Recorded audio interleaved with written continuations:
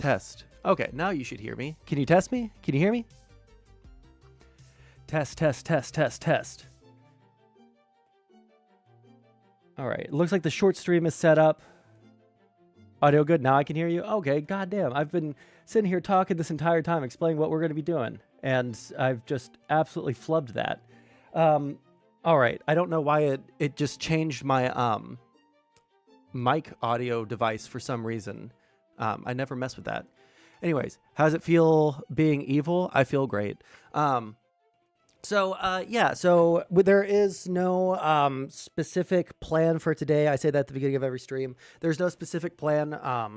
I for the past week have been, I think if you watched stream last time, then you know about my almost evangelical performance in those conversations last week, where I was holding up the Constitution and loudly proclaiming my patriotic fervor for the United States. That might cover as quite handsome. Listen, it pisses people off, so I keep it. It's like, let me turn the music down in my ears. It's super fucking loud. Anyway, so let's see here. So yeah, the past week I've been continuing on the reading of the Constitution. I've been continuing. I got 2 new books. Let me grab those.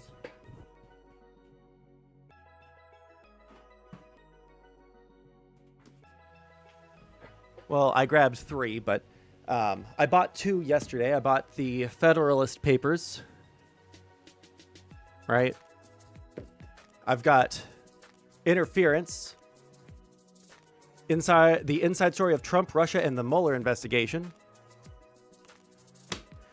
After this, I'll be reading, I believe Robert Mueller put out a book about the Mueller investigation, and I want to read his accounting of everything.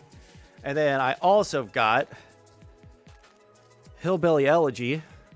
I don't know if I had shown that to you guys, but there was a book swap a couple of weeks ago, and someone wanted to offload this for obvious reasons, and I picked it up for free. So, yeah, I am starting to read more books. Hillbilly Elegy is ass. I heard that his mom sold him for heroin, and that's why I grabbed the book, because I wanted to hear all about how Doughboy here got sold into slavery for a hit of heroin. I don't know if that's actually in the book, but I've heard.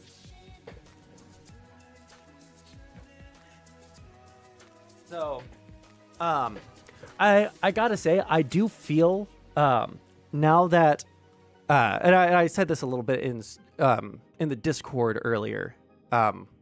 Zolo was in the Discord asking me about my opinion on the Biden stuff that people are talking about, the cancer stuff, talking about Trump and who is better, the Democrats selling Biden versus Trump and everything that he's done.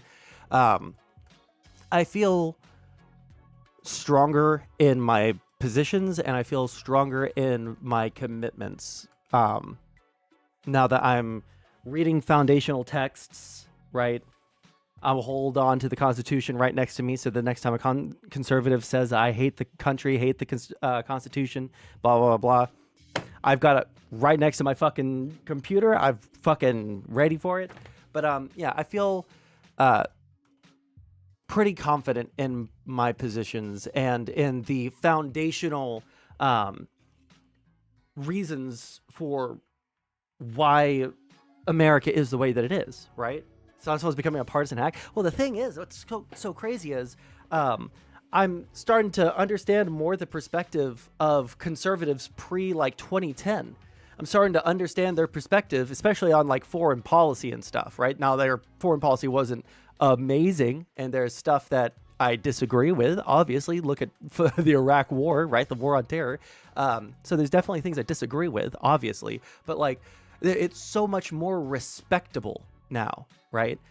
People used to say that it wasn't respectable what the conservatives were doing, and they'll probably still say that because everyone has Iraq war trauma, but it was significantly more respectable, everything that happened pre-2010 than anything that's happening now.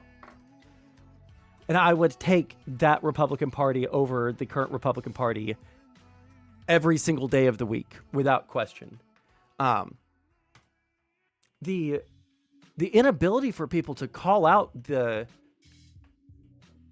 excesses is insane to me, right? I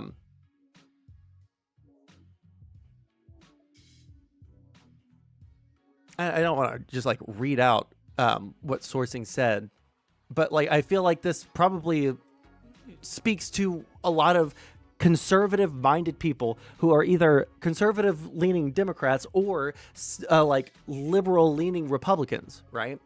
There's a segment of conservatives who are authoritarians, and Trump is their champion. It's annoying as a relatively conservative person on the left because I rely on conservatives to stand on principles when it comes to the powers of the government. Yeah, and independence. What's so crazy to me is the founders. There are things that the president can do, like, arguably do, like suspend habeas corpus, right? But the founders didn't want an executive that did stuff like that, right? And the conservatives of, pre-Trump wouldn't have put up with a president who was micromanaging and centrally planning the economy. Conservatives shouldn't be on board with that. Conservatives had definite points when it came to the economy, but now they have dropped all. Here's the thing. There used to be good parts and bad parts of Republicans and Democrats, right? The Democrats had much better social policy. They probably weren't racist. They probably weren't sexist compared to the Republicans, right? But their economic policy was a little less sound, right? It took the Republicans being there and, having their own, hardcore too far into the heartless, neocon, and heartless, social policy, positions, but they balanced each other, right? They balanced each other and they produced policy. And that's the way that this has worked since like the 1920s or 30s.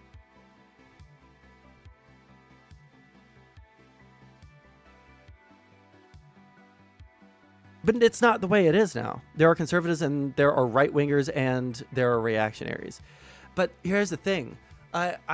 It's kind of like how I would say the same for sock Dems or leftists that won't call out the extremists on their side, right? Just like the conservatives would point out, like, you guys don't call out the extremists on your side. Well, I learned to do that,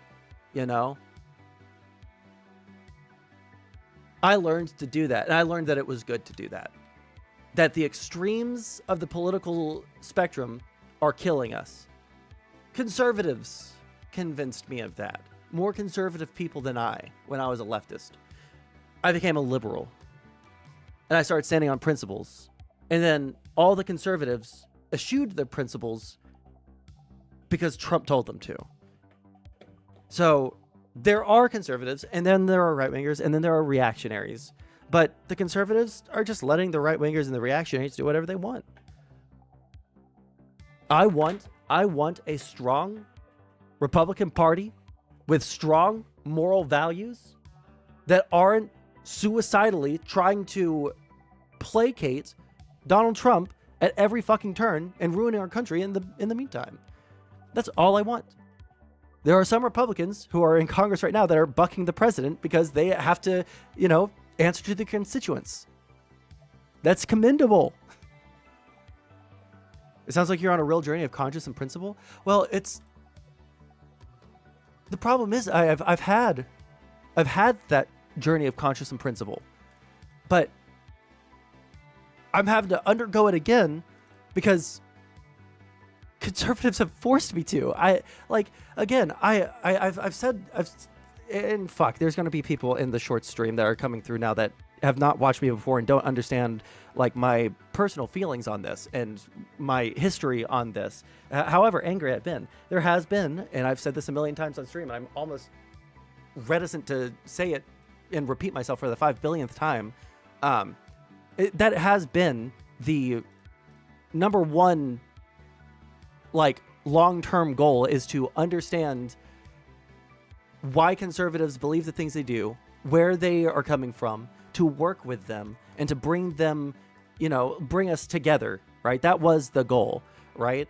But, like, man, if that was the goal in 2023 and 2024, and I was working and talking to conservatives and trying to be friends with conservatives while fighting against their ideas, right? It all fucking flipped as soon as Trump took office. And then every single time he did something that was like crossing any number of lines that they had set before, they just dropped it. And they said, well, you guys have broken the law, so I'm fine with Trump breaking the law. They didn't care about the principles. They forced me to care about principles. They forced me to care and love my country. They forced me to contend with all of the excesses of the left. And then the second that it comes time to reckon with the excesses of their own movement, they say, LOL, you guys earned this. It bugs me. So something that I was saying in the Discord, and something that I'm and I don't know if I'll hold on to this. I don't know if I have the... How's it going, Rizius? What are we talking about today? I don't know. I'm feeling a lot better than I have the past couple of weeks. I'm still, like, moderately depressed and everything, but the problem is, the problem is people have shown me their true colors, and that has completely changed my view on how to interact with people who disagree with me. The bad thing is that I don't know at what point I'm going to be able to assume good faith from a conservative that I'm talking to. You know? I'm maybe too genuine on my stream. I don't hide my opinions on too much. There's not very many topics that I just won't talk about unless they're just, like, specifically gross to me or I don't know about them. But I'm a pretty open book about what I want to see in the country. And for me to get to the point where, after my conversation with Econoboy, I've started realizing and listening to people who say, like, yeah, why the fuck would we ever try to appeal to conservatives? I don't think that there is a point to it. I think that there is, unfortunately, and going against everything that I've built myself up to believe over the past, 5 years of streaming, like, there are segments of the population we simply have to write off. It doesn't mean that we have to actively harm them, and we should help them, but there are some people that just will never vote for us, who use our assumption of good faith and their precarious situation economically to take advantage of our emotions, and then the second they get in power, just run roughshod over everything. So I just don't know. Yeah, Rob Noor. So take hope, friend. Consider all the Iowans at meetings telling Senator Grassley about the lack of due process in the killer. But see, like, that does give me hope, right? I just need more of it, and I do see that, but I need more of it. I need some of these fucking pundits. I need some of these people that I've interacted with, who have grandstanded so much about running roughshod over the American people, to start saying, hey, Donald Trump, if you suspend habeas corpus, we will never vote Republican ever again. That's kind of my... You should oust people like Bernie. I don't even know if he's going to be around long enough for him to be ousted. So, I mean, he's very, very old. But we need people who like the Democratic Party and want to see the Democratic Party succeed, and have a vision for the Democratic Party and have a vision for America, to be in charge of the party. I loved Bernie. I almost don't even want to see whatever it is that you linked in the content suggestion, because I don't want to just immediately hate all the people that I looked up to my entire life, you know. But yeah, it's pretty bad. I believe it. Yeah. Again, I'm not a partisan Democrat because I like the Democrats, right? I'm not a partisan liberal because I like the liberal leaning stuff. There's policy that I like. There are economic policies, there are social policies, there are principles that I want America to uphold. And unfortunately, the Republican Party has just eschewed all responsibility of governance, eschewed all responsibility of morality, and eschewed all responsibility of leadership to a single man. And there's no thought given to the long, like, I mean, fuck, if you're a Republican, you really should be scared, because there are no long-term thoughts being put in for the health of your party. After Trump is gone, I don't know if anyone's making any plans for succession, for who's going to be, you know, in control of that coalition. Play some video games or something, nerd? Oh, we will. Someone told me about a free bullet hell that we'll play later. But you talk about responsibility? Sometimes I talk about responsibility. Sometimes I talk about responsibility. Sometimes I talk about, you know, the responsibility one has to other people. Sometimes it's about, you know, policy. Sometimes it's about science. Sometimes it's about philosophy. Sometimes I just like to insult people in chat for fun. We do a little bit of everything here. The left has left you out to dry.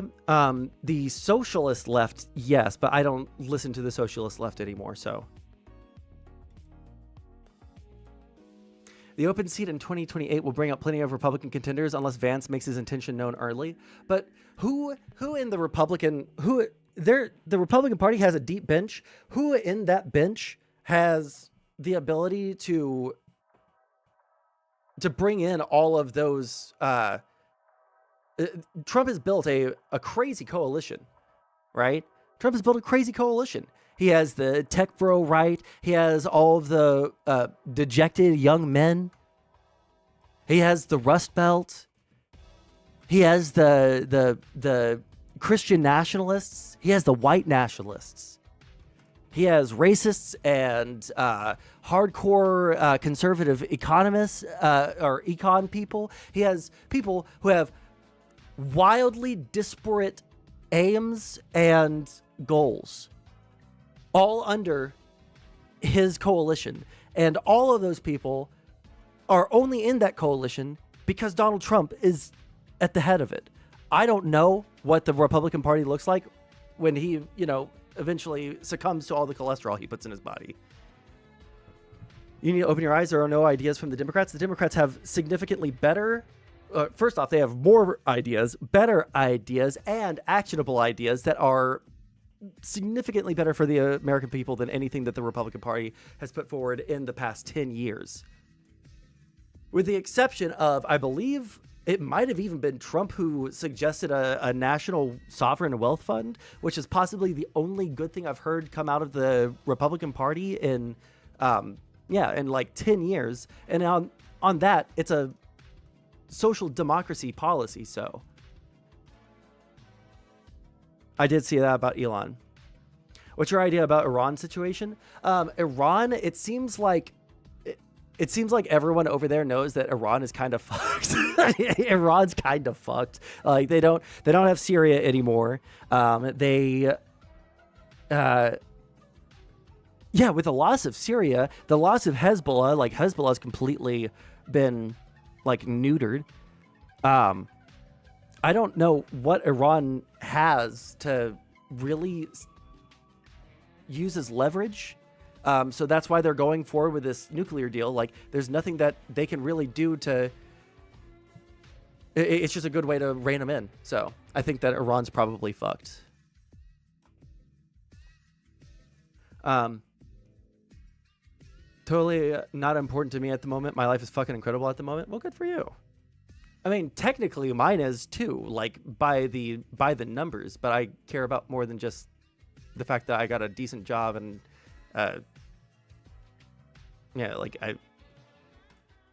Yemen maybe. Well, what do you mean about Yemen? I don't think that Yemen is giving Iran too much. I don't think it's giving them too much leverage. I don't think that the fact that Trump backed off of fighting with them in the way that he did might make it seem that way, but I just don't think that Yemen or the Houthis have the staying power to be a major political force for Iran. Sorry. What are we debating? Nothing right now. I'm just kind of venting before we get into any content.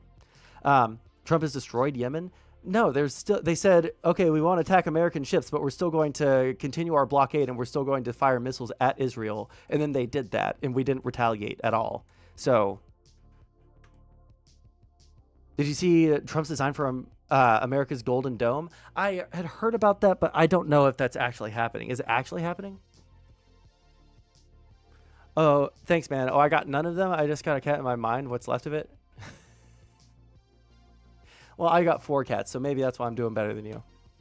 Who has destroyed Son today? Everyone. Everyone's destroyed me. My brain is broken. I'm utterly at the whims and mercies of chat. Nice equipment back there. Listen, these guitars back there, I just got them fixed up. Oh, they're monsters now. I hadn't been able to do any kind of repairs or, getting them serviced and intonation fixed and all that. Now that I got that, oh, they they sound fat as fuck, dude. God damn. We'll probably pull those out at some point. Maybe not today, though. Anyways, let's see here. What do we have? Really quick, if you're watching on YouTube, please consider liking the stream. Liking the stream helps me out quite a bit. It puts more eyes on the stream, makes more people type in chat. The more people type in chat, generally, the more people enjoy my stream. So, basically, I like talking to chat a whole bunch. If you guys like the stream, more people will come into chat. I'll be able to talk to more people. More people are entertained. If you haven't already subscribed to the stream, that is super helpful for me. Let me see here. I also need to pull up this one and this one so I can see what our, okay.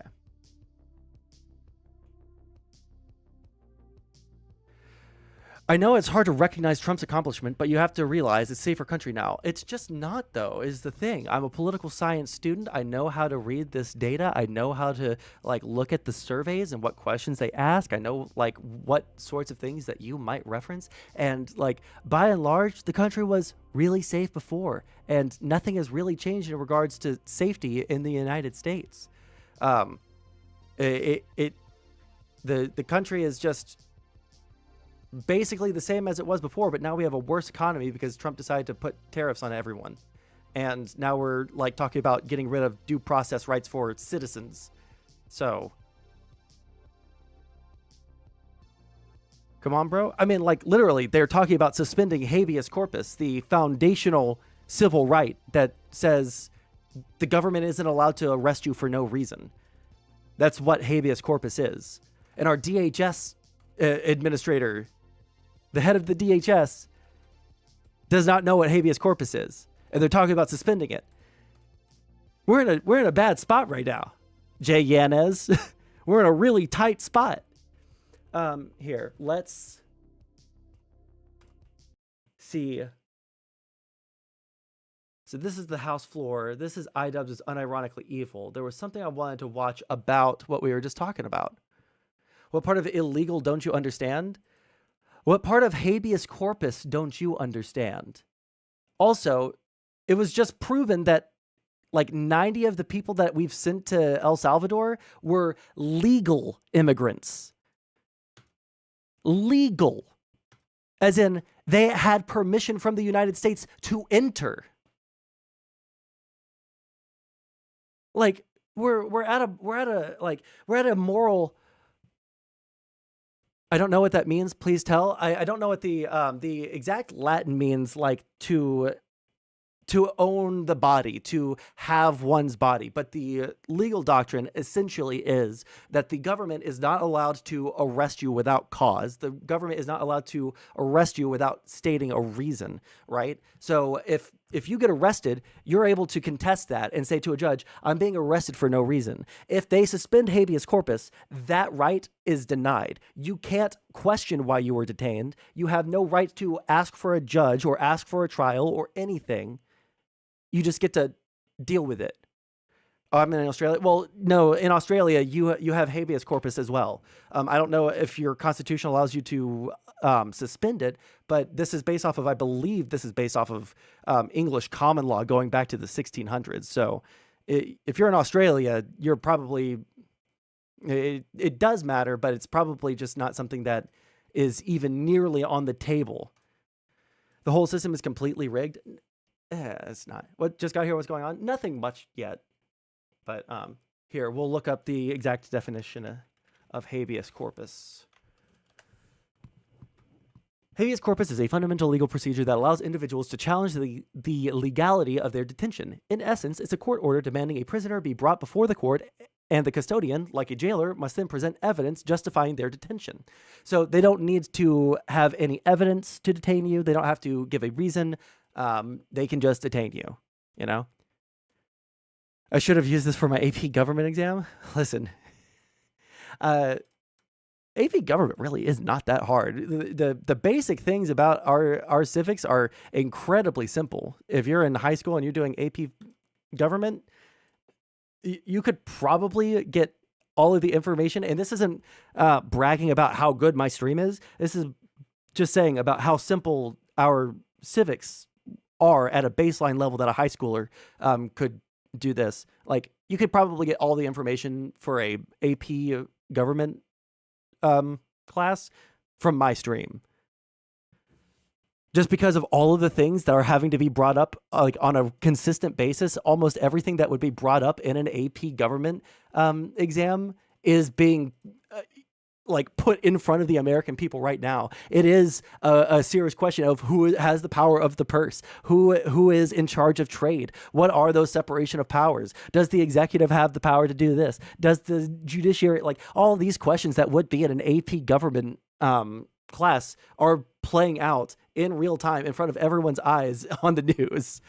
What are your opinions on the Diddy trial? I haven't paid attention to like literally any part of that. If he seems like a rapist, he should go to jail. Fuck him. Where are you? Country? Do I sound Australian? Dude, I'm in the United States. Illegal immigrants are illegal. No due process is due. We don't get due process in Mexico or Russia. Well, luckily, the United States isn't Mexico or Russia. We're the United States of America. Even if you are not a citizen, you get due process. It doesn't mean that you get a jury trial. And not all of the people who we are deporting are illegal immigrants. And how do you prove that they're illegal if they don't have due process to prove whether they are legal or illegal immigrants? 90 people asked for permission, were granted permission, then entered the United States, then were deported to the terrorist prison in El Salvador. After requesting permission, being granted permission, and then entering the United States legally. And they were still sent to the fucking Holocaust fucking terrorist prison. Where did you get the watch from? It's an Apple Watch. I got it off of Amazon on sale. All right. Is that a guitar I see? Yes. 3, or actually 4 guitars. Murdering a teenage girl? What are you talking about? Are you even responding to me or? Okay. There was something, what were we just about to watch?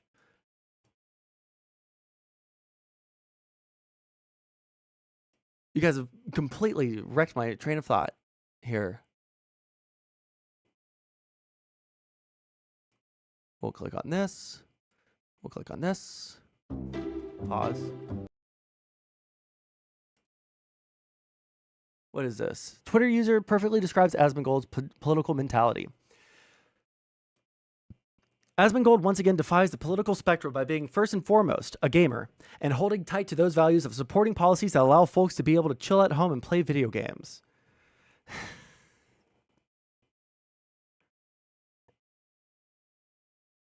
UBI, abortions whenever, free childcare, higher taxes on wealthy, better policing standards, affirmative action for low-income housing. I don't know if...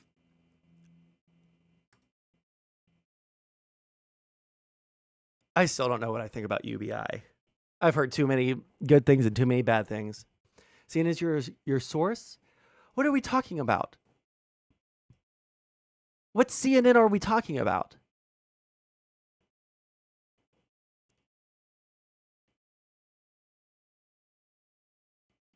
Okay, Chad is now just saying things. I'm sure you're a good guy. I am a good guy. And just to like explain, like I know that there's not like a ton of people watching right this second, because I'm struggling to figure out what the fuck we're doing. But I don't ask for conservatives to put up with me. I don't ask for conservatives to what was I said earlier?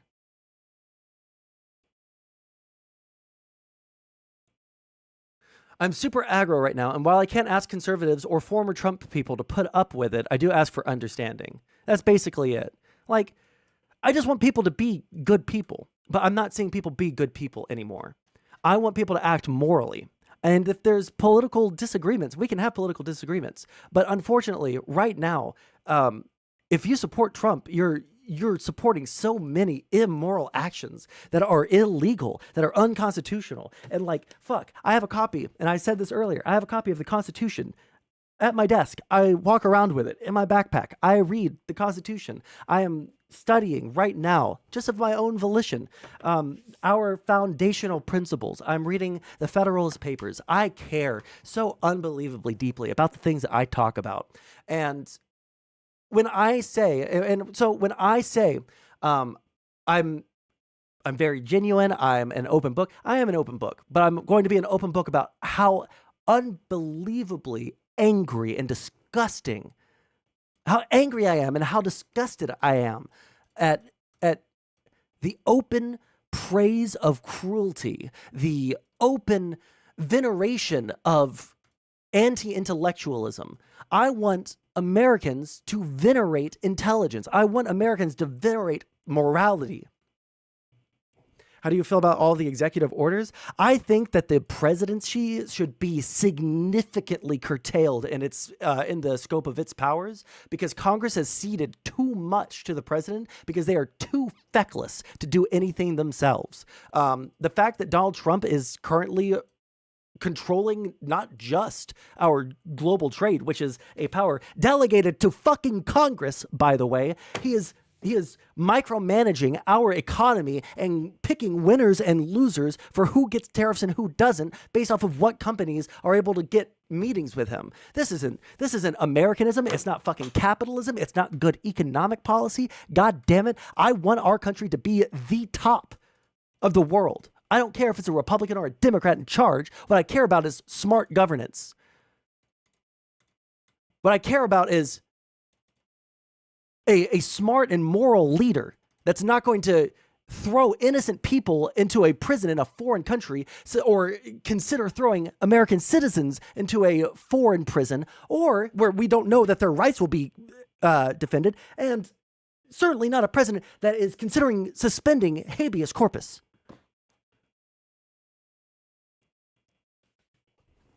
I care about my country. And obviously conservatives have just ceded all rights for sympathy. This live streamer is woken beyond repair. That's so true, Oxygen. Fair. Another question. Is there anything good that you can say about this administration? Like I said earlier, I don't remember if it was Trump who announced like the idea of doing it. There is exactly one thing that I've heard that was, oh wait, hold on. I think that they did like a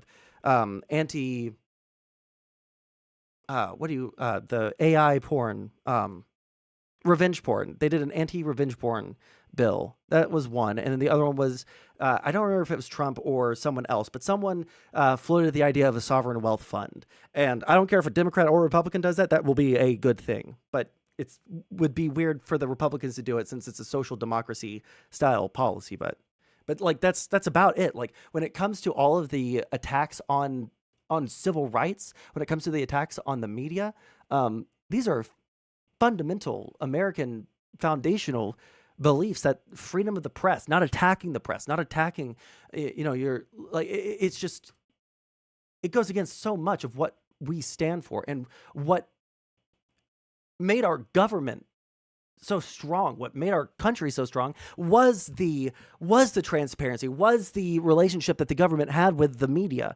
Now the media is scared to hold Trump accountable.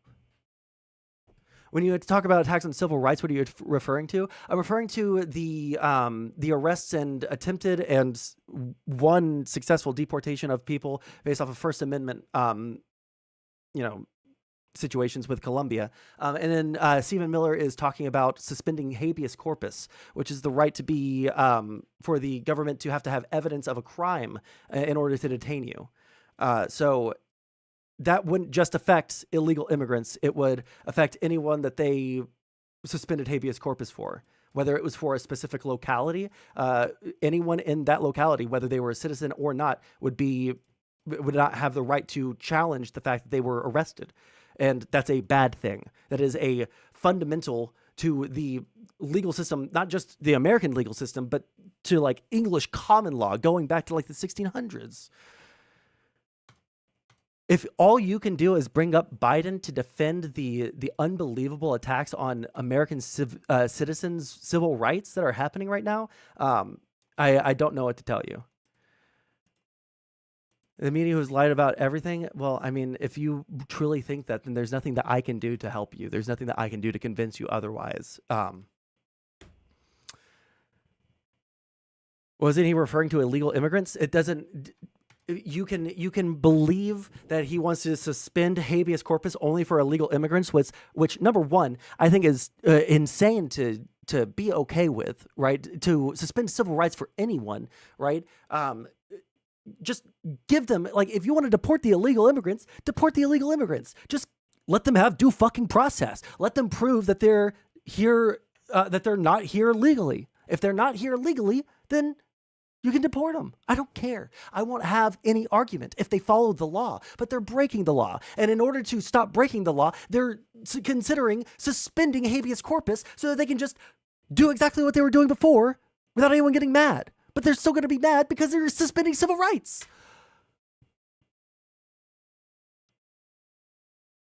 But why give them American rights when they're not American? The Constitution doesn't say citizens get civil rights. The Constitution say people get civil rights. Now, it doesn't mean that they're going to get a full jury trial. Nobody is arguing for that. It just means that they get the opportunity to show paperwork and say, hey, I'm a citizen. Hey, I'm not a citizen. Hey, I'm here legally. Hey, I'm not here legally. That's all that it is. They're an appointment with a judge to prove that they are here legally or not. That's all. That's all that anyone's asking them to do. And they're fighting tooth and nail to not have a meeting to prove that they're here legally, which is why we have 90 people who were sent to El Salvador despite being legal immigrants. They asked for permission and were granted permission, and then they entered the United States, and then they were sent to El Salvador, and they have no criminal record. We plucked up exactly the type of immigrants that you guys want to encourage. We plucked them off the street with no civil rights, with no due process, and we sent them to El Salvador, despite committing no crimes, despite being a legal immigrant. And you guys are still saying that, what are you going to do? It's just, it was a mistake and we can't bring them back. What can we do? No, you do the moral thing and you rectify the immoral thing that you've done. Our civil rights are there whether the government wants them to be there or not. Our civil rights are there even if it's difficult for the government, especially when it is difficult for the government. If it was easy for the government to just do everything they wanted, then we wouldn't live in a government, in a country where the government is limited by our Constitution. We want our government to be limited. We want our government to require evidence before conviction. And yet, for the past couple of weeks, all I've seen are conservatives telling me that I don't care if it breaks the Constitution. I don't care if it's illegal. What I care most about is because you guys let in too many illegal immigrants, now we get to do whatever we want to get them out. And at that point, you have just said, I don't care about legality. I do not care about the Constitution. I care that there is a problem that you guys allowed to happen. And now I'm going to do whatever it takes to fix this problem. A problem that is overblown in the first place. But if you want to deport them, fine, go for it. Just do it fucking legally. And at what point does in your mind, does morality supersede law? The government will always be required to follow the law. Full stop.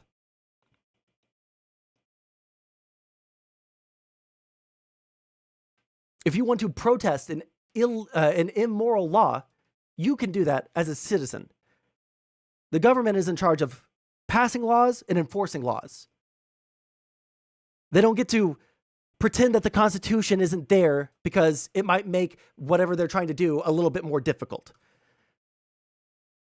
Right. Government never violates rights. I never said that. And when the government does violate rights, they should be held accountable. What about all the dead women in children's due process? I think everyone should be given due process if they're being...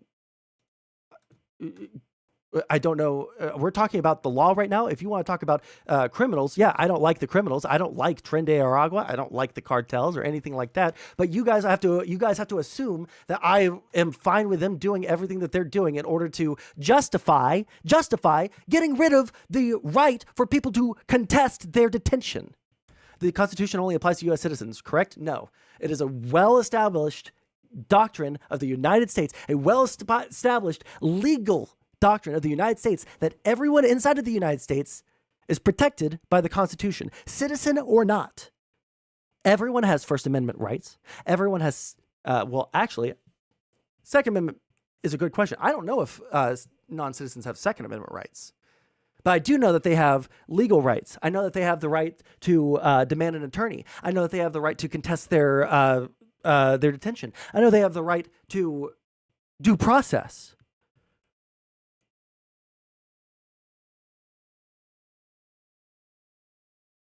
If you come over legally, not illegally. No. People.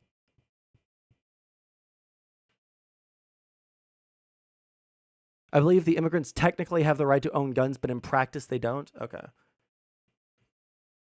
The Second Amendment has never been like a major issue in the immigration debate, so I've never really thought about that. When I say they do not, I was referring to the Second Amendment comment.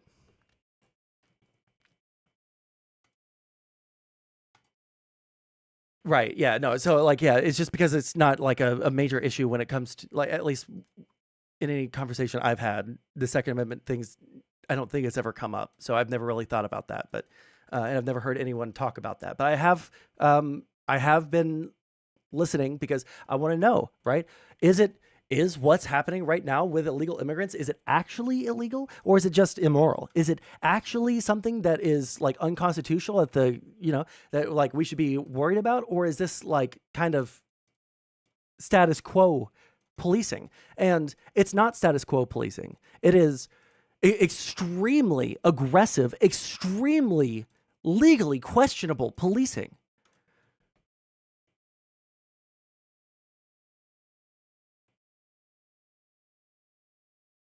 If you were not protected, you have to carry proof of citizenship on your person at all times, or cops could just shake you down under the presumption that you're not a citizen. True, exactly. What about the American citizen, like Hispanic people that might get rounded up with illegal immigrants? If they don't have due process and they're deported, what then?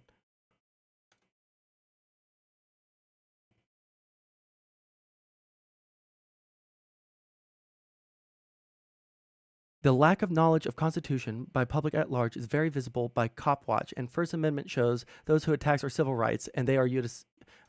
I'm sorry, I don't know what you're trying to say there. Hard to tell with CNN and MSNBC covering it because they have lost all their trust. I don't. Do you believe that when someone crosses the border illegally and not through a port of entry, they are automatically committing a crime and are a criminal according to U.S. code?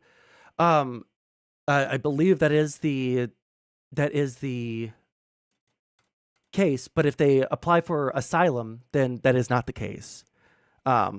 If their asylum case is accepted. If you want to fix the asylum system, I'm all for it. We had an asylum system fix on the table. Unfortunately, Trump completely jettisoned that policy.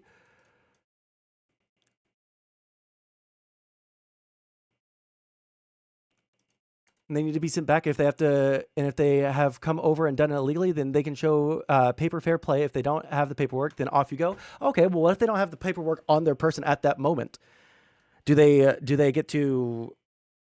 What if they actually have a legitimate reason to be in the United States and they were accepted as having an acceptable reason, but they don't have the paperwork on them, or they just can't be fucked to schedule a fucking appointment?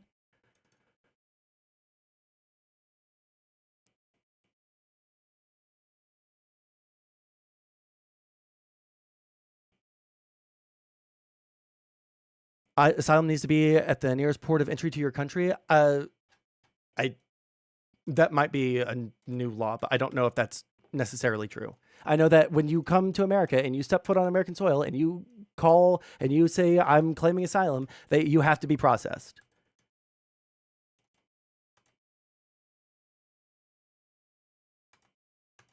But again, I want you guys to realize every single thing that you guys are saying, regardless of what they said, or regardless of what they did, regardless of where they crossed, when they crossed, how they crossed, none of that matters for the Trump administration right now trying to suspend civil rights so that they can just arrest people with no cause. Loopholes are being closed. Oh man, you know what? I do need to just move on. I'm sorry. You guys, at a certain point, you either care about the Constitution or you don't. You guys don't get to ignore the Constitution just because something is difficult. You guys don't get to suspend civil rights just because it's difficult. If that was the case, then I would have 100% been on board with suspending habeas corpus for any of the Trump administration from 2016, his first time around, and deporting all of them to Antarctica with no fucking no life preservers, no fucking food or anything like that, okay? If you guys want to fucking play that game where we're just going to get rid of everyone's civil rights the second that we get in charge, then I'm going to tell you, you guys better pray that the Trump administration completely consolidates power for the Republicans in the next year and a half. Because if they don't, and the Democrats get in charge, and you guys suspended habeas corpus, bro, it's going to be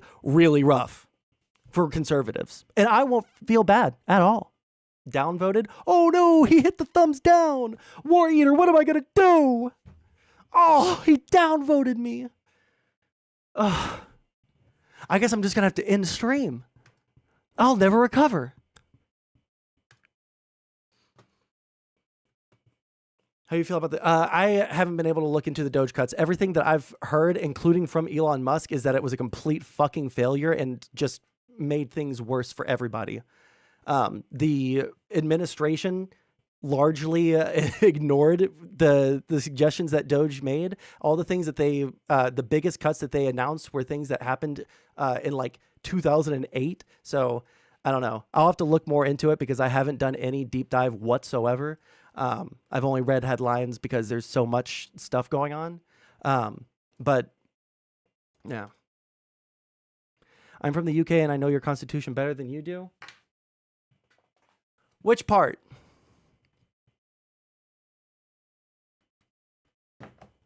Separation of powers?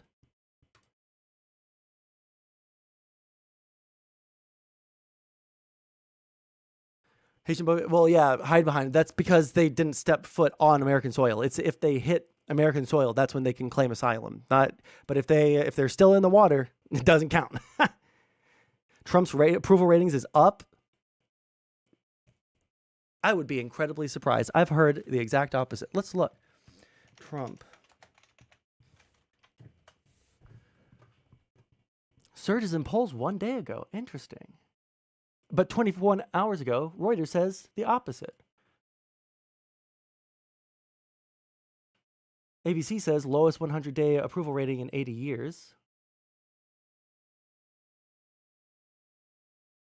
Why does this one say surges and every other one says the opposite? In recent weeks, Trump's approval ratings declined following his Liberation Day tariffs when markets temporarily crashed before bouncing back days later. But a recovery in the polls suggests the president may be stabilizing his base and regaining control. Insider Advantage poll gives Trump a net approval of 11 points, 55 approving. The latest Morning Consult poll also shows a surge in Trump's approval rating, 48% approving and 50% disapproving, giving the president a net approval rating of -2 points, up from -7. Okay. When 45% approved and 52% disapproved. Okay.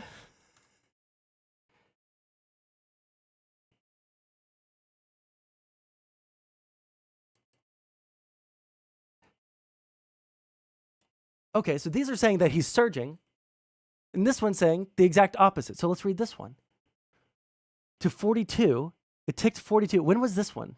This was put out on yesterday, and this was put out yesterday. Okay.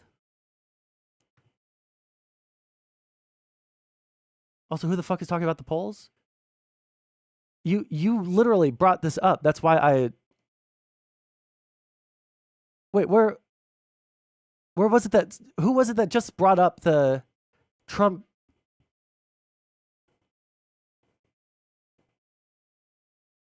Oh, it was Yanez that said it. Only 39% approve of his economic stewardship. Lower this week to 42%, matching the lowest level of his new term as Americans kept a dour view of his handling of the U.S. economy, according to a Reuters Ipsos poll. Okay, what the fuck? Because they're referencing the Reuters Ipsos poll as well. Where... was the... and has 44% approving of his job performance and 2-point increase. And this says 42. So they're not even talking about the same numbers. What the fuck?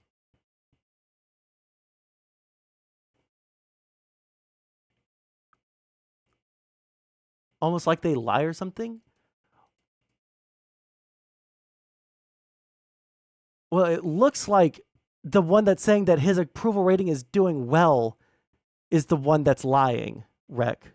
Or I'm sorry, not Rec. That sauce. Because as of May 18th, he's at 42%.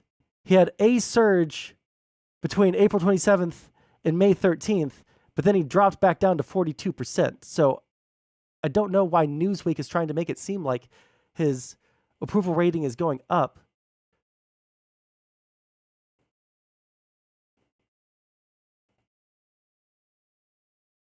Okay, so this is immigration. That one is economy. This one is job performance. This one is economy. So are they only talking about economy on this one? Because this one second, where's the graph? Well, this is 39%. So that can't be the numbers that they're referencing either. What the fuck numbers is fucking Newsweek referencing? 44% approving of his job performance. Let's see. Economy. Immigration. Job performance? Job performance. No, that's 42%. So they're not even talking about the same numbers. This is showing the, like, over time. And that's dropped.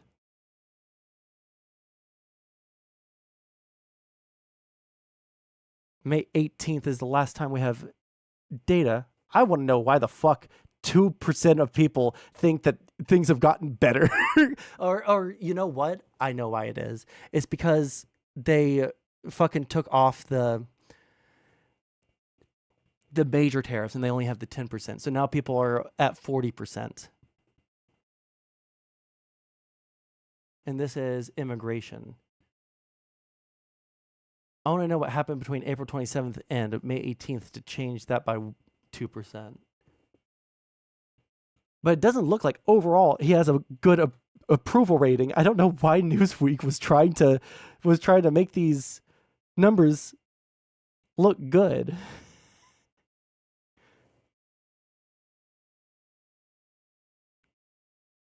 What is a flourish chart? Oh, this is one that they made themselves. I got you. Oh, damn it. I exited out the tab. Fuck. Maybe he surged. Yeah, well, I'm sorry. When they said he surged, he went from 43 to 44 back down to 42. So, like,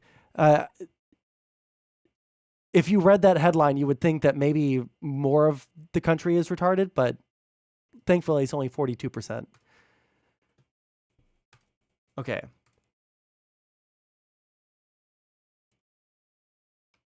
Okay, let's take a break.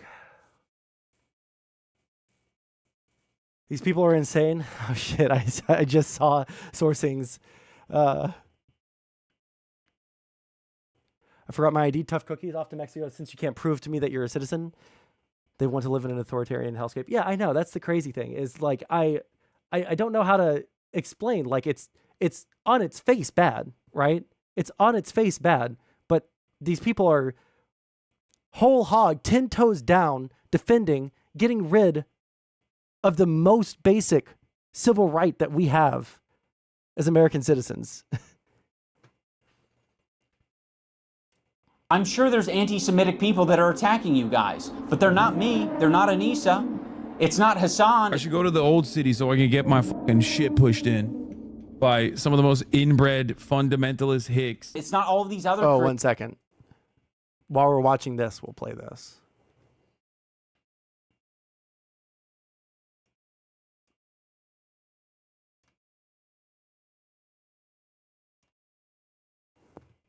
All right. I watched like a 20-minute video where somebody was going over every bribe that Trump has taken. Oh, can you link that? I would love to watch that. Here, 1 second.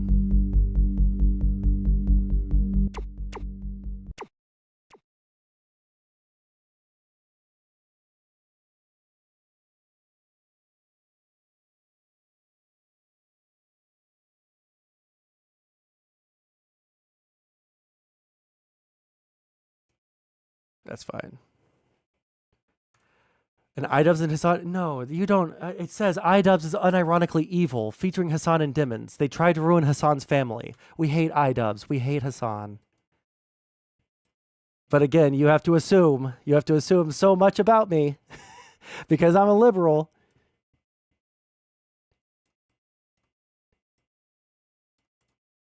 All right, let me see here.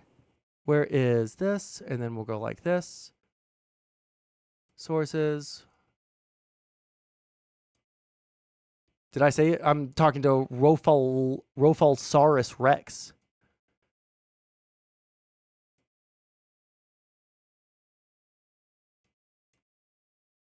Let's see here. Oh, that's perfect.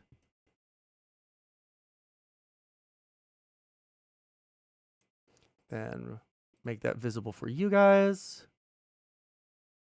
All right, we're set. You're in a cult, you've been brainwashed. I'm smarter than you. I have a better life than you. I am a happier person than you. I have better prospects than you. I have more money than you. I have a better job than you. I have more sex than you. I've dated more women than you. And I mog you. Let's watch this video, guys.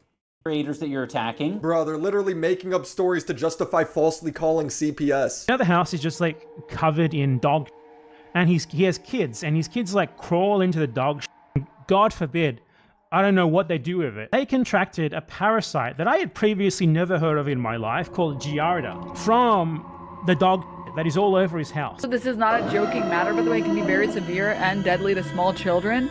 I mean, much like many other illnesses, it's very, very, very dangerous when infants get the same. Bad parents, poor kids. He's going to get his kids bullied. Social services. This shit really should get his kids taken away. Genuinely take his kids from him. Call CPS. This man needed to eat a hammer yesterday. He's a Zionist. He doesn't give a fuck about children. Children endangerment much.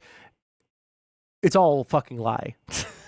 Sicknesses that adults get. It makes sense why he doesn't care about Palestinian children when he is neglecting his own. How are you? I am 40. I've had more fussy than you've had hot dinners. I bet you have. I bet you throw a lot of little temper tantrums. You seem like the type of kind of guy to do it. How is this happening? How is this happening? How is this happening? Cry me a f***ing river. Her chat like saying, oh, we're going to call CPS. Oh, someone should call CPS. Is not even remotely like that. In fact, a CPS call is warranted. Where they're calling CPS, Child Protective Services, to come to our house and break up our family. You're not the biggest victim on the internet, Ethan. Nah, apparently it's these guys. Be mean to them. If they feel bad, if they feel harassed, honestly, great. I don't give a f***. Them. Each and every one of them. We need to be mean to these guys. We need to be assholes. They deserve it. I love that iDubbbz is crying because him and his wife got called a cuck, but then he crazy makes Ethan for people role-playing killing his wife. Wait, everyone! Ela Klein's in the house. These people are fucking crazy. What I don't fucking get is people in this space that still try to make it sound like Ethan is the crazy person. It fucking blows my mind how, I focus a lot on right-wing cruelty because they're doing the most of it right now and openly doing it the most right now. But like, Jesus Christ, the lefties, they've had a monopoly on social power and, actually effectuating their cruelty for the longest time. And they're still able to do it. They're just not, as popular as they used to be while doing it. But these people are fucking insane. Guys, she was just a secretary. Ela Klein. Take those prisoners. Take those IDF Die mad about genocidal it, soldiers. Where do they keep the secretaries? Secretary got... Human skulls are getting mailed to their house. Around the same time, we received 2 human skulls in the mail at our home, which led us to having a very pleasant interview with the FBI. Things have progressed well past the point of that's just what the internet does. I'm done being nice to Ethan. I gave it a chance. My sincerity and my empathy in that last video was real. The Sans fans and orbiters are retweeting people saying, I'd love to swing their kid by the legs into an oak tree over and over again. Maybe if Ethan's able to get some help, maybe if he stops harassing other creators, maybe if he does these things, eventually he'll find peace. All of this is happening and somehow Ethan is labeled the harasser. How can you not see what's going on? They're doxing him and trying to take away his kids for mild political differences. That's why this video is sponsored by Aura. In a topic where people's personal information is being maliciously shared and posted online, it's an important reminder that people like you and me are just as vulnerable. Data brokers have websites where anyone could buy anyone else's personal information for just a few bucks. Hassan fans in the comment, I don't know why the Hassan video blew up the way that it did with the comments. I didn't. Any of the comments on that one are from me or from Tron. Okay, I stopped paying attention to people being. I saw that one person that I know personally commented on it. Other than that, I didn't read a single one of those things. Those people could die mad. Loser, this is what you're doing with your free time, trying to get that ad money. Man, I don't know what the fucking point of listen, Tron, I stream on shorts for you, okay? These people are fucking crazy. The safe code. Hi, how's it going? Did it make me never respond to me, Lamau? Oh shit, I just saw it. What do you want? What do you want from me? What do you want me to answer? Trying so hard to content creator by appealing to the online mentally ill? You are the mentally ill that I would try to appeal to if I was trying to build up a user base right now. You're crazy doing this in the first place? Okay. What the fuck am I supposed to do? When can I play the fucking game? Okay. So it's important that you take the time to protect yourself. I do using Aura. Aura identifies brokers on your behalf and automatically submits opt-out requests that would otherwise be impossible to keep up with on your own. Seriously, just Google your name. You will see your address, phone numbers, family members popping up on all of these white pages websites. But if you give Aura just a bit of your personal information, Can you believe this after guy a few spends his free weeks, all time? of that will start to be taken down. You'll get less. Yeah, that's a good point. You're like sitting there, oh, you're just doing this for the ad money. You're giving me the ad money, dude. Amathia is a concept of why seeming intelligent people do stupid things, not an ability to understand, but refusal to do so. Well, I've tried to understand, like, for the past 5 or 6 years, like, I try to understand conservatives, right? I've tried to understand, like, because I understand where lefties come from, right? Largely, it's an inability to understand well, actually, let me be clear. I don't understand lefties that are over the age of, like, no, I do. I understand them. They're just stupid. They're uninformed is the problem with lefties. They generally have good intentions, unless you're talking about like tankies or some shit like that. If you're talking about like the super hardcore lefties, they have bad intentions. But like generally speaking, like leftists, like I used to be a leftist, and I understand where they're coming from. They're a bunch of kids, all right, and they don't understand what they don't know what they don't know. Right. But they see injustice and they want to do something about it. I have a lot more sympathy for that than I do for people who are conservative populist freaks who are lashing out at every conceivable possible subgroup possible due to their own lack of economic will. I used to have a much nicer view about conservatives. I used to have a much more compassionate view, but goddamn, it's been they've used all of their capital with me. Everything that I thought I understood about conservatives and their baseline, morality and where they're coming from, what their desires, what they want the country to look like, et cetera, et cetera. I don't understand you guys anymore. Because all the things that you guys told me that you wanted, all the things that you guys said that you stood for, and all the things that you said that you were going to, do when you were in office, were thrown to the wayside the second that you guys got power. So I don't know how to interact with or understand conservatives right now. It is very hard for me to empathize with anything that you guys say because you've lied to me about what you've wanted for the past 10 fucking years. I feel the same with Dems. The Dems are pretty open with what they want. They just have really, really bad messaging. But like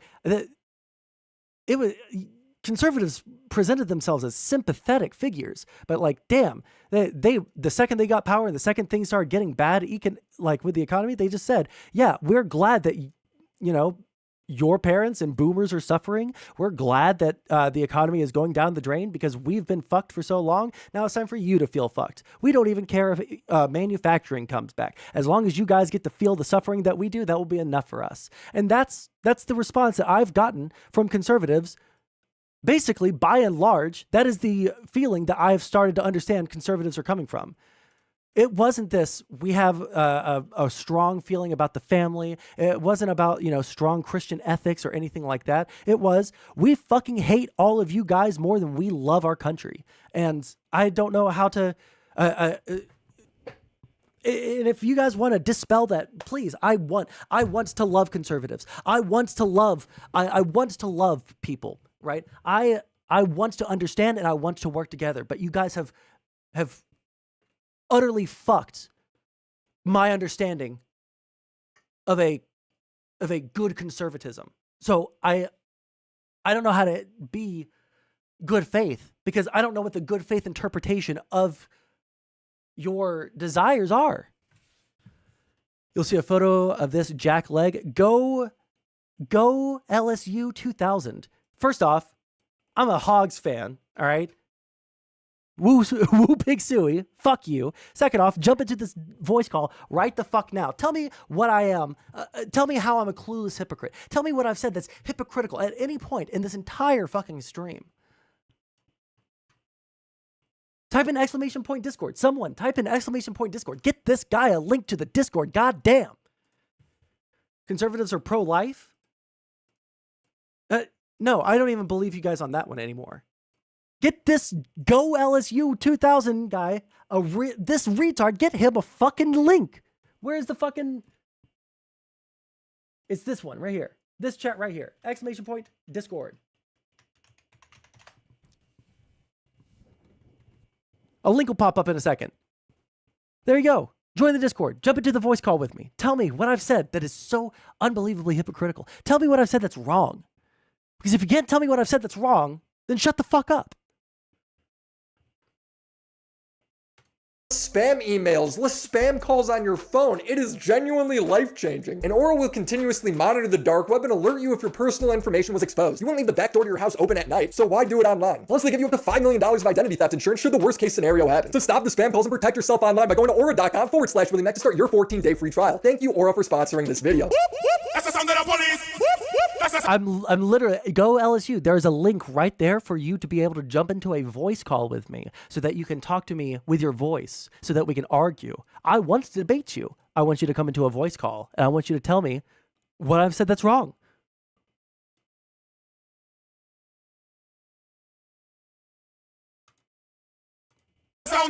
This drama stems from Ethan and Hassan's disagreements on Israel-Palestine. Now, you might think Ethan must be super far right or something. No, they agree on 95% of things. Do you believe that Israel is committing a genocide in Gaza? Yes.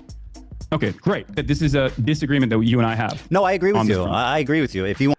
Why would I want to debate someone who is unhinged and just yells and curses? Well, you wouldn't know what I would be like in voice call until you got into a voice call. Of course I'm going to be mean to you in my chat. You're being incredibly fucking stupid. You're being incredibly fucking rude, and then you're accusing me of not wanting to debate after I've invited you to come to a voice call with me. Yeah, I'm going to be fucking rude to you. You've already demonstrated I'm building off of your energy. You want to add that, like, the genesis of Zionism included, you know, the displacement and you know, the ravaging of the culture that existed there, then I would agree with you. He even cried for Palestinians getting killed, relating to being a new dad. As a Here, give 1 second.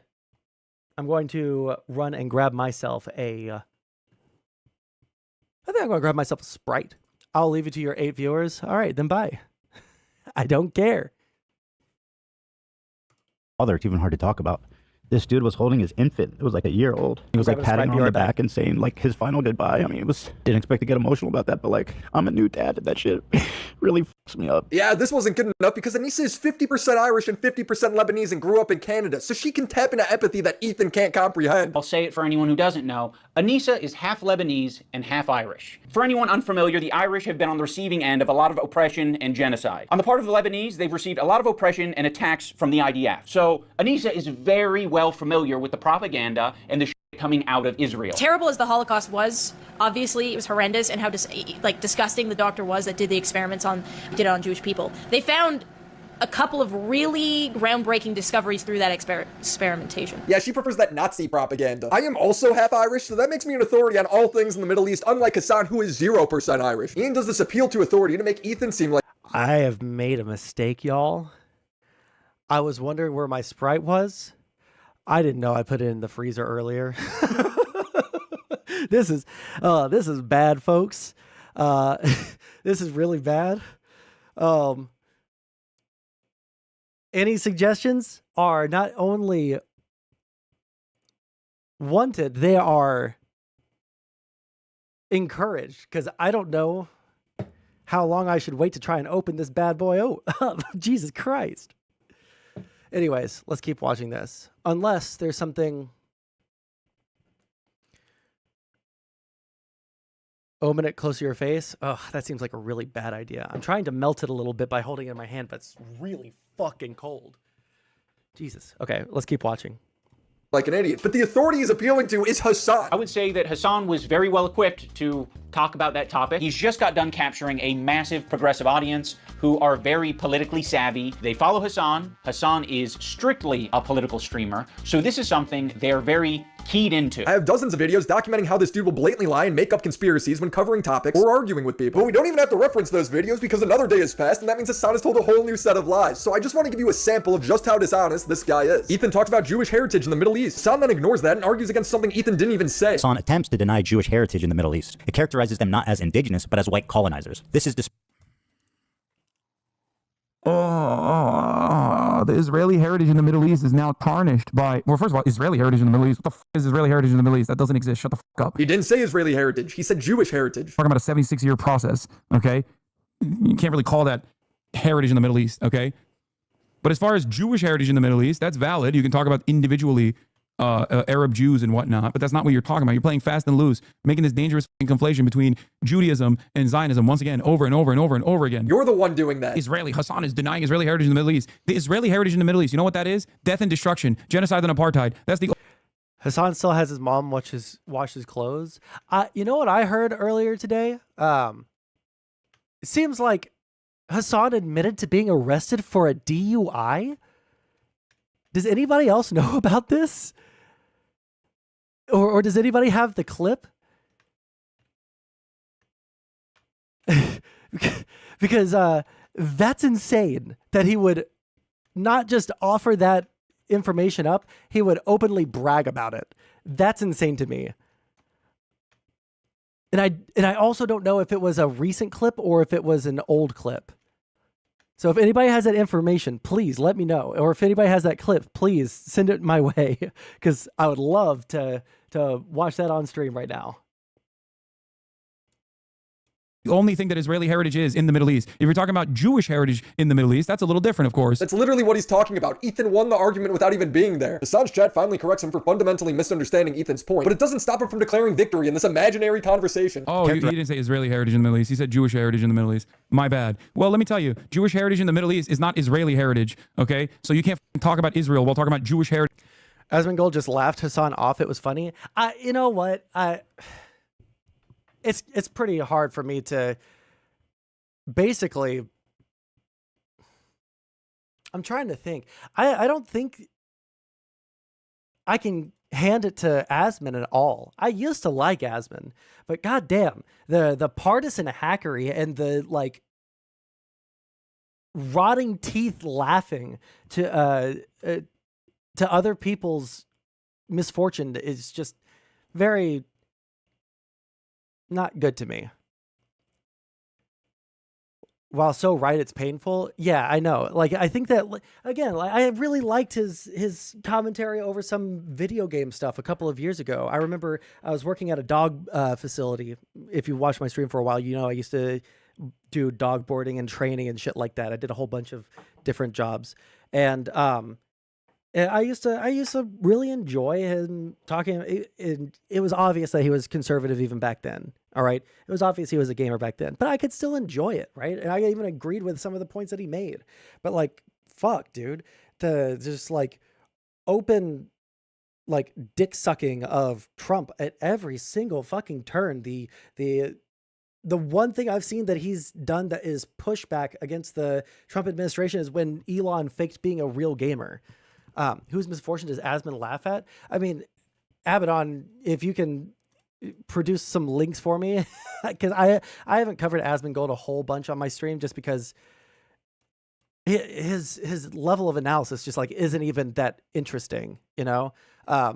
He's just, oh, Trump's administration did something and a lot of liberals are angry at it. That means it's really good. Ha ha ha ha ha. I'm glad that these people are suffering. Like he said that multiple times about the USAID employees. Like I know former now USAID employees. My God, these people are normal fucking human beings who were doing things that were to help other human beings for the benefit of the United States. And people like Asmongold just talk about them like they're rats.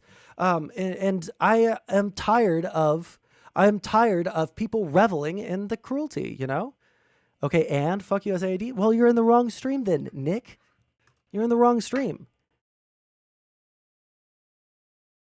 He laughed at a bunch of people getting fired from USAID, and then he also laughed at people getting deported with no due process. And then he said he wanted to, participate in the no due process arrests.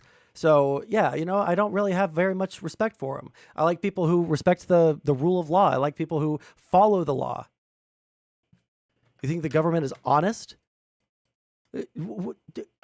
Nick, what words did I say? What words did I say that elicited that response? Did I say, my name is Sondsol, and I think that the government is honest? Well, I put condom on mic. I put sock on the mic. See it? What? Wait. No, I'm legitimately asking. I don't know what I just said. I don't understand what I said that has anything to do with. Also, it's not a condom. It is a hospital sock because it pisses everybody off. And I don't know why it pisses people off so much. I can see the hurt the left has done to you. Just let go of the hate for Trump and accept the truth that Trump loves America and is fighting for the people. I hate leftists and I hate MAGA people. I like people who have like a shred of dignity, a shred of principles, a shred of intelligence.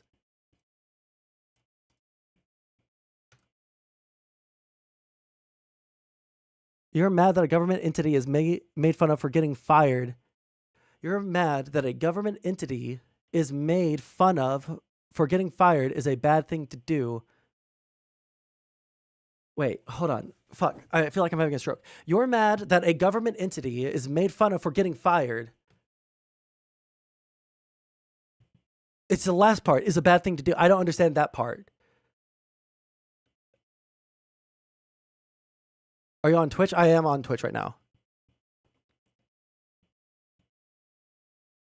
These people either laugh at you for thinking that the government is perfect or they think the government is completely bad. There is no in between. Yeah, exactly. Bloody holy fucking shit. I'm so glad that there is a chatter in fucking YouTube that fucking understands it. Holy shit. There is an in between. And this is why I am super in favor of government watchdogs. This is why I'm super in favor of the Government Accountability Office. This is why I'm like in principle, if it wasn't Elon Musk going in and just like literally ideologically raping our government for everything that it's fucking worth and trying to insert his Starlink into every single fucking country's economic plan that he possibly can, the most corrupt fucking shit you've ever seen in your life. But like I'm not even in principle against finding corruption or, fraud in government spending. But we already have a government agency that's doing that. And the Doge initiative has, if anything, proven that the Government Accountability Office is doing a really good goddamn job of it. They're doing a really good job because almost all of the things that Doge pointed out are things that the Government Accountability Office pointed out before they did. Anyways. Heritage in the Middle East. So my point still stands. His ego is out of control. Hassan makes up in the debate with Ethan that Iraq gave a right to return for Jewish Arabs. Career politicians who have 7 to 8 figures in their salaries. I'm actually so curious. Highest paid lawmaker, U.S. government.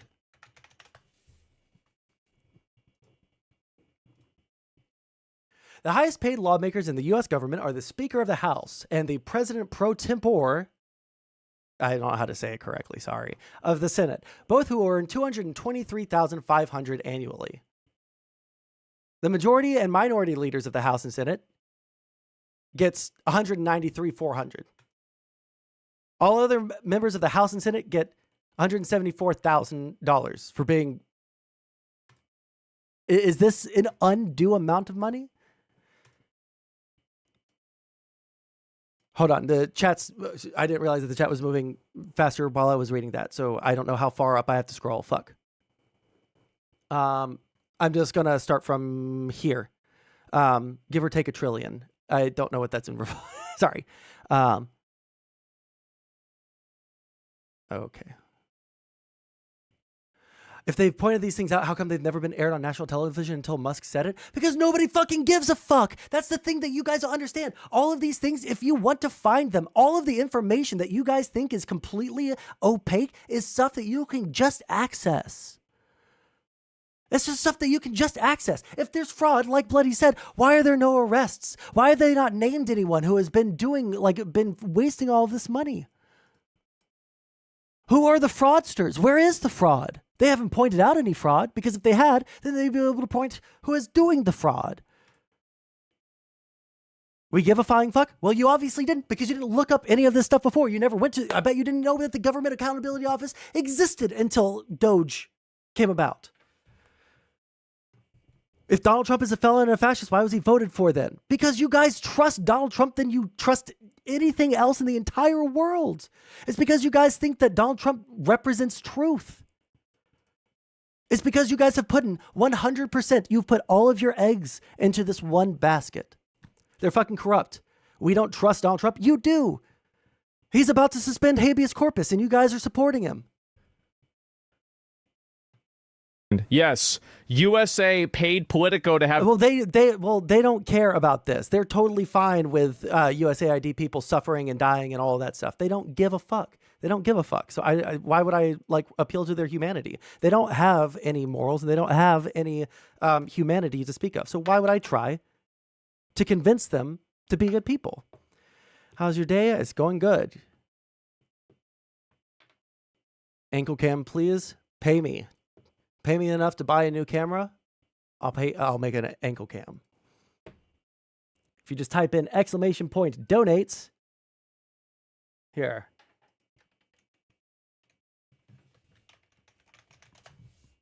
Go ahead and click that link, send some money my way. You send enough money for me to buy a new camera, you'll get an ankle cam tomorrow. After they were kicked out. Iraqi Jews can go back to their home tomorrow. The Egyptian Jews can go back to their homes tomorrow. Absolutely. That is insane. You are fucking out of your mind. Yes, they can. Okay, they how? Tell me how. Can. How do the Jews go back to their... They don't want to, and I understand why they wouldn't want to. No, they want to. Why would yes, they could. Loaderbox immediately pointed out that Iraq return law specifically excludes Jews. He can't even tell the truth about the pop he's drinking. Hold on, what are you drinking? It's a Dr. Pepper cream soda. Who owns that? I don't know, but it's not on the BDS. Are you sure? BDS list. We'll double check. I'm 100% sure. Sondsol is so incompetent, he came into a single Google search that shows that the owner of Dr. Pepper. You don't have morals? Nick, you can type in ! Discord, just like anybody else can. And I'll do it for you, Discord. And if you think that I'm so wrong, you can jump into the voice call and you can tell me what I'm saying that is so wrong. You can tell me what I'm saying that is so immoral.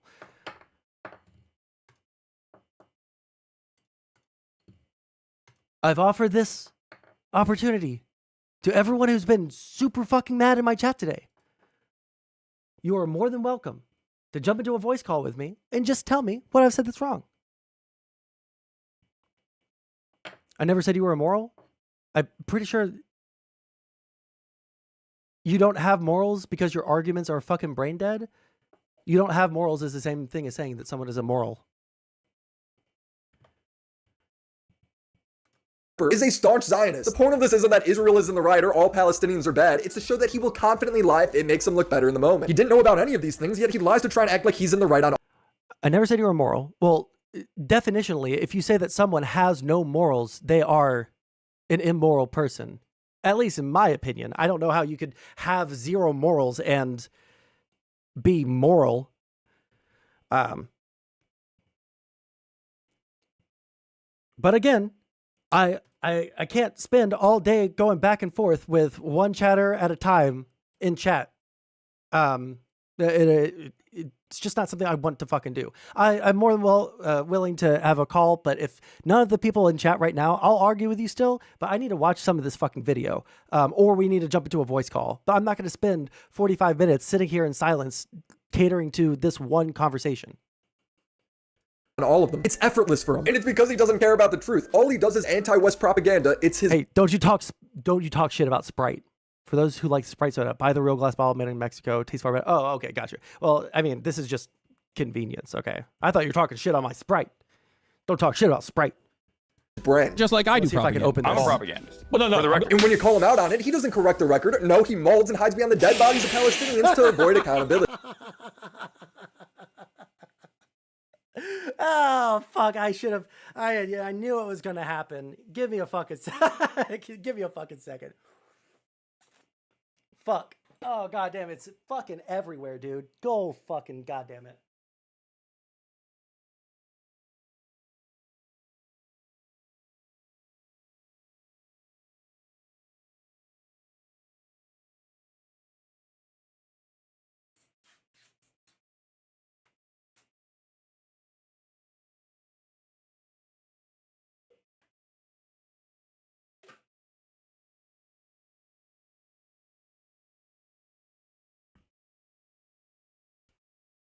Oh. Sorry about that. You know, I should have.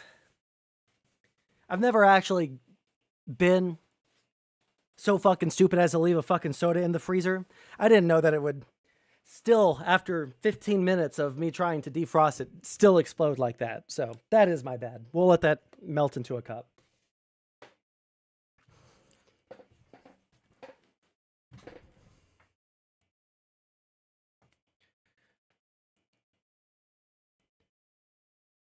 Appealing to the mentally ill people who think that the conservatives online are the conservatives of people. Okay, Nick, then let me break bread with you. This is because you weren't here at the beginning of stream, okay? Let me tell you where I'm coming from. Actually, hold on. Were you here when I talked about my political project of the past 5 years?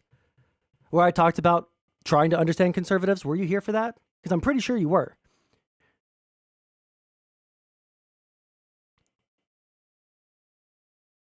Is the only pause I'm going to take for this. So if you're gonna respond, you're the person that keeps stopping your little stream and responding to me, but saying the exact same thing every time you don't say anything different.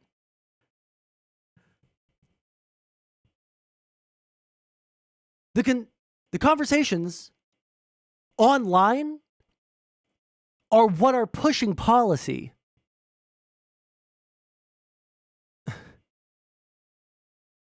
You're the person that keeps stopping your, but because you're triggered, you're asking me to respond to you. Do you want me to respond to you or not?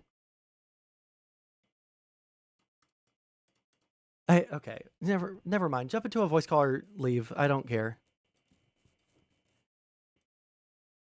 I will never forget these monstrous pieces of for looking at a situation like the one happening, the one unfolding in Gaza, and choosing to never say anything about it, only to then make these drama videos to call out the people who call out the Israeli government. It is disgusting. Nobody cares that you criticize Israel. It's that you're making stuff up. He will then slander people for calling him out, repeating that Loner Box and Destiny were paid by Israel to go to the West Bank. The account that made the claim admits to making it up. Doesn't matter to Hassan, still reports the lies. Also, I went on a paid trip to Israel, and that's not weird. It's not weird that I went on a paid trip to Israel. These guys spent their own money to do on-the-ground journalism in the West Bank, recorded and covered how the IDF burnt down fruit markets of civilians, interviewed tons of people. Well, they're Israeli operatives because they don't agree with every single thing that Hassan says. Hassan goes on vacation to France, Japan, Australia, all over the course of the war, and then reads Twitter for his research. Yet he claims he's doing the important journalism. But if it's listen, the GameCube's not the only thing back there, all right? I got every fucking Nintendo system except for the Virtual Boy. Fuck you. If it's between me going live and giving you 10 hours of on the ground, 10 hours of reporting from the ground, at a critical moment, at a critical time, versus not going live that day just so I can go on Piers Morgan and fucking yell at him, I think it's selfish of me to take the Piers Morgan route. On the ground, dude's either in his hotel suite or the third floor of his LA mansion. When told that he should go to Israel, Hassan says he can't because it would be too dangerous. That's your argument? You got it? You can enter Israel? What's more to say? Brother, I am not going to Nazi Germany, okay? I hope you understand this. Brother, I'm not going to Israel so you can execute me, okay? Stop demanding that That is so insane. Israel is not going to assassinate an American political commentator. It's just not going to happen.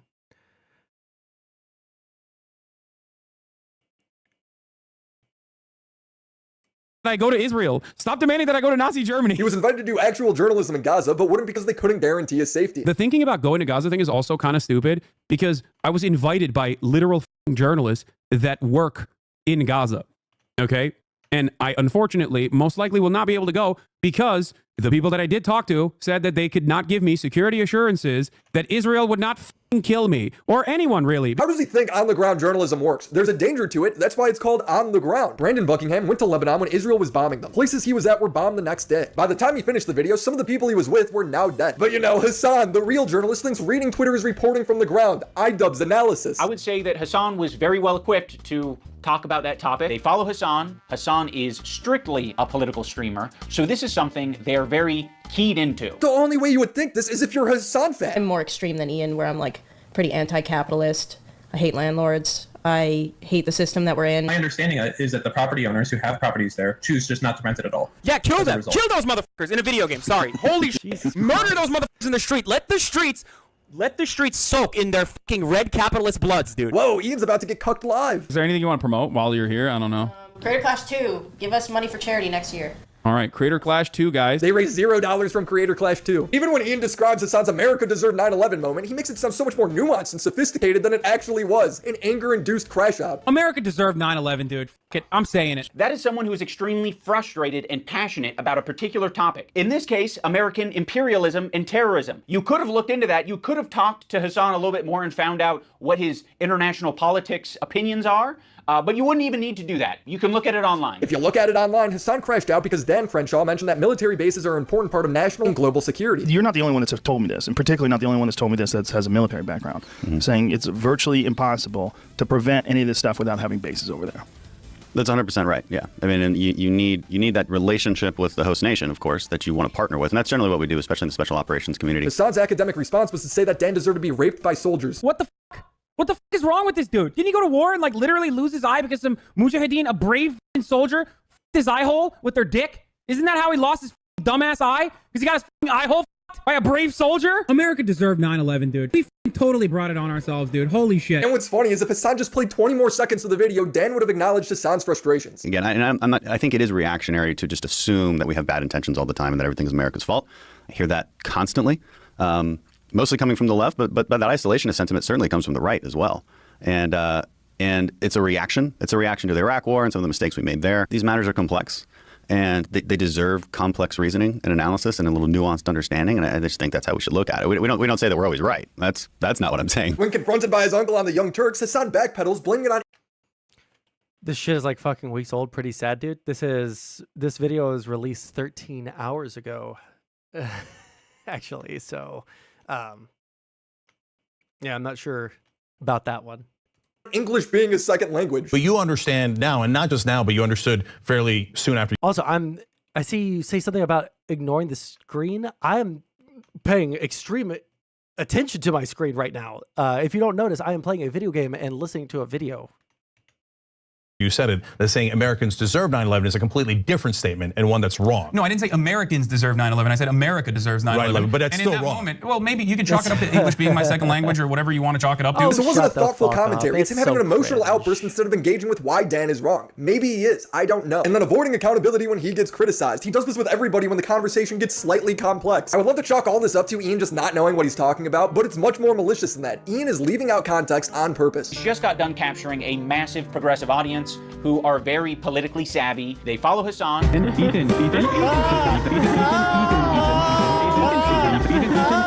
The word of the day is empathy. I think only in these past. Yeah, I was about to. Where is this person? Okay, you can come back in 30 minutes. Okay. If I ban him, then it's giving him what he wants. Last couple of years have I gained the ability empathy, and I'm very ashamed to admit that. It sounds really pathetic to say at the age of 32 I've acquired empathy. It is. IDubbbz understanding the word empathy confuses me a bit. You see, when Ethan told a story about how CPS was falsely called because he talked about his kids getting sick, I felt bad for Ethan. Ian felt bad for the accusers. I just can't help myself but feel for other people's pain and suffering now. Not once in the initial content cop video did Ian mention that CPS was falsely called on Ethan and Hila. It makes the entire video horribly dishonest because it is the catalyst for this entire drama. If you watch the content cop, you would think that Ethan was dragging IDubbbz into a drama that he started for no reason. And it's all culminated, at least for my story, in Ethan burning bridges with people until he burned the bridge with me. Since Ethan and Hassan's falling out, I've been keeping to myself mostly. I don't have many nice things to say. Maybe if Ethan's able to get some help, maybe if he stops harassing other creators, maybe if he does these things, eventually he'll find peace and we can rekindle our friendship. These other creators are Frogan, who's Hassan's mod, and repeatedly would write that Ethan hates Arrow, not supporting the October 7th. The pot of greed. The pot of greed, Our friendship. These other creators are Frogan, who's Hassan's mod, and there we go. Oh shit, the pot of greed is so cruel. Okay, this is completely unjustified levels of cruelty. This is like using mustard gas in war. Okay, this is unconscionable. Okay, we can't do this sort of thing. We can't do this sort of thing. Okay, because if you this is the problem. If we start finding things that are this accurate to how the people look, then people are going to start finding, you know, really accurate things about how our people look, and we won't like that very much. So we can't do this. Do we have a measurable stat for how many voters YouTubers like Hassan and Shapiro have been able to flip? I don't know, and I don't know if they're.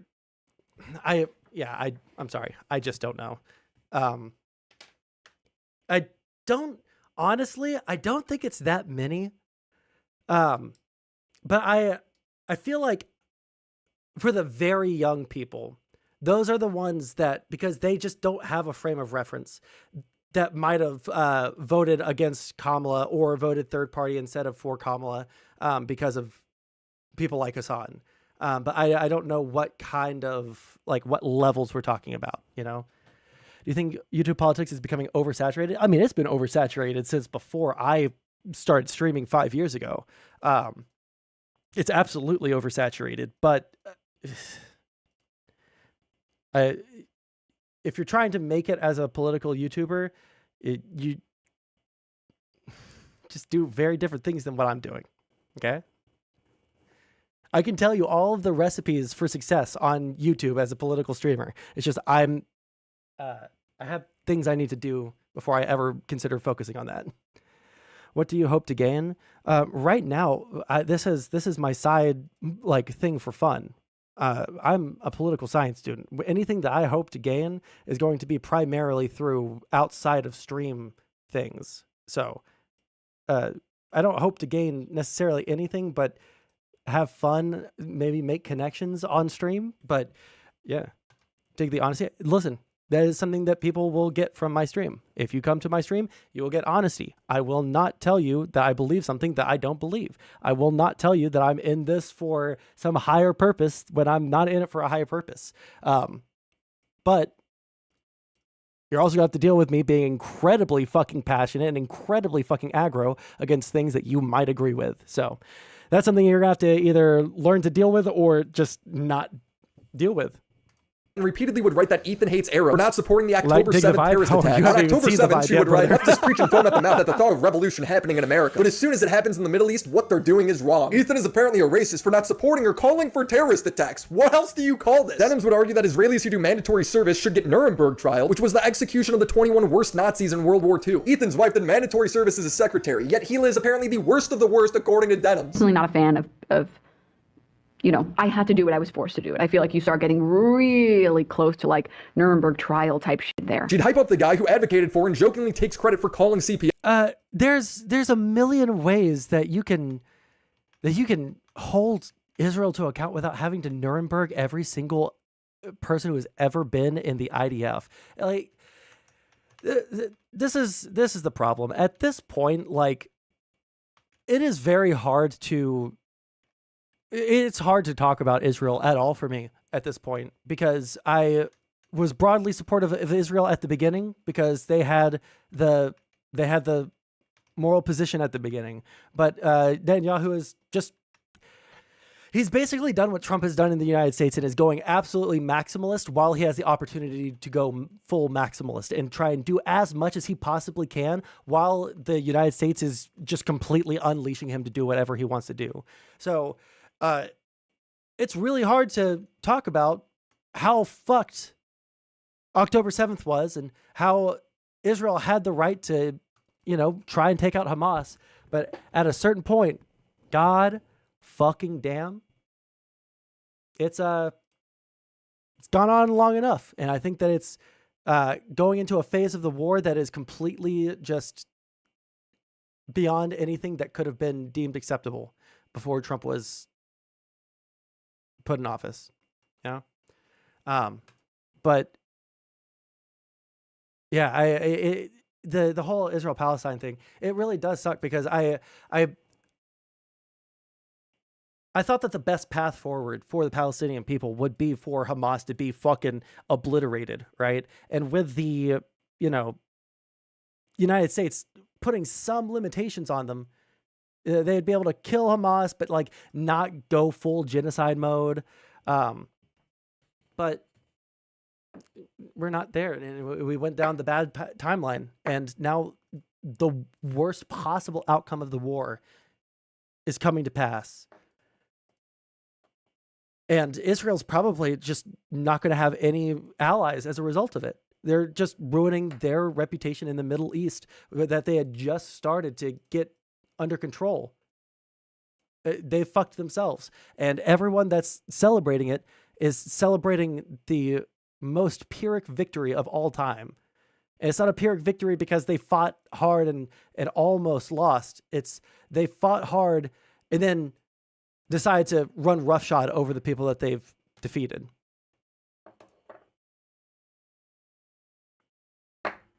You think the pot of greed is bad? Have you seen this? Oh no, is this gonna be is this gonna be rough? Jesus Christ, bro. Jesus Christ, man.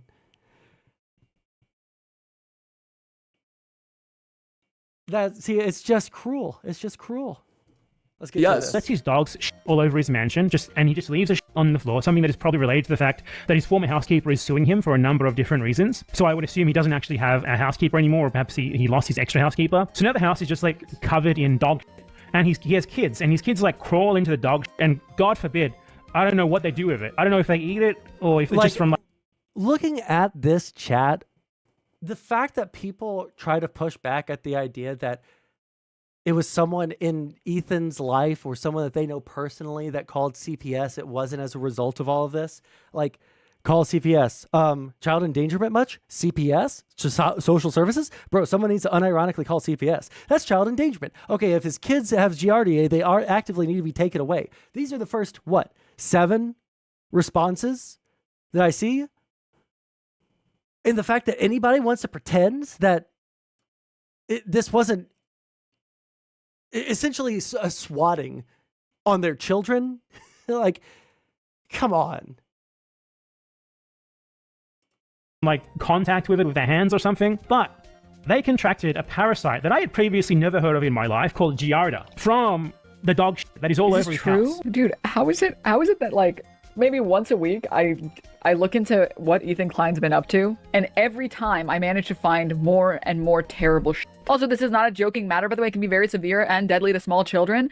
I mean, much like many other illnesses, it's very, very, very dangerous when infants get the same sicknesses that adults get. There are lots of things that you can get as an adult. You're totally fine. You'll be A-okay. The chat on the main screen is cut out from chatters over time. It represents the worst comments over a period of like 15 to 30 minutes.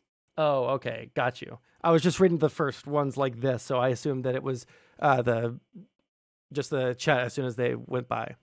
Gotcha. The actual chat. Yeah, I just thought that this was that zoomed in. Okay, no problem. A child, a small infant that has no immune system, shouldn't be catching anything. This chat is an edit compiling the worst messages from Denim's chat, but they are real. You can see the same messages in the top right, which is her live chat. So the guy who made the video is advocating CPS take his kids away. Denims is talking about how careless and shocking it is of Ethan to put his kids in so much danger, as her chat is also echoing that his kids should be taken away. On top of wanting Gila, the mother of his children, executed, bad empanada role plays.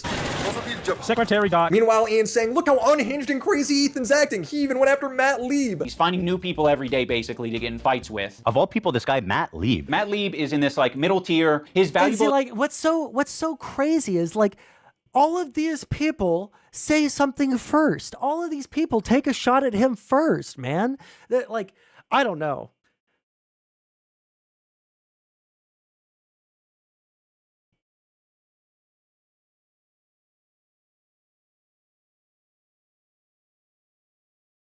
I'm sorry, I just received a text that is very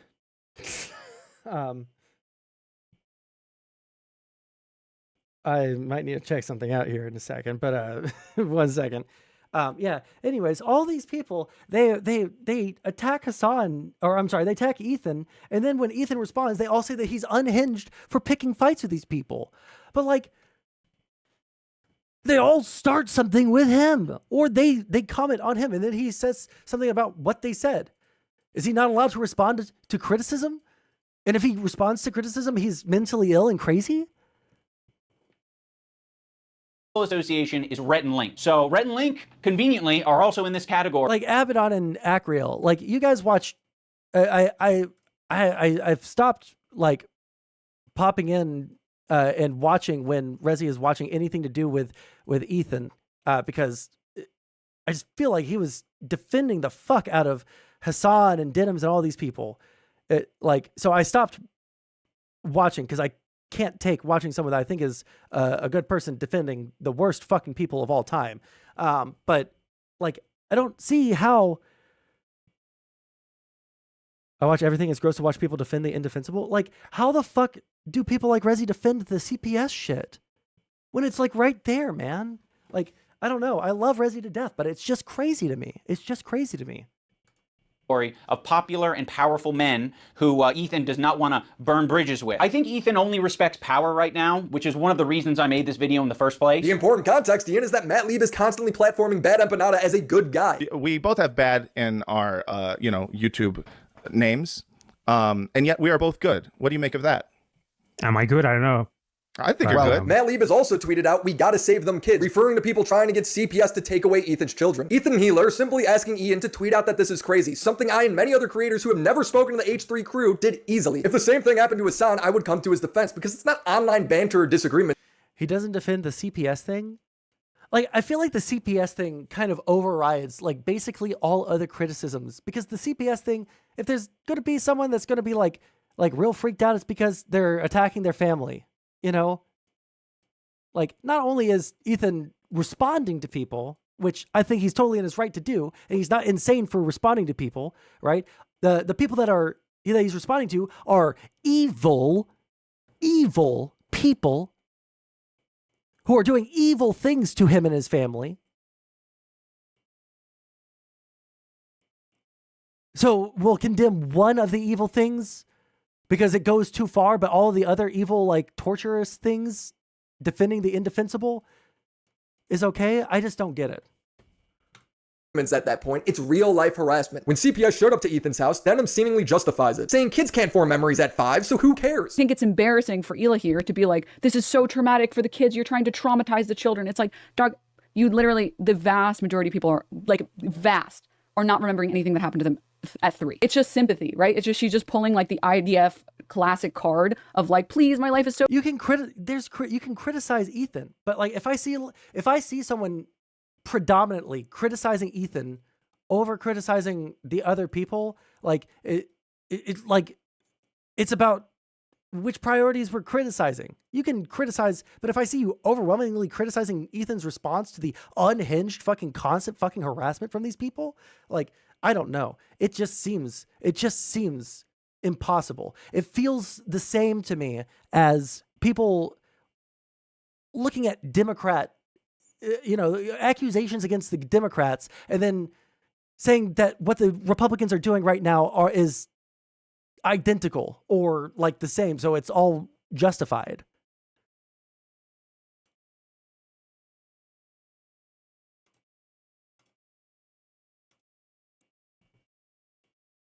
So difficult. Please, everyone that is against us needs awful experiences because we're the ones dealing with the real awful experiences. You're trying to take her kids away. That seems reasonable to complain about as a mother. I was like, I really don't want you to create any bad memory here for them. Like, they are 5 and 3. They don't understand this shit. So I told him. Create any. Kids away. That seems reasonable to complain about as a mother. I was like, I really don't want you to. The only reason you care is so you can shit on Hassan? No. Okay. Create any bad memory here for them. Like, they are 5 and 3. They don't understand this shit. So I told him. Create any bad memory for them. You're not forming memories at 3 years old, and it's very rare that you're forming memories at 5 years old. Now, yes, you are. No, you're not. When we're talking about being able to remember, being able to... And then this shit is so gross. Recall memories. It's like 4 is the cutoff, but even if you are forming any memories at 4, you're not going to be able to remember them past like 15. You have maybe 1 or 2 memories. She then reads the exact opposite on stream when she looks it up, but then chooses to repeat that she was right. There's a wide variation about the mean across methods, cohorts. The average age of adults' earliest memories is 3.5 years old. You're not really forming memories at 3. You literally just read out of your mouth that the average adult starts forming memories at 3. What is happening? All of these people want to take your kids away because you don't co-sign everything. One moment, guys. Give me just a second. I want to go say hi to my girlfriend who just got home.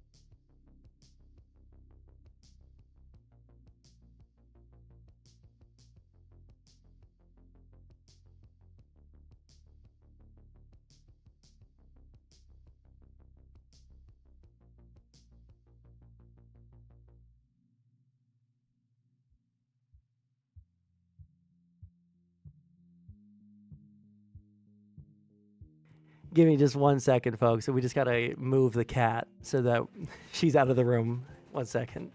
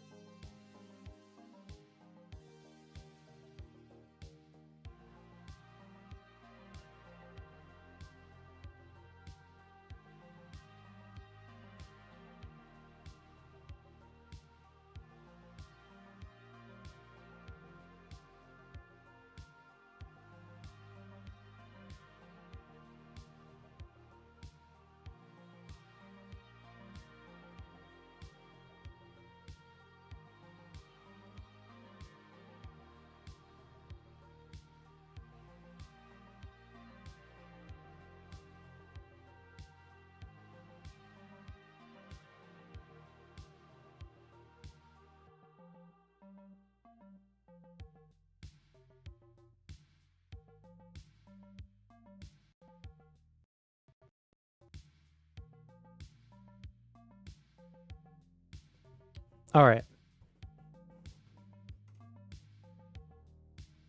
The cat is dominating Sondsol. Yeah, true.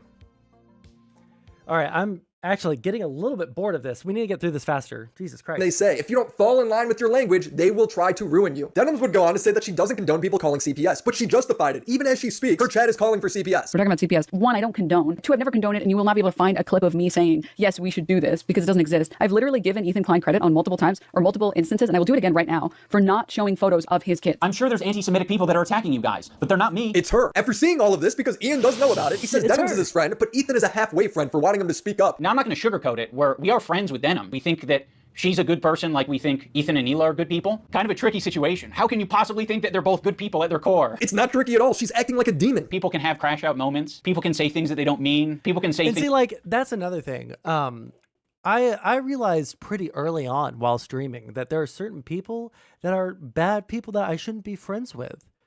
Right? Like, I don't know. If there were bad people in this space, I'm trying to think, because there was there was Suspect Sushi. He was pretty easy to cut off because he was an immoral bad person. Damn, there were like, I can think of like 5 or 6 like faces. I just can't remember their usernames because it's been so long. But there were people who were my friends who would jump onto my stream, right? Who later on went on to panels and said fucking crazy, ridiculous things, or crashed out and said some pretty ridiculous, horrible fucking things, or started harassing people. I can think of someone who did that, and I stopped talking to them because they were bad people. You are the company that you keep, you know? It's just true. If you hang out with people and you don't ever call out any of their behavior. What about me? Well, all of your Nazi stuff I've been able to luckily distance myself from. But if that ever comes to light, I might have to distance myself from you too, Tron. Yeah, it's all about optics. Things because they want internet clout and attention. I don't know. I think they're both probably guilty of saying things that they don't mean for internet clout and attention. Right now, I'm tired of these people who are feckless losers like Ian, okay? Sitting there and saying, well, you're all good people, but just like, yeah, like you guys probably both said stuff that you disagree with or that you don't really mean. It's like Denims said shit that got the CPS called on Ethan and Gila for no reason. Meanwhile, they've said mean things about her for calling CPS on them. It's just crazy. You can't look at this and say that this is equivalent. A little bit more fucking nasty to me than the other. You've lost your mind. I'm still not perfect. I think that is, my empathy meter's only maybe like a quarter of the way filled up potentially, but it's at least there. And I just want you guys to know that you can unlock ability empathy. This is the empathy you've learned, empathizing with the people you want to take away his kids and kill his wife. But to Ian, both of these people are crashing out equally. I actually have a lot of friendships that are kind of that way, where it's like, one of the friends doesn't fuck with the other friend, but there is someone in the middle who kind of fucks with both of them, but separately. Yeah, there's a lot of friendships that are like that. I'm not gonna make you guys like meet up and kiss or anything. This isn't just some petty beef where they just can't get along. If your friend is screwing up, you should be able to tell them. But Ian knows that. He just thinks Ethan's the one screwing up. It's genuinely evil that Ian doesn't disclose the extent of the harassment in this video. His audience has no idea because he omits it. Even in his follow-up content deputy, the extent of the harassment is never disclosed. Instead, he tries to find examples of Ethan being dishonest, and they're just wrong. Ethan Klein uses this very deceptively edited video that is just like doing this smooth scroll to make it seem like that's all of Denim's chat. But that's not what it is. And then when he's called out on it, he hides it. He moves his window over the real chat. Also, this is not a joking matter, by the way. It can be very severe and deadly to small children. Dude, it is Denim's chat. It's just a compilation of the messages. If Items just watches the original clip that Ethan is commenting on, you can find the same messages in the chat. The show is called Content Cop, but there is no investigation. Ian then just goes full mask off and says the CPS call was wholly justified. To be honest, I'm very proud that I didn't immediately jump to Ethan and Hila's defense, because when you look into the story, it actually looks a lot for Ethan and Hila. And I do mean that literally. There was this H3 stream where Ethan was dumping as per usual. He was talking about his own health. He was talking about his caca breath, his dog having diarrhea, his dog having giardia. Olive has giardia. It's a bacterial infection in the intestines that makes you have diarrhea. No his way. Child running around putting things in their mouth. Sonny's crawling around. He's putting everything in his mouth. He's at that age. He has giardia. The whole family possibly having giardia. Oh, And now Hila has giardia. Shut. For real? And now I think this morning I had diarrhea. Oh my God. I mentioned diarrhea a lot. Crazy diarrheas like in the middle of the night. All the time he's having these crazy diarrheas. You wash your hands as best you can, but these are really nasty diarrheas. I guess this is all you need to justify calling CPS according to Ian. So of course, Ethan, having made so many enemies over the years, other people react to his content. And when other people see that he's talking about his children getting giardia from dog poop, people are quite reasonably concerned. And so yes, anyone who's seeing that content might be concerned enough to call— You guys made the claim that they never called CPS. Did they call him or not? Was it justified to call CPS, or was it crazy?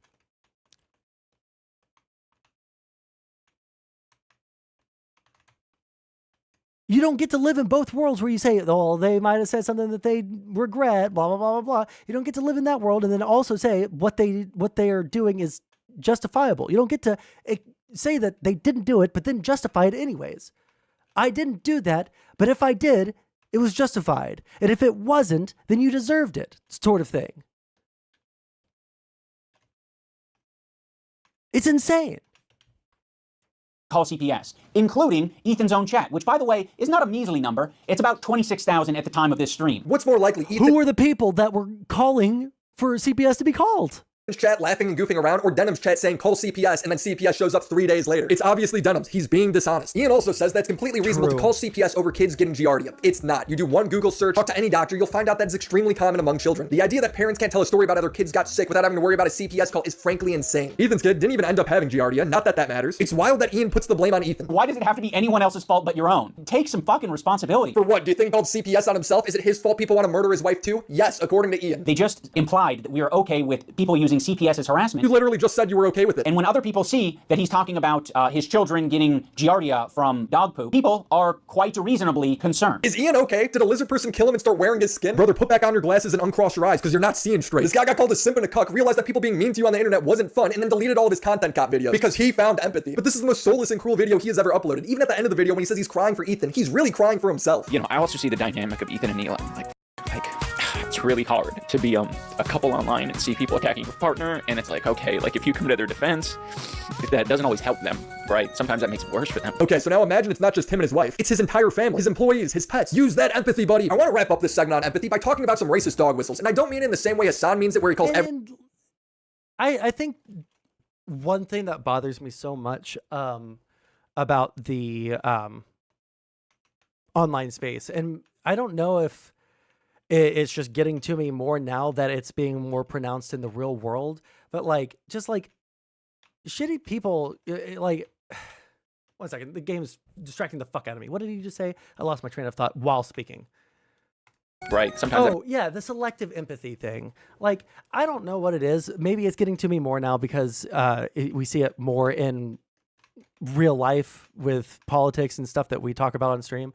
But damn, dude, the selective empathy for people, right? Like, you see this a lot with Israel-Palestine, where people will be selectively empathetic to either the Palestinians or to the Israelis, but they won't be empathetic to both. I feel like it's very hard to explain to people that you can't be empathetic to both sides and show that, right? And show that. Unfortunately, these people don't ever show that. When it comes to any online or Twitch drama or anything that I've ever, especially the ones where I've known people or where there's like a lot of like community investment, there's almost always someone who is just obviously in the wrong, obviously bad. And people will try and say that they're the sympathetic figure. And it just really bugs the fuck out of me when someone does that. When people do that, it really bugs the ever-loving shit out of me. That makes it worse for them. Okay, so now imagine it's not just him and his wife. It's his entire family, his employees, his pets. Use that empathy, buddy. I want to wrap up this segment on empathy by talking about some racist dog whistles. And I don't mean it in the same way Hassan means it, where he calls everything racist. Someone says they don't like using a bidet while vacationing in Japan. Racist. Kind of fun in the beginning, and now it's just getting really, really annoying. I just kind of want to wipe my butt like a normal person. Wait, what? Why is he making it seem like you have to wash your ass? Bro, here's how you want to know something about white supremacy? You want to know something about white supremacy? You can go anywhere on the planet. If you're white and you criticize something, no one thinks you're a barbaric caveman. But because he's fucking white and he's in a non-white country, people still don't understand that that is literally a barbarian going, That is internalized white supremacy inside of all of us, where because the Western world, the Western ethnocentric, Anglo-Saxon domination is so fucking pervasive that we look at that and our immediate reaction isn't like, oh, he's a barbarian. Yo, this guy's retarded. Someone calls him stupid, racist dog whistle. Hassan didn't mean to insult me. He simply reached the narrow limits of his understanding of the world. Dude, I can't do this. The narrow limits. Yeah, dude, just say I'm a Turk roach with a cockroach brain and move on, okay? Yeah, fuck it. I'm saying it, dude, okay? This motherfucker, not exactly out of the alt-right pipeline, okay? Straight up, dude. But Ian having the choice between 10 different swords in Hassan's house and landing on the swastika one, not a dog whistle. God forbid you pick up a sword in here, okay? I was thinking about doing some sort of ritual in here. No more swords, okay? I'm the one who thoughtlessly picked up the sword. We were grabbing a lot of props in Hassan's room, and there are a lot of props. There's a lot of anti-Semitic props, and he just chose that anti-Semitic one as opposed to the other anti-Semitic ones. There's only one prop in Hassan's house that has a swastika, and you just so happen to pick up that one. Now, I know this sword was from an anime, and people, including Ethan, were willing to give everybody the benefit of the doubt on this. I don't want to talk about Hassan's sword. I don't want to talk about Hassan's sword hilt, because Ethan himself basically admitted already multiple times he doesn't think any of us did that intentionally, and he would be right. Do I think any of them actually wanted to put a swastika in the photo? No, no. I don't actually think that. But what Ian purposely omits is later in that same podcast, Ethan discovers that Hassan knew nothing about the anime and refers to that sword as the swastika sword. This one's sicker. Wait. Questionable. Yeah. It immediately goes for the swastika one. Got it. It doesn't seem like a coincidence, but it gets better. A point of contention between Ethan and I'll say this. I don't think that Ian. I don't know if they did, dude. I don't know. I bought someone else the witness. Hope they didn't steal from me like you. You gifted me that. If you're still mad about our fight last time, that's on you. Hassan is that Hassan calls Jewish people inbred. Sometimes he specifies he only means settlers. Other times it seems like he's just throwing it out there. I should go to the old city so I can get my fucking shit pushed in by some of the most inbred fundamentalist hicks. When Hassan is debating Ethan and they're talking about this, what does Anissa tweet out? Inbred. It's very intentional. It's meant to make Ethan feel paranoid about anti-Semitism being normalized online. It clearly is among all of these people. This looks like a swastika. Yeah, Or do you think that now that it's been pointed out that he should remove the photo at least? Take it down? No. Why would he take it down? That'd be crazy. It's always policing content. Okay. Yeah. Policing content.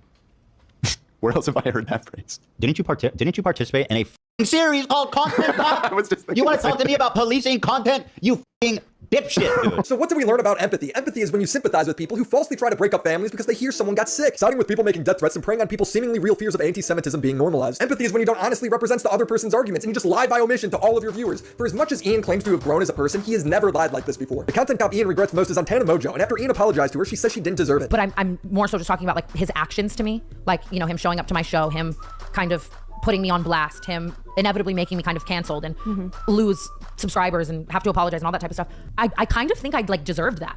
And maybe that's like dark, like to say, but like, I don't feel like I'm owed an apology. I think I would be a completely different person if I didn't have that. I think it like, I was on track to just be so on my high horse and like egotistical and like nothing could go wrong, that something going wrong gave me such a dose of reality that.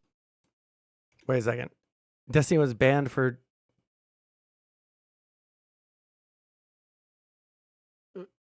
What is that in response to, Tron? Like, this might not last forever. Like, you need to be held accountable for actions. This is real growth. This is maturity. What you are is a small person who doesn't have confidence in making their content anymore, so you cling on. I'm super surprised by that, because I'm pretty sure like the first stuff that I ever watched on YouTube was first it was Game Grumps in 2014, and then shortly after that I got introduced to things like Philip DeFranco, and through him the content cop stuff and the Leafy and all the drama stuff that was happening at the time, you know. And the Tana Mojo thing, like, she didn't seem like the kind of person that would gracefully accept that they've either done or said something bad. I don't even remember what the situation was with her. But like, yeah, that does show growth, but fuck me. Ian went from doing commentary style videos and, you know, being kind of edgy to just being that for the left though. Now he's just a harasser for the left. Now he's just a commentary guy for the left, but he's lost all of what made him unique before. They lost everything that made him interesting to watch or have something to say, you know. What game is that? It's free on Steam right now. Bio Prototype. Someone told me to download it, so we're watching or we're playing it. Something going wrong gave me such a dose of reality that like, this might not last forever. Like, you need to be held accountable for actions. This is real growth. This is maturity. What you are is a small person who doesn't have confidence in making their content anymore, so you cling on to these vampires while projecting your own insecurities onto Ethan. It's so hard for me on my podcast to like loosen up. It's incredibly hard. I talked about it in my apology. Like, I am so insecure about my ability to entertain. I think he feels the same, to be honest. I don't think he said as much. Dude, this is classic projection. Ian cannot fucking manage to come up with a joke now, so he thinks that Ethan is too insecure to make jokes anymore. This is projection, like 101 over here. What are you talking about? Come on, dude. You're one step away from calling me a cuck. Just take the plunge. You're a cuck. But even worse, you're mentally cucked. You're sitting on a sound stream in the cuck chair as he's all over drama streamers, slowly realizing that you fit the description. That's part of the reason why I often don't fight back against a lot of these people that are fueling these hate raids and brigades, is because I know I'm just going to keep doing what I'm doing. That's misreporting the news and lying. And eventually all of that is going to be background noise. And those people, they have a shelf life. They have a shelf life because they don't have the same stubborn nature that I do. They don't have the same interests as I do. They inevitably become their own worst enemies. They inevitably cook themselves. You might think you're riding high on the slop for a little bit. You might think you're getting showered with praise. An army of anonymous Redditors telling you you're brilliant. But at the end of the night, when you go home and you sit down and you look yourself in the mirror, you're not going to recognize who you've become. Jesus. That's it. It's turning into a lolcow of a different variety. That's what I think. That's so mean. It's mean because it's you. Ian's empathy tour ends with him blindsiding all of his fighters after painting it with this drama. According to Harley, the main event fighter for Creator Clash 1, 2, and 3, H3's audience was a big percentage of the ticket sales and promotion for the event. H3 sold the most tickets to Creator Clash 1 and 2, I believe. I think they did a lot of tickets. Wait. Is that true? I would think that, wouldn't you? Like, what else? What other entity promoted Well, Creator I Clash? think that personally, but I'm not the current headliner for the third card, so they want to hear it from you, not me. The H3 podcast promoted Creator Clash 1 and 2 more than anyone. So of course Ian makes a video on Ethan alienating that whole audience, but also making the war in the Middle East a fundamental talking point of the event. I don't know about the other fighters, but just for me, like, I'm just kind of like, oh, cool, the fun little... Yeah, I don't know what the fuck they were thinking. Like, I don't know if iDubbbz wanted to do this, or if someone in that crew, like Hassan or Denims or someone that they're friends with, asked them to get involved. But they fucked their already struggling charity event. They did that to themselves, and there was no reason for it. They shouldn't have. They shouldn't have entered the fray. They shouldn't have. That's not something that they should have done. Because once you start doing something for a political cause or for a charitable cause, your, the what you want to do comes second.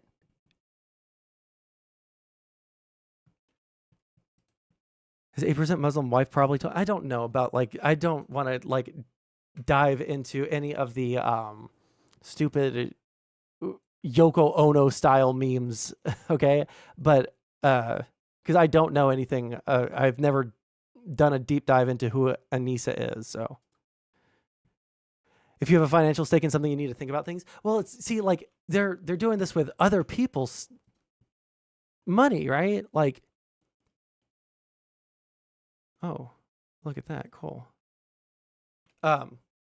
This is a charity event. Someone else is getting the blowback for this, right?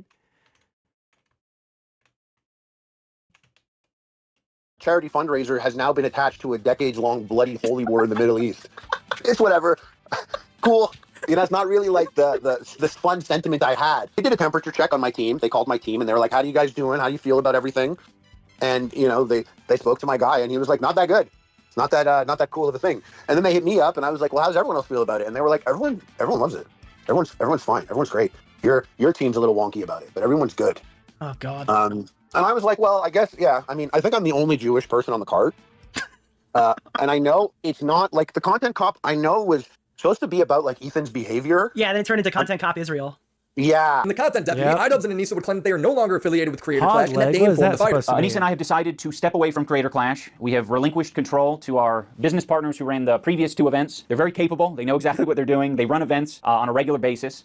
The event is still happening. Anissa and I just don't have any financial ties. We don't have any ownership. We've already told all the fighters, and it seems like most people understand that this is the best move. From everything I've seen, it seems like the fighters don't really know what's going on. But don't worry, Hassan is going to give the reason for why the headliner of the event dropped out. And by that, I mean make it up on the spot. Him and Anissa basically relinquished control over Creator Clash 3, a boxing charity match that they had put together a 3rd year in a row after Ethan got Lena to drop out. And also another fighter, Harley, also dropped out because he was upset and offended that Ian and iDubbbz had dared to criticize Ethan. Harley writes he's lying or someone lied to him. That's not why I backed out of the event. We just saw Harley tell Nick that he was all for the content cop being made on Ethan as long as it was about his content. You know what Harley didn't seem to like though? The dog whistle that was the swastika sword. They're your swords, and according to the New York Times article, there was 10 options. So what's the chances that they chose the swastika one? That seems pretty slim. Well, you have 10 considering swords, that I don't you? had- The week prior to that, I believe. I don't know the exact time. I don't really remember when they shot this, but I had the sword out because I was doing an Assassin's Creed promo. Do you feel like if I thought it was like genuinely a swastika sword, I would use it in an Assassin's Creed promo shot? Yes. That's what we call a dog whistle, Hassan. I'm just looking for clarification here. Do you think that I deliberately was using a dog whistle in an Assassin's Creed promo, or that it was a cool sword that was laying around because it's the only long sword that I have? You have 10 swords.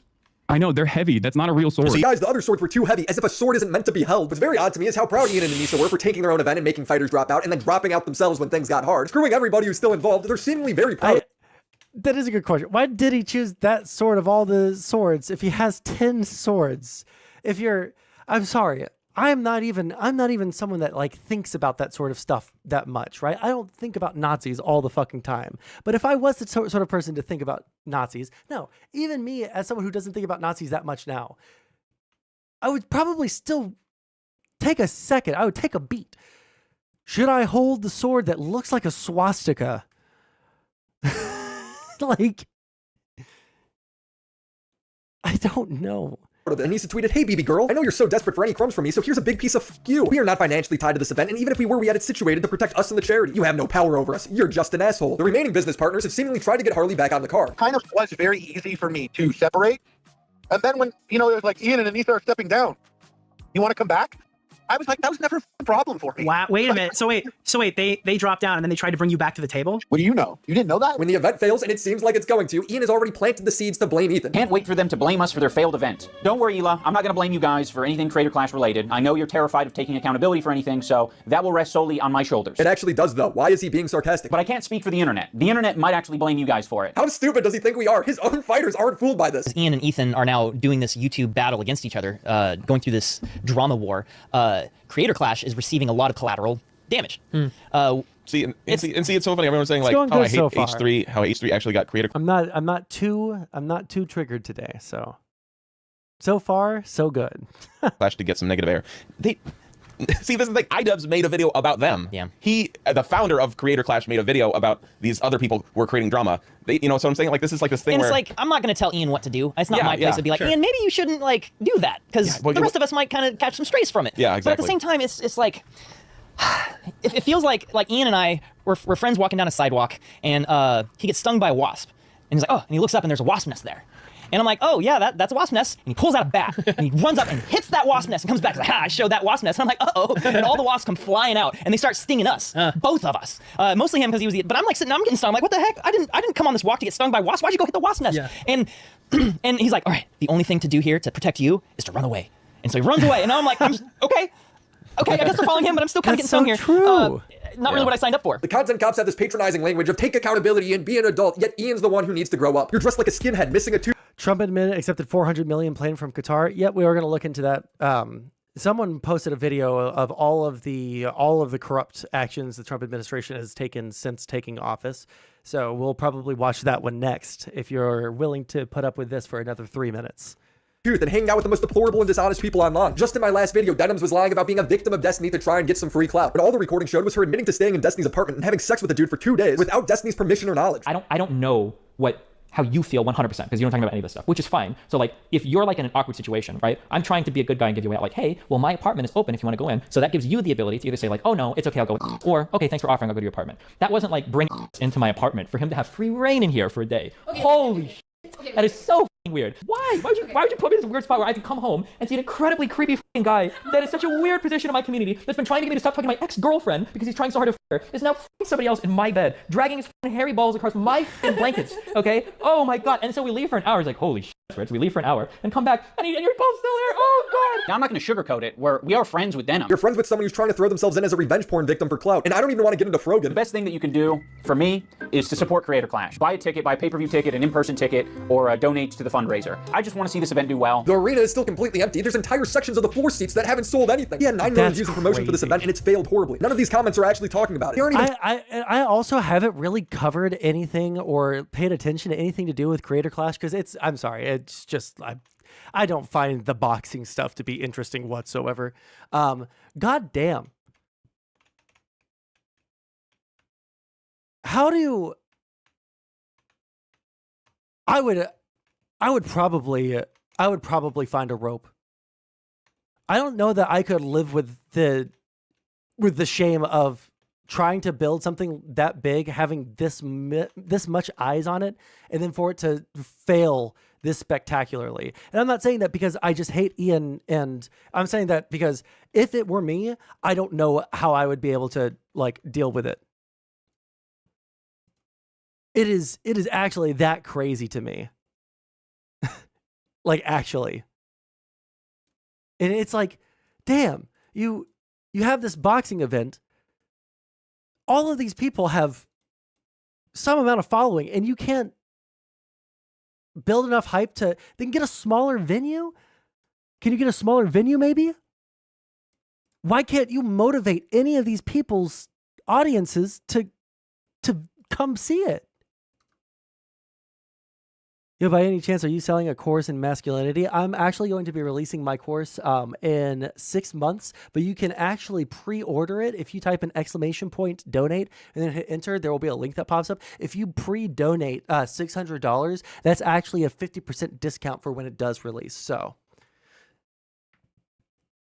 talking about the content of the video. Everyone's just memeing. iDubbbz leaves out so much context. The complaints he has about Ethan aren't even significant to the audience. It's amazing. iDubbbz is so selfish, he couldn't even remain the sole cuck. He decided to cuck his whole charity event. He's like, no, I'm not participating. I prefer to just watch the whole fest burn down. And in closing, I will reiterate so that, there's no ambiguity about it. Anissa and I are no longer involved in Creator Clash. We're stepping down completely. We hope that the event is a massive success this year. We hope that all the fighters get what they wanted out of it. They won't now. Moral of the story, you can cuck yourself. You might even be able to cuck your wife. But if you cuck a charity event full of people who've been preparing for it over the last year, just a couple of months before it goes live, you can call that empathy. But I might call you an asshole. I have a lot more to say about Hassan, Frogan, and Nisa, and the serial doxer known as Bad Empanada. Hassan's lying, acting like he's on the verge of being deported because he's a liberal, when in reality it was a standard randomized check that lasted like 50 minutes. We can't let him get away with that. So subscribe to the channel, and thank you, Aura, for sponsoring this video. And shout out to the homies over on Patreon: Crimson Glass, Riveter, Christina Vina, Mac Monkey, Drinko Bex, Necro Valley, The Confusing Opinion, Eddie Bizzle, Tismic Fitz, Christopher H, Sentinel Music, Lucas Iffy. Oh, thank God, that's over. All right, what were we going to watch next? I know we just talked about it. Oh yeah, the thing in content suggestions. Let's see here. Also, how is chat doing? How are we doing over on YouTube? We've got a couple of people watching over on YouTube. 1 second, which tab are we looking at? 9 people watching on YouTube. We've got 4 people watching over on Twitch. How is everybody doing? Chat, tell me. Watch this, please. It's amazing. It goddamn better Thank be. you, Mr. Chair. Good morning. Good morning. Okay, it is short. You should watch Nuxanor if you like people making fun of Hassan. Well, fuck. Let's see. It depends on how long it is. Oh, is this that Nux Taku guy that everybody was freaking the fuck out about, like, recently? Because I've seen that face before, but I don't know. I feel like what? Hold on. Before I was there like weird stuff with like pedophilia guys? Because I don't know if I want to watch this guy if he's been accused of stuff like that. I don't know what the drama was, but I knew that it was major. Oh, was it Lolicon? Oh no. The discourse that just won't die. I'm a little. We just watched a 45-minute video on Hassan. There's a million things that we can go over, you know. He was defending Shadman. I've just never paid enough attention to that stuff. I don't know who these people are. I know Shadman is supposed to be some kind of. Hassan accused him of being. Well, I've heard a lot of people, including people that I know in this space, that I put a lot of weight to what they like. Chud Logic, doesn't he think that he's a pedophile too? I would trust what Chud said well before anything that Hassan said. And that's saying something. And Chud's just a slop tuber now. He explains what the claims are and disputes them. Maybe sometime off stream. Right now, I'm super not interested in that. I feel like there was something I was supposed to watch right now. Let's see. Let me go to the content suggestions. Also, like the stream if you haven't liked the stream already. If you haven't followed, subscribed, etc., etc. Let's see. We have. Let me move this and click this, and then. Welcome, everyone.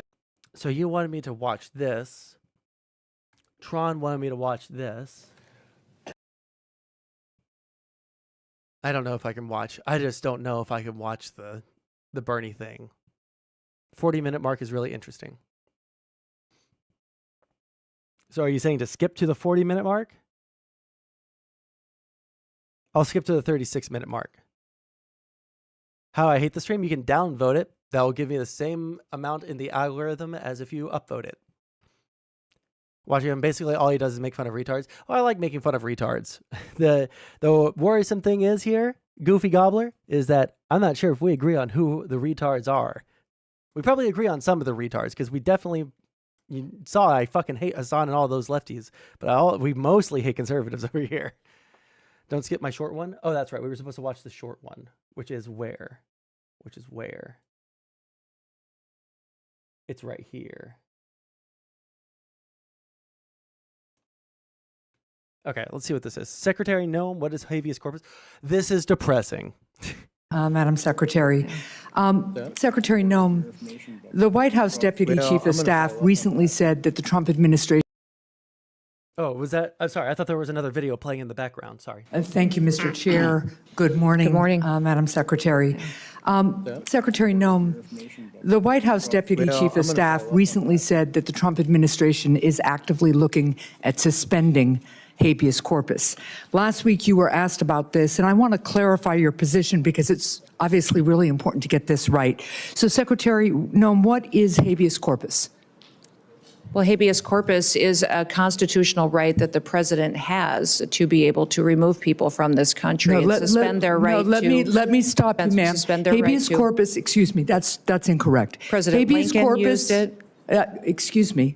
Habeas corpus is the legal principle that requires that the government provide a public reason for detaining and imprisoning people. If not for that protection, the government could simply arrest people, including. I don't know why she interrupted her here. Why would you interrupt? She's demonstrating to the entire country that she doesn't know what possibly you could argue is the foundation, maybe not, but it is like top 3 foundational, most important aspects of our legal system. Habeas corpus. The need for the government to provide cause for arrest. The idea that you can contest the government for detaining you. They're talking about suspending that, and the person who's in charge of the Department of Homeland Security doesn't know what fucking habeas corpus is. Yes, it's the DEI administration. It is unbelievable. And when I say it's unbelievable, I don't mean like, oh, it's just bad. Oh, it's just like how, how stupid of these people. It is unbelievable. It is beyond anything that you could possibly imagine how retarded our government is for having these people in charge. This isn't a partisan issue. Holy fuck. If you're going to be the head of the Department of Homeland Security, you got to know what fucking habeas corpus is. If you're going to be arresting someone, if you're going to be in law enforcement, if you're going to be a beat cop getting paid $30,000 a year in some shit-ass fucking nothing meth town in the deep south, you have to know what habeas corpus is. This is inexcusable. To remove people from this country and suspend their right let me stop you, ma'am. Habeas corpus, excuse me, that's incorrect. President Lincoln used it. Excuse me. Habeas corpus is the legal. And she doesn't know what it is, and for some reason, this senator doesn't let her hang herself with her own words. She doesn't let her hang herself with her own words, which is what she should do. President Lincoln used it. Yeah, and it was such a big problem that President Lincoln did it without any warning that he had to go back and retroactively ask Congress for approval. And then every other time that it was suspended after that, the president got congressional approval to suspend habeas corpus. This is not something that should be so flippantly talked about. Legal principle that requires that the government provide a public reason for detaining and imprisoning people. If not for that protection, the government could simply arrest people, including American citizens, and hold them indefinitely for no reason. Habeas corpus is the foundational right that separates free societies like America from police states like North Korea. As a senator from the Live Free or Die state, this matters a lot to me and my constituents and to all Americans. So, Secretary Noem, do you support the core protection that habeas corpus provides, that the government must provide a public reason in order to detain and imprison someone. Yet I support habeas corpus. I also recognize that the President of the United States has the authority under the Constitution to decide if it should be suspended or not. It has never Let us be clear, though, it that has this never been president- done. It has never been done without approval of Congress. Even Abraham Lincoln got retroactive approval from Congress. So See? I have been asking executive branch nominees a simple Get the illegals question out. over the past few months. Get the illegals out. They are raising our taxes and draining our resources. Actually, Trump is raising your taxes. And if you think that it is okay, to violate the Constitution and violate civil rights because it is too difficult for the governments to do something that you want them to do, then you don't believe in a democracy. The entire point of us having civil rights is to restrict the government from doing something to us that we don't want them to do. And if you are willing to cede that right, then you don't deserve a democracy. Me, I do like the idea of if the government wants to arrest me, that they've got to give a public reason and that I can contest in a court of law my detention by the government. If you don't think that the government needs a reason to arrest you, then you are just a cuckold. U.S. citizens have civil rights? Not if they suspend habeas corpus. Wade. Habeas corpus, if they suspend that, it suspends it for everyone. Months. If the president orders them to break the law, I've been asking. Again, and I'm going to say this before everything gets super fucking heated because I can tell that there are already people hopping into chat to fucking argue about this. You guys can jump into a voice call with me. You can tell me what I'm saying is wrong in voice. I'm not going to sit here and argue back and forth with you guys on stuff that I know for a goddamn fact is unconstitutional. Why do I know it's unconstitutional? Because I have a copy of the Constitution. I read the Constitution.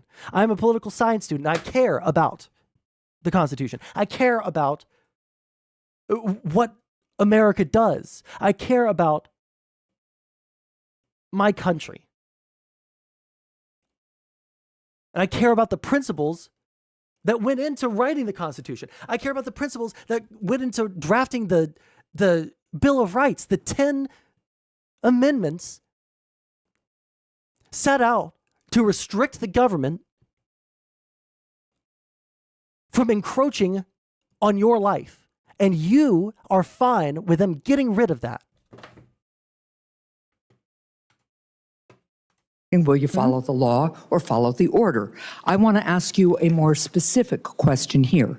If the president tries to suspend habeas corpus and a federal court reverses the president's order, will you comply with the court order and uphold habeas corpus, or will you follow the president's directive? We are following all federal court orders and are complying with that, as is the president, and every decision that I make as well. That is obviously not true for anybody who reads the news. There are federal court orders right now, including returning somebody who was deported mistakenly. But to be clear, this is about a fundamental legal right that ensures that we live in a free society instead of a police state that would have a sham legal system like Russia or North Korea. So I'm glad that you have now committed to following court orders. I'm glad you believe in the basic freedom for Americans if ordered to do so by a court.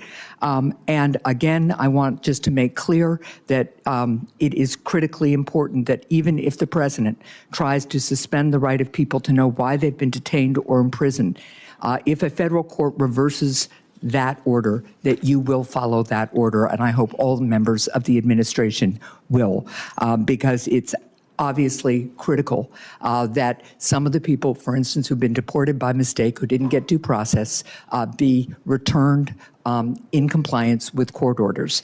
So now, let's move on to another issue. International. So, just to respond, you really believe them dragging their whole family out here, putting them in our schools and getting on food stamps and housing assistance is tax positive? Number one, that's just not something that is happening. And I'm sorry, you have been fully, absolutely, ideologically captured. There's literally no reason for me to talk to you unless you are in a voice call with me so I can make content off of you. It is beyond any any data, any amount of investigation that has happened, there's just like literally no evidence for anything that you have just said. And on top of that, none of that would justify the government suspending civil rights in the country to deport as many people as possible. I'm sorry. Again, the entire point of there being restrictions on the government is to make the government's life difficult. If it was easy to arrest people and deport them with no due process, then yeah, we probably wouldn't have wanted a democracy in the first place. We probably wouldn't have put into all of these. If we wanted it to be easy, we would have just not had the Bill of Rights. We would have just said habeas corpus. Who knows her? I don't know her. But we added that. We specifically added these things into the Constitution so that the government couldn't run roughshod over our rights. But for some reason, the people who have screamed so much about government overreach into people's lives, my entire life, longer than my entire life, for as long as anyone can remember, the party of small government and keep your hands off of my fucking money suddenly is fine with the government getting rid of habeas corpus, the very right that lets you say, hey, you illegally arrested me.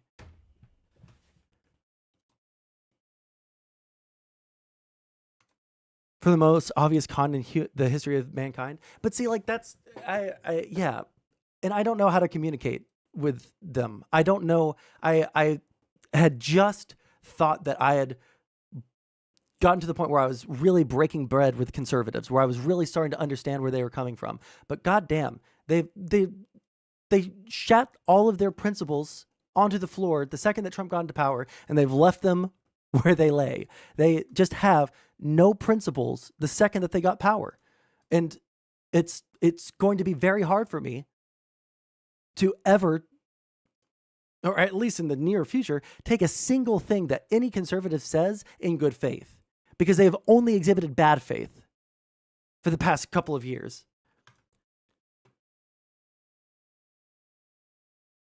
Do you mean Perry? Wait, what the fuck? 1 second. What is this? Don't tread on me. The Gadsden flag holds a place of honor. Named after Christopher Gadsden, a politician and revolutionary leader from South Carolina, this emblem of defiance was crafted during the early days of the fucking gall people have to have this flag in their house or as their license plate while supporting Donald Trump, considering that he's about to, or he's trying to suspend habeas corpus. Like you literally have no balls. You literally have no spine. You literally have no principles. You need someone to tell you what to do. And you have pretended your entire life like you're an independent person. But the second that it comes down to, where rubber meets the road and the government is considering just upending civil rights for all people inside of the borders of the United States, mind you, you guys don't care. It's crazy. The Blue Party ships in millions of illegals for electoral advantage. Then the Blue Party cries when the country voted to deport all illegals. So shocked. Deport them legally. I won't have an argument, Cody. I'm fine with you deporting illegal immigrants. But the problem is, because of the retard way that your president has decided to roll this out and all the retards that he's put under him and his administration, 90 of the people that we've sent to El Salvador were legal immigrants. Not just they came over here and applied. They asked for permission to enter the United States. They went through the exact process that you wanted them to go to, and we still arrested them, gave them no fucking due process, and deported them to El Salvador. 90 people with no criminal records who followed the process as you guys want them to. And it's because you guys want to deport as many people as possible in such a short amount of time that you're willing to deport innocents, people that are doing exactly what you want them to do. So not citizens, people who are legal immigrants, people who didn't cross illegally.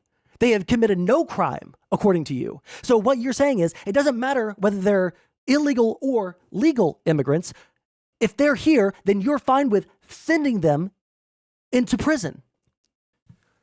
Source, trust me, bro. The Trump administration just admitted this after the report was put out. The Trump administration does not contest this. They just say that they're all gang members. But being a gang member is not a deportable offense in the United States, actually. Is this really chilling? It's about as chill as you're going to get on this channel. I'm just going to tell you right now. This is about as chill as you're going to get. But we have fun. You should say deported? Wait, what did I say? All Browns. Oh, man. Look at that. Just another person to...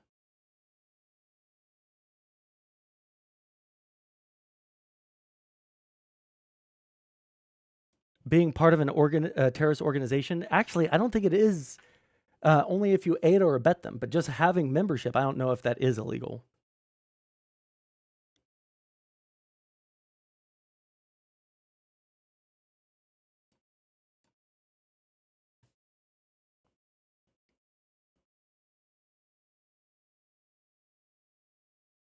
I don't necessarily believe that illegal immigrants are entitled to due process. Yes, they are. They're not entitled to a jury trial. Let me be clear. I'm not saying a jury trial, but you guys don't even want them to be able to prove what you guys are arguing for. I just want you guys to understand. You guys are arguing for them not to even be able to prove after they've been arrested that they are a citizen or not, or that they are here legally or not. Like, that's what you guys are arguing for, because that's what's happened. They've been arrested and they've been sent and deported into the prison, and they had no due process, so they weren't able to prove that they were legal citizen or legal immigrants. I'm sorry for all these chatters who are super upset that the government has to obey the Constitution, that the Constitution puts restrictions on what the government can and can't do to people. If they are illegal, they still get due process. Open up your home and house some illegals. You should be... I can't say that on Twitch. Show us where in the Constitution it says illegals have due process.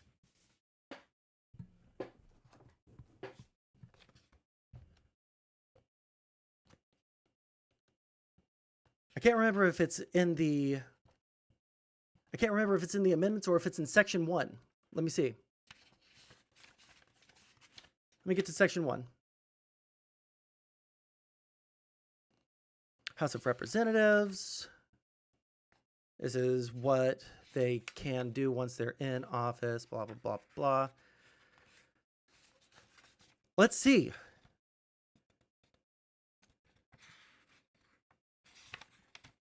Must be the amendments. Fuck it. We'll just do the bog standard, easy. Let me do this real quick. Hide. Vertical sources. Hide that. Nope, that's the wrong thing to hide. Fuck. That one. There we go. Okay, give me 1 second. And for this one, window capture 3, fuck you. Okay.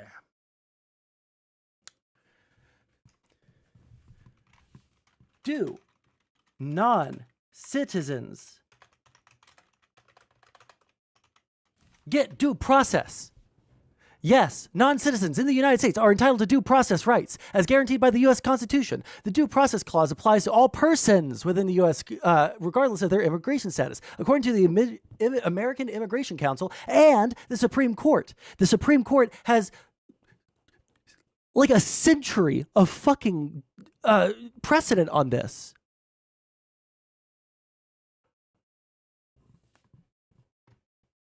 I don't believe AI overviews. This is fucking Article 1, Section 8, Clause 18. The Congress shall have the power to make all laws which shall be necessary and proper for... It was Article 1. I was just impatient. To make all laws which shall be necessary and proper for carrying into execution the foregoing powers and all other powers vested by this Constitution in the government of the United States or in the department or officer hereof.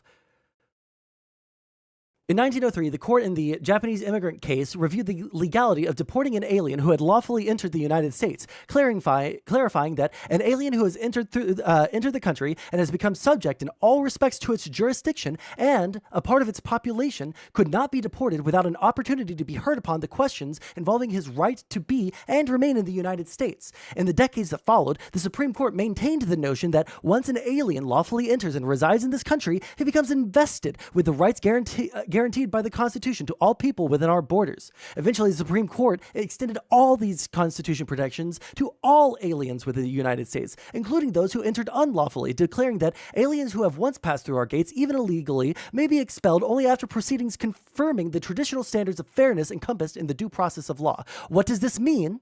It means that the court reasoned that aliens physically present in the United States, regardless of their legal status, are recognized as persons guaranteed due process of law by the Fifth Amendment and the 14th Amendment.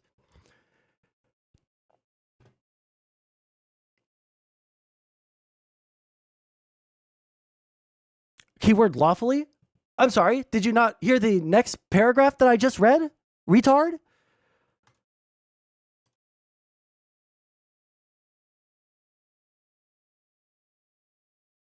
You guys are saying lawfully, LOLOL. The second paragraph, retards. And suddenly all the people who were saying LOLOL, what a spurg. You're the one that just told me to learn to read. It was literally the second paragraph. What about anchor babies? Two illegals can come here, have a baby. Should that be considered a United States citizen? No, they probably get a green card though, because there's a vested interest in protecting United States citizens. If you want to have a problem with anchor babies, pass some legislation. You don't get to illegally deport people. You don't get to illegally deport people because it's inconvenient how difficult it is to deport people. The reason it's difficult to deport people is because it's really, really fucking bad if the government has unrestricted rights to deport people for no reason.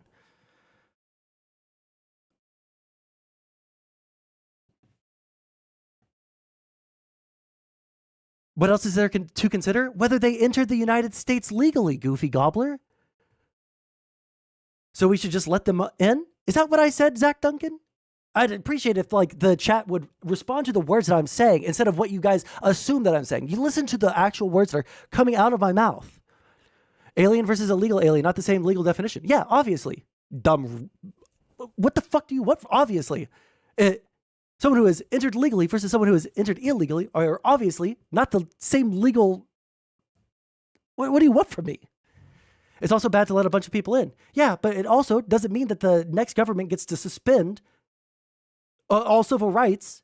The government, if the government does something bad, then the government that comes in next has to fix that problem. Just like Biden had to deal with the economic effects of COVID, Trump has to deal with what happened with immigration. Shouldn't have happened. We shouldn't have let so many people in. That's a big problem with the Democratic Party. Unfortunately, you guys are doing something worse. You guys are willing to give away for free all of your rights because you think that that is a more important issue than your own civil rights. And that's what's so unbelievable to me, is that you guys are willing to give up your rights for free. Criminal organizations. Wait, why is that coming through there? Why isn't it coming through my earphones? Hello?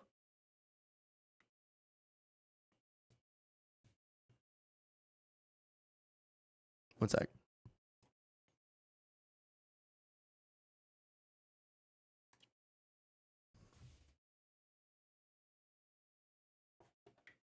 Connecting, please?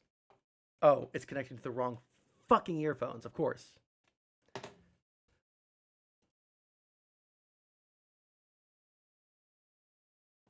Target Americans with returned in compliance with court order. Also, if you guys think that I'm wrong, you guys can type in !Discord, and then you can hit enter, and it'll give you a little link, and you can jump into a voice call, and you can tell me exactly what I'm saying. That is so unbelievably wrong. So now, let's move on to another issue. International criminal organizations. By the way, if you haven't liked already, hit the screen twice. If you're watching on the short stream, if you're watching on the regular stream, hit the thumbs up, blah, blah, blah, blah, blah. That's, you guys know the drill. Target Americans with sophisticated cyber crime. Having empathy and mercy is in short supply with you dumb Americans. Listen, I know. I've had a near existential crisis over realizing that conservatives actually are the demons that everyone's been trying to convince me that they are for the past several years. I thought that we could, try to work together as a country, but then all these people just said, we're glad that everything is like crumbling. We don't care if things get better. We want them to get worse because you guys were in charge for so long. And you know what? I've realized that there are just some people that I'm fine with writing off. And because they have blown their load so hard, there is almost no way that they're going to hold on to power like past Trump unless he consolidates all power. But I don't think that's going to happen. So yeah, as soon as y'all's coalition falls apart, I'm not going to feel bad for you guys one fucking bit. In fact, the more Midwesterners that die of fent overdoses, the better. Jesus Christ. Including elaborate scams that robbed Americans of billions of dollars, with seniors in the United States losing $5 billion to scammers in 2024 alone. Listen, LSD OCD, if you're looking for empathy, I've tried so hard. I'm a broken man. I don't have very much empathy. So it's I want there to be empathy, but I don't have any more. Okay? So if you prepare yourself, I'm probably going to say some pretty cruel shit to people in chat. As artificial intelligence improves, so does the ability of criminals to deceive and defraud Americans. With this new technology, criminals... I do hate people who are hateful. Yes, Grim782. I love my country. I've learned to love my country. I've realized that my country is the greatest force for good on the face of the earth, and the greatest power to be able to effectuate that, if we so desired. Unfortunately, half of the people in my country are more scared of trans people than they are of, loving themselves. They hate trans people more than they love themselves. Can impersonate loved ones, develop advanced malware, or make more convincing phishing messages. How is DHS working to identify trends in illegal activity and ensure that new AI systems have safeguards in place to prevent their use in criminal... Also, I don't know if this has been taken out of the bill, the big, beautiful bill, but is it still in the big, beautiful bill that they're trying to restrict any kind of state level AI regulation for 10 years? Is that true? Like anything at the state level?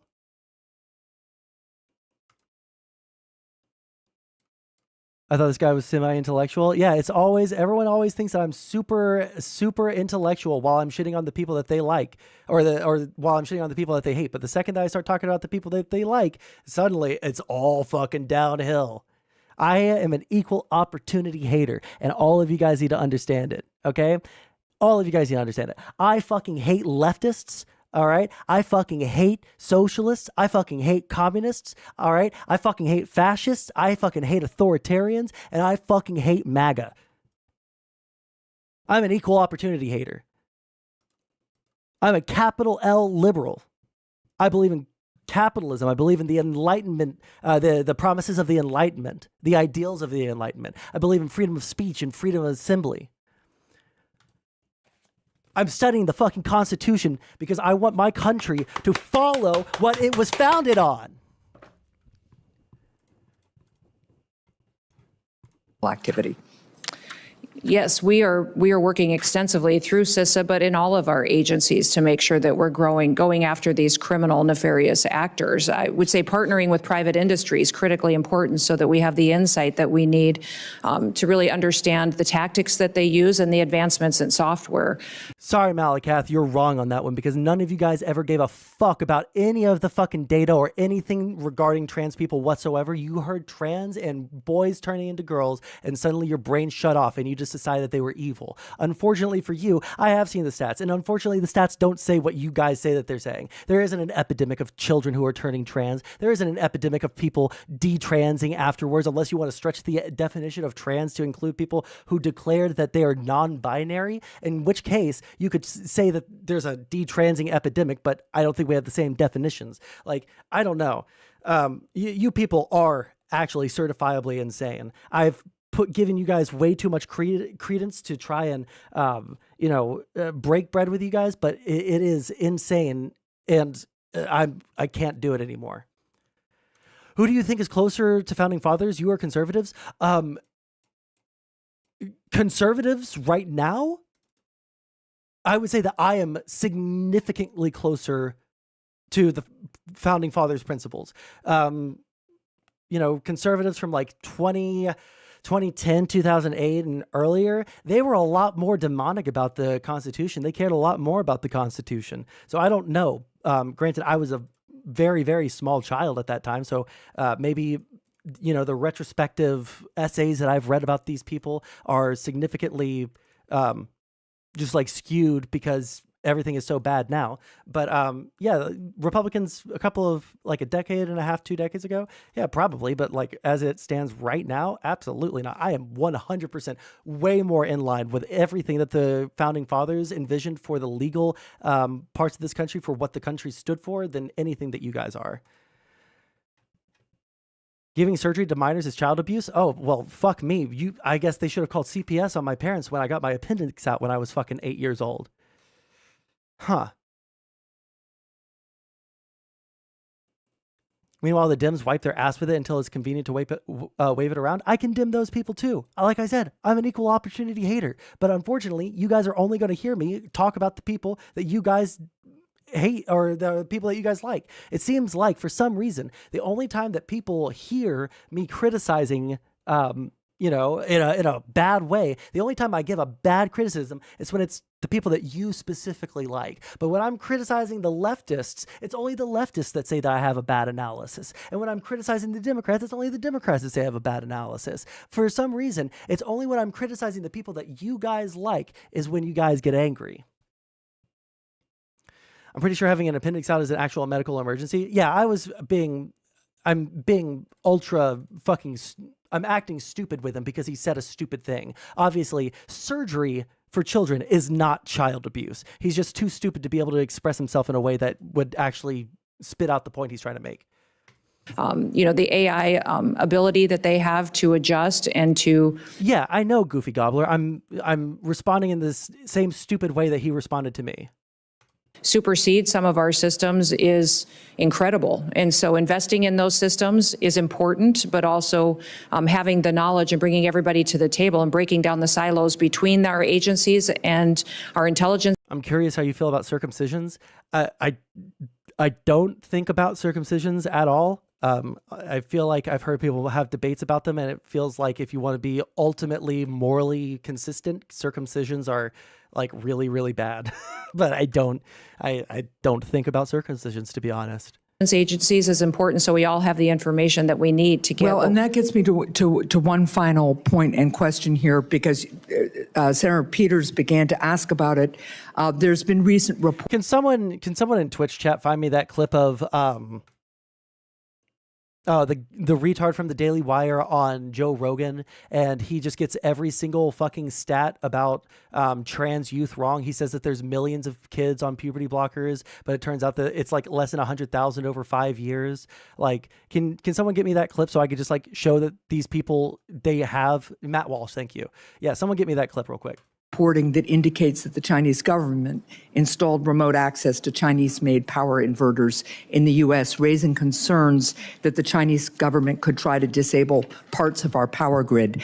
And you made a comment following up on Senator Peters' question about the importance of not only working with private industry on... No, you guys might think that, like, because I'm even giving any defense about trans people right now, that I'm like a hardcore trans activist, but the only times I've ever been banned off of Twitch or gotten in trouble on YouTube has been because of my arguments with trans people. Again, you guys all think because I'm criticizing the people that you guys personally dislike, or the guys that you guys personally like, that suddenly I'm super fucking stupid. But I'm actually a super reasonable person. It is only the second that I start criticizing people that a chatter specifically likes, that they start getting super upset about anything that I'm saying.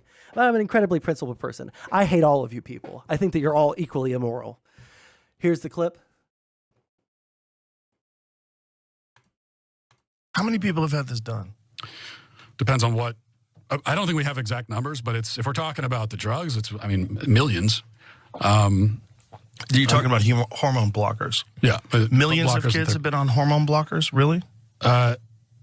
One's in chat. If you think that this is at all reasonable, millions of children are being put on hormone blockers in the United States. Oh my God, what are we doing? Millions. One's in chat. If you thought that there was millions of children on these drugs.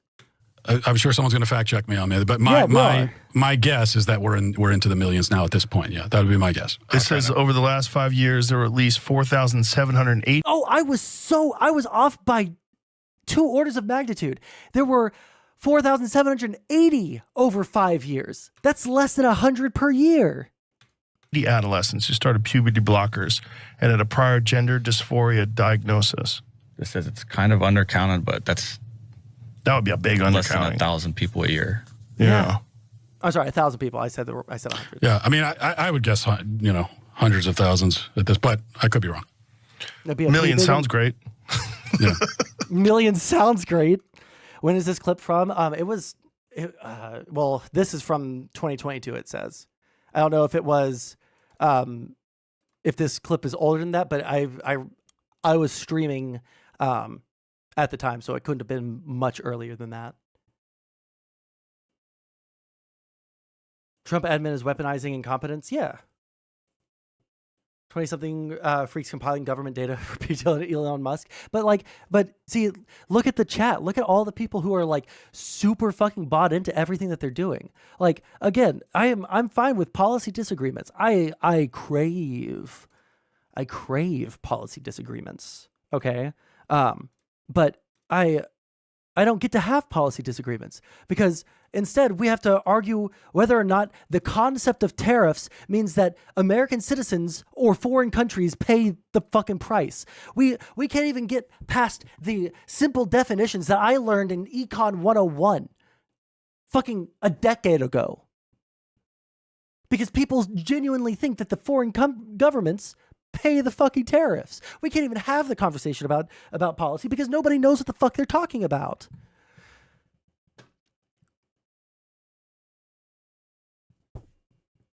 Why can't you question? Oh, you're not talking to me.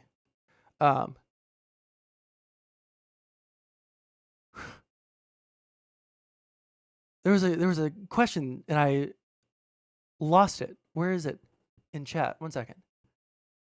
How do you feel about the Qatar 747? I think that it's like pretty blatant fucking corruption. The more information that comes out about it, the worse it sounds. Because the Trump administration lied and said that Qatar had approached them as a gift, but it was the Trump administration that reached out to them first to try to buy it. So they were looking for this. And then Qatar said, oh, we'll just give it to you for free. And we're like, and this is one thing that I will say, at least the majority of conservatives look at that and say, hey, this is pretty blatant corruption, right? Like, and there is a legal way for him to take this if he goes through Congress and Congress approves it through the emoluments clause. But that's not what they're doing. They're just saying that it's a gift and there's no strings attached. And if you ask that it's, if you insinuate that there are strings attached, then you're un-American and you don't know how to take a deal and you're actually a retard. But see, that's how they're talking to us about the plane. But the problem is that that's how they talk to you guys about every single topic. And then you guys think that we're the ones talking down to you. Feelings about other countries having huge tariffs on us, that's their problem. That doesn't hurt us. I want you to understand. The countries that have tariffs on us, if they didn't have tariffs on us, it wouldn't make a difference for us at all, and it would ruin their fucking country. Because it's places like Vietnam where the people can't afford to buy the goods that we produce. They can't afford to buy the goods that we produce because they're poor. That's why they have tariffs on us, okay? Because it protects their industry, right? It protects their industry. We don't need that because we're rich. We're getting shit from them, and then we're making it into better shit. We already are an exporting nation. We still have a manufacturing base. It's just that the amount of people that need to be there has dropped significantly. And we've exported a lot of those jobs because it's cheaper to do it elsewhere. And I understand that kind of sucks for people in the Rust Belt. I understand that fucking sucks for the people in the Rust Belt. And I was very sympathetic until like 2 weeks ago. I'm sorry, maybe it's been a little bit longer than that now. When they told me that they wanted my parents, specifically, they wanted my parents to suffer because they were boomers and they lived during the rise of the loss of manufacturing.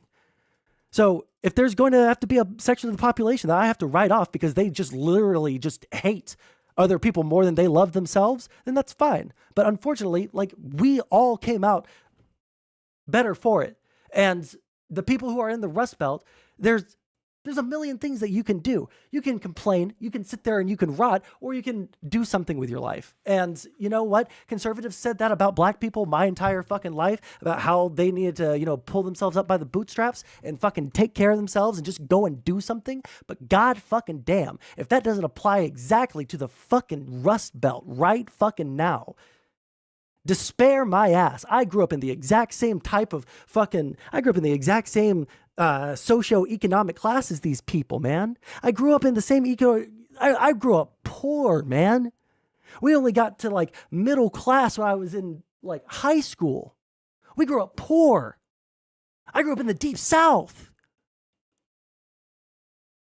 There are a million things pushing me towards being a conservative. There's a million things pushing me towards being a dejected, you know, young white millennial with no fucking girlfriend and no job prospects playing video games. I'm part of the same fucking cohort as you people, but I don't know what it is, what the difference between me and you guys are. Because even though I was a leftist and I blamed all of my fucking problems, and I did, on other people, I still took care of myself because I recognized I still needed to do that. Jesus Christ. So you're basically saying learn how to code? You want to be a fucking victim. Holy shit, Wade Harris, you want to be a cuckold. You want to see people fuck your wife. I can tell. Because you have no you have no ambition. You have nothing going for you in your life. If you think that what I just said is learn to code, you're actually lost.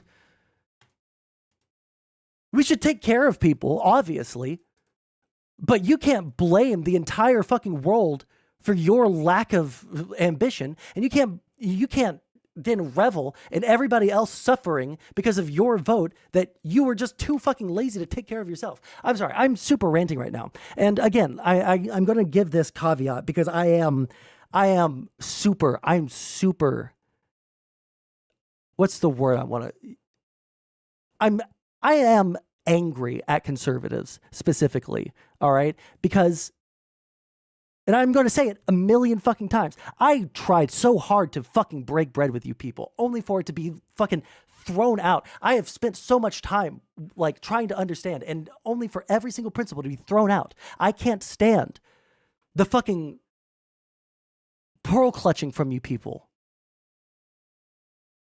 I was on your side on so many fucking things, and you've... I know none of you people have, or specifically the people that did this, but I'm talking about conservatives writ large have expended all capital with me, all social capital, all sympathy capital. And it takes a fucking ton to do that. Because I am a noodle-spined wimp because I want people to be taken care of. And I want people to have good lives. I am a noodle spine wimp. I want people to come together and work together. But the way it feels right now and the way that conservatives talk to me and the way that conservatives talk to liberals when they're in power and the way that they talk to us when they weren't in power, it is impossible for me to take anything that you guys say seriously. It is very personal. It is very personal for me because I did listen to you guys. I listened to you guys to stand on principle, to stand on, you know, American values, to love your country, right? Like, goddamn, isn't it a shame that so many leftists hate our country? So I learned to love my country. I learned about my country. And as soon as I start to love my country, all the people that told me to love my country are showing me that they didn't care about the parts that made our country good. And that, it's very personal to me.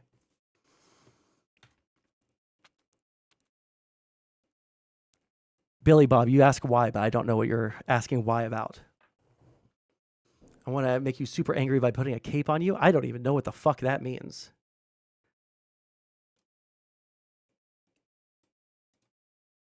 see someone just sent me a friend request. Is that someone in chat trying to call in right now?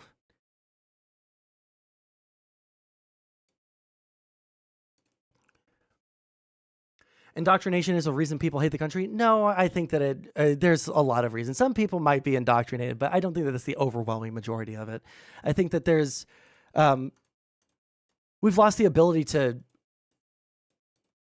recognize the things that are bad and then just like say, yeah, those things were bad. And then we've lost the ability to love the things that we do good. Conservatives stopped praising the things that we do good, and liberals just let leftists go wild with their criticisms of the United States.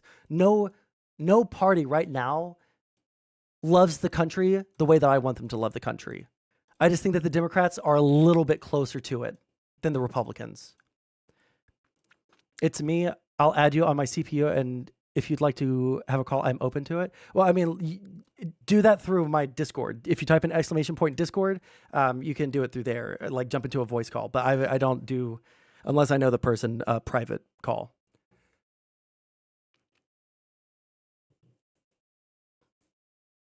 No, they aren't. Sorry. In regards to what? No, who aren't what? Doing what? These two clips illustrate your point about hypocrisy very well, when in power and when they aren't. Listen, that Jeffrey Epstein story is... I have not seen anything from this guy since he got put in office. So let's see what this guy has to say. Listen, that Jeffrey Epstein story is a big deal. Please do not let that story go. 1 second. Say, Matt, if liberals didn't have double standards, then they wouldn't have standards at all. Well, if you have, like, again, like you don't even have double standards. Like, again, you pretend to have standards and then you throw away all pretense the second that you have power. Go. Keep your eye on this. Listen, that Jeffrey Epstein story is a big deal. Please do not let that story go. Keep your eye on this. Catherine Rumler, I want you, we need to keep the heat on this case, folks. There are a lot of people who are knee deep in the Washington swamp who are not telling you the truth about serious allegations out there that Epstein may have had video and audio of people out there doing things they shouldn't have been doing. And you should be asking yourself the question, how is it that all these people, the CIA director, the Obama fixer, Bill Clinton, all intersected paths with Jeffrey Epstein? Jeffrey Epstein isn't with us anymore, and nobody seems to want to talk about it.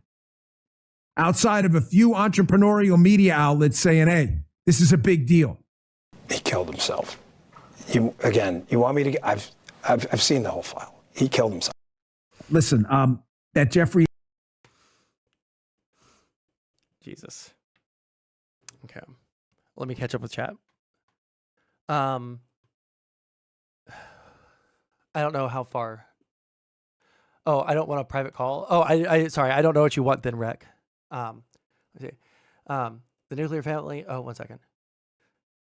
Democrats are different, unfortunately. You guys will just never accept that. I don't think I can possibly ever, because you don't want, you know, like the problem is there are some things going on here. Like I used to try to convince people, but I don't think it's about, you have no idea what you're talking about, uneducated. Why I'm a political science student. I know more about this than you. I am happier than you. I have more sex than you. I have a better job than you. I make more money than you. I have more education than you. I know more than you. I have the book directly in front of me that shows that I read what I'm talking about. I am better than you in every single aspect. There is no dimension of life that I envy anything about you.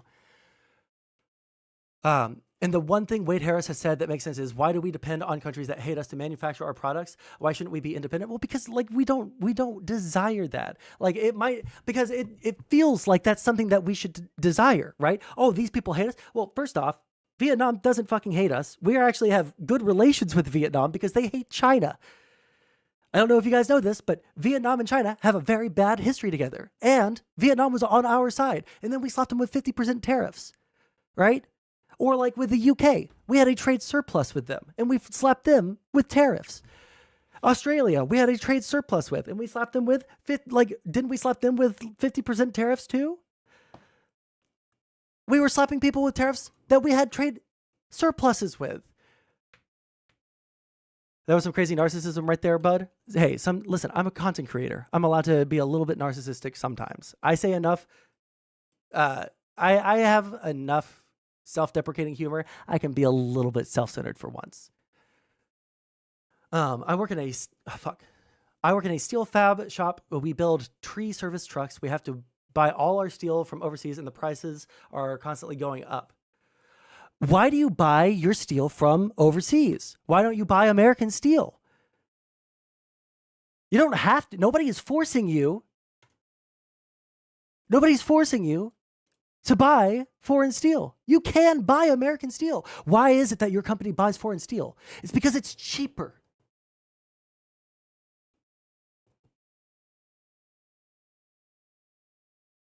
And it's entirely possible that the steel that's produced in America is too high of a quality and therefore makes it not worth it to make the fucking tree things. I don't know. I don't know your business, but I'm just saying.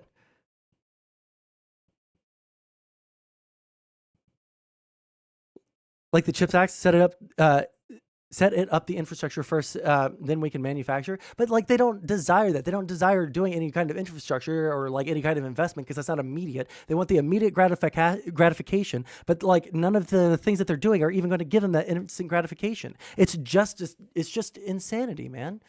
China bought American steel. I'm sure some. Oh, are you saying that China buys the raw materials from us and then manufactures it into steel and then sends it back? Quit bitching and run for office? Well, thank you for your vote of confidence. It's cheaper, but it's worse. The frames of trucks keep cracking because of cheap Chinese steel. Okay, hold on. Goofy Gobbler, I'm not sure. Hold on. How do you even know for certain? Were you the one? No, it was the other guy, the Wade Harris. How do you know anything about frame of trucks keeping cracking because of cheap Chinese steel? I've never heard this complaint literally ever. How do you know anything about his very hyper-specific industry? I don't believe you.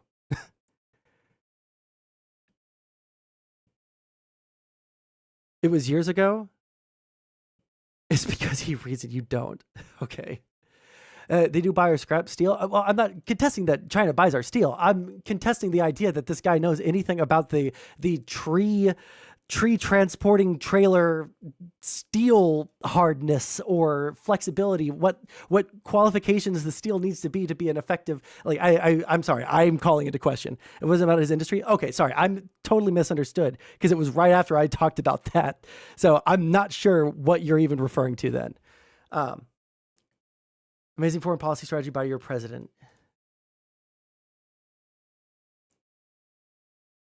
Trump just dimmed the lights and forced the president of South Africa to watch a whole montage of anti-white genocidal rhetoric. Oh, Jesus. It's 4 minutes long. Do I have to watch a compilation of white genocide stuff? It's a big club and I'm not in it. I'm sorry, Irving. That's not... I don't know if you think that was supposed to be the... No, you don't. I'm sorry. It is totally a reasonable assumption that after I say, how do you know about like whether or not the Chinese steel is even... or that the American steel is even more desired than Chinese steel for this specific thing, for him to then respond with Chinese steel cracks with... Yeah, fuck you guys. That was reasonable. Ford frames keep cracking apparently because of cheap Chinese steel. It was an issue a few years ago. Well, then they shouldn't have bought the cheap Chinese steel for that purpose.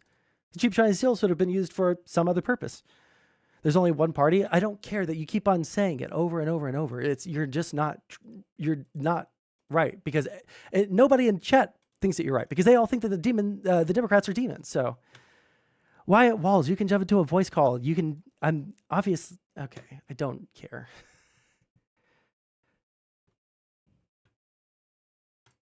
Look it up. Claymont Steel in Delaware was bought and sold. I was a metallurgist there. We lost our jobs. I don't think you guys understand the criticism that I was just making. I'm not saying that Chinese companies have never bought a steel mill in the United States.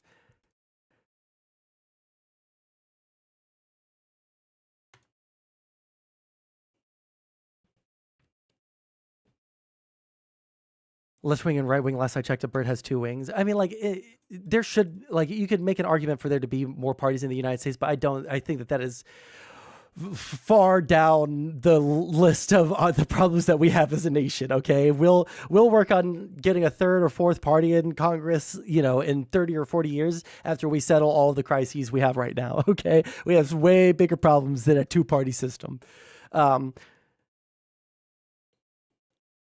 You're not in it. Okay.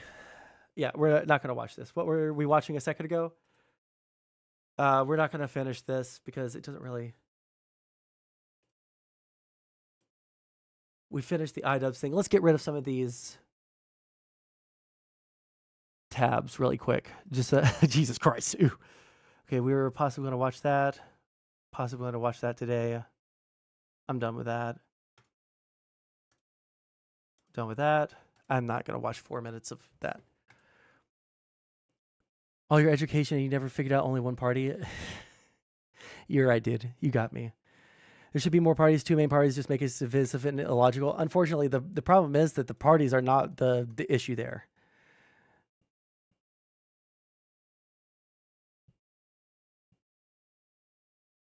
They mostly agree about what they want. I'm sorry, Goofy Gobbler. You're not... That's just not true. I don't know why people have that perception that both of the parties are exactly the same. The like even the foundational principles, like the moral foundations of the parties are significantly different at this point. Like we don't even live in the same realities factually. How can we even begin to say that these people are the same? Like one group of people is fine with suspending habeas corpus, which is a critical civil right for all human beings residing or even just passing through the United States for any amount of time. And then the other party is like a little retarded when it comes to being too nice to trans people. Like, I'm sorry. I just see one of these things as significantly more pressing. Right? Like there's a debate to be had about the trans issues. There's a debate there, but like we don't get to have that debate because we just hear that they're evil and that they're grooming children and blah, blah, blah, blah. Anyways, let's get rid of Medicare. Let's destroy our relationships with all of our trading partners. And then let's, for some reason, be nicer to Russia than to any of our allies. Like, I'm sorry, there's no comparison. The policies are different. The things that they want are different. The moral foundations are different, right? I pray for the day that the Republican Party decides to be the party of small government and responsible spending and, you know, like fiscal conservatism and, you know, like demonic adherence to the Constitution, because I want that party to be in the United States. Unfortunately, you guys just don't care about the things that you guys used to care about. What you guys care about now is deportations and killing Democrats, I guess. I don't fucking know. Like deportations is like the only thing you guys are willing to give up habeas corpus. You guys are willing to give up your foundational civil right. I cannot stress this enough, and I will repeat it a million fucking times all day long today and until they stop talking about suspending habeas corpus. You guys are giving up your rights for free. You guys are giving up your rights for free. For nothing.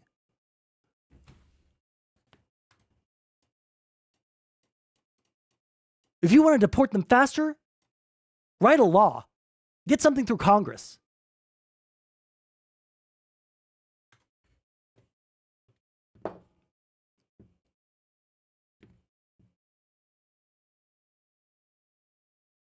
I said that they're individual interests, not policies. Well, I don't know if their interests aren't the same, their policies aren't the same, because I don't think that their individual interests are the same. I just don't see it. Their personal interest is staying elected, and the way that they stay elected is doing stuff that their constituents want.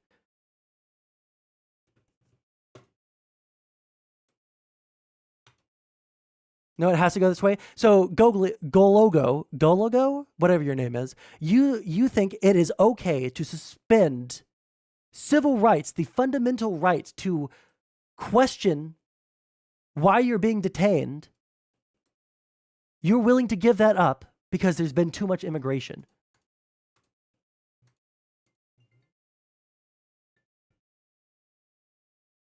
Oh, 1 second.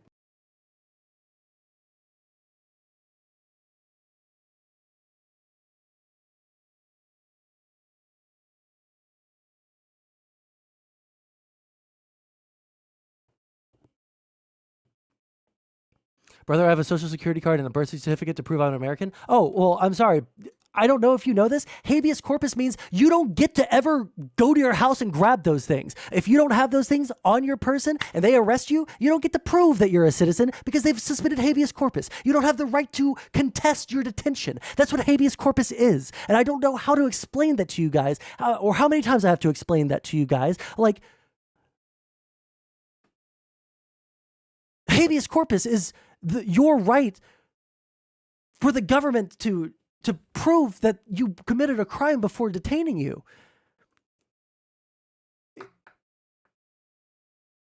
Habeas corpus is a fundamental legal procedure that allows individuals to challenge the legality of their detention. In essence, it's a court order demanding a prisoner be brought before the court, and the custodian, like a jailer, must then present evidence justifying their detention.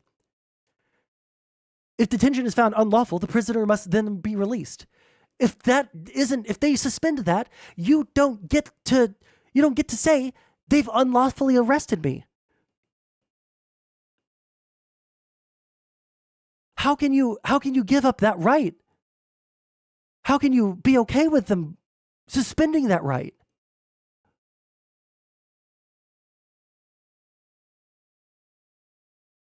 And anybody? Chat? You guys had so much to fucking say.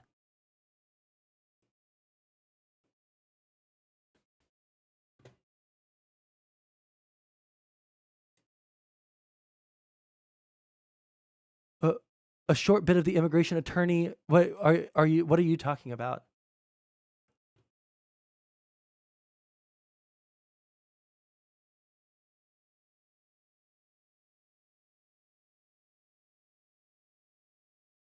I am Latino from El Salvador. Many Latino illegals are actively conducting coyote activities. It has become the norm and okay. I mean, I lived in Houston, Texas for the overwhelming majority of my life. I knew a lot of illegal immigrants, and I didn't know a single coyote. I was, in those communities pretty deep. I was, I dated a Latina from Guatemala for a good long while, and I was in I was in amongst them. And I got to tell you, that's just not my experience. It's not the experience of literally anybody I know. It's not the experience of literally anyone that has ever studied this. It's just the experience of people who have said that on Fox News, I don't know. I just have never seen it. And even if that's the case, I'm not okay with suspending our key civil right to even question why we've been detained to deport people who have come in here illegally. I just don't, I'm not okay with it. Not just because of the possibility that it could happen to me, but because we've already deported 90 people who legally entered the United States. They asked permission before crossing the border. They were granted permission before entering the United States. They've complied. They've not broken any laws. And they've deported 90 people to El Salvador, to the terrorist prison, who have committed no crimes. They didn't cross the border illegal. They were legal immigrants.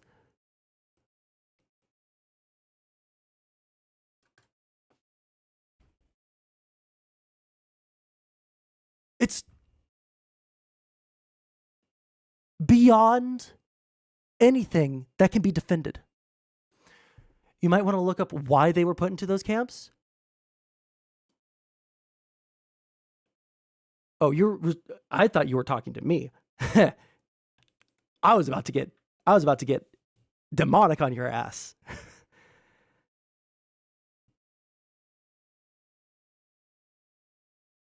And just to be clear, I don't support the Japanese internment camps. Is that what Chad is trying to say?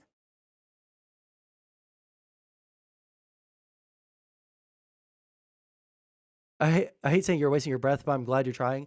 Well, this is let me like open the kimono here for a bit for people who are like newer here. I've said it before. I'm a political science student. I care about these things, right? I don't talk about things that I don't care about on stream, and I don't talk about things that I don't like at least have some information on. I care about these things very, very obviously and very, very genuinely. I've endeavored my entire streaming career to be as genuine as possible. I used to be full-time. I'm not full-time anymore. Obviously, I have much better things going on in my life than streaming. But I want to work in U.S. politics, and I want to do good things for people, whether they're good or bad, whether they support the Democratic Party or not. And to open the kimono a little further, I'll just I made a statement in my Discord a couple of minutes or right before stream. So I'll just read off my my statement. So this is to the conservatives in chat, okay? I am super aggro right now, and while I can't ask conservatives or former Trump people to put up with it, I do ask for understanding. So if you're a conservative and you're not a Trump supporter, you don't have to put up with this bullshit. If you're a Trump supporter, you don't have to you guys can swipe past, okay? I know. I'm crashing out, all right? I know it, but I'm right. I am right. And I don't know how to, I've spent so long trying to, because I grew up in the South and I have so many family members and I have so many friends that are conservatives. It was very important for me to understand where conservatives were coming from so that we could work together once I was able to get into able to get into politics, was able to get a job, right? Once I was able to maybe even run for office eventually. But the past 4 months have shown me that literally every single thing that the conservatives have told me that they hold near and dear, that they think this country should, the direction this country should go in, right? Outside of the things that we just disagree on policy-wise or direction-wise, like manufacturing and stuff, like I thought that there was some like nobility to the things that the principles that they had, right? Family values and traditional, and they love America and the Constitution, blah blah blah. But man, you know what? The literal microsecond that they got in power, they dropped every single one of those things. And it's a big mind fuck for me. So I'm going to be incredibly fucking angry, and I'm going to be incredibly fucking mean. I'm going to be cruel. I'm going to say some really fucking, possibly really fucked up shit to conservatives, because I am incredibly, incredibly fucking angry because I finally learned to love my country, and then you people try to ruin it.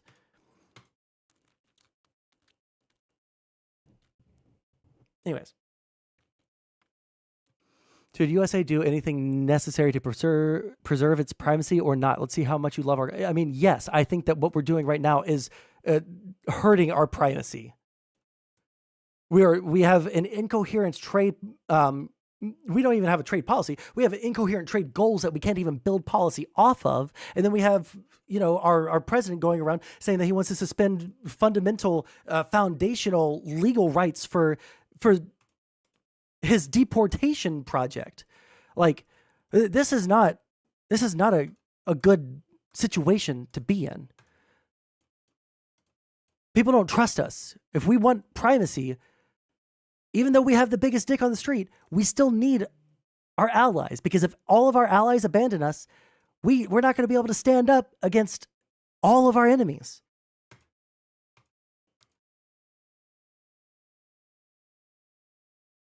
It's basically tribalism at its worst. Yeah, again, that's why it's so personal for me, because there will be conservatives commentators that don't believe this, but if for any of the conservatives that have ever talked with me in DMs or have come on stream to shoot the shit, they know that I'm very genuine in that I want to work with conservatives. That I want conservative values to have a place at the table. That I want that check on the excesses of the Democratic Party and the liberals. But unfortunately, you guys can't check the excesses in your own party. And you guys there's a perception of malintent on the Democrats' side. So therefore, you guys think that you have license to do whatever you want. It's crazy how one-sided trade has become. It's not one-sided. We were doing good. Our trade policy is everyone can sell their products here for free, but they don't allow us to sell ours there. That's just not true because we tariffed the fuck out of our allies who we have trade surpluses with.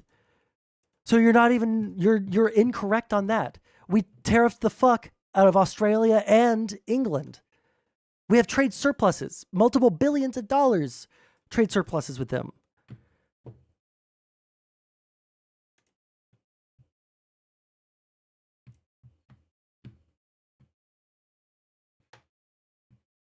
Are feels over facts so hard now these days? And yeah, and when I first started streaming, you had to, in order to have any street cred in the debate sphere, you had to do the facts over feelings. You had to learn how to make arguments based off of the information. At least when I first started. Obviously, things have changed significantly over 5 years of different people coming in and out. But like that's how you got your fucking bona fides as a political streamer when I first got started. And now people say that, no, I don't care if the economy's numbers are doing good because people feel like the economy is doing bad. So therefore, we need to completely upend all of the international world trade because of 1% of the United States perception of what manufacturing should be. 1% of America's population got to decide the entirety of world trade because they have a perception that they're getting fucked. Because they are too lazy to fucking learn how to do anything but fucking weld. Sorry, that's the bitterness in me coming out. Only one way to fix our trade imbalance, that's tariffs. They drive Fords and Chevys in England or Germany. They can't drive Fords or Chevys in England or Germany because we make cars that are too big for those countries. They're not desirable. We don't make cars that are desirable in pure economies. Blame Ford and blame Chevy. Americans make shit cars. Sorry, Detroit. Your lack of quality control fucked your city.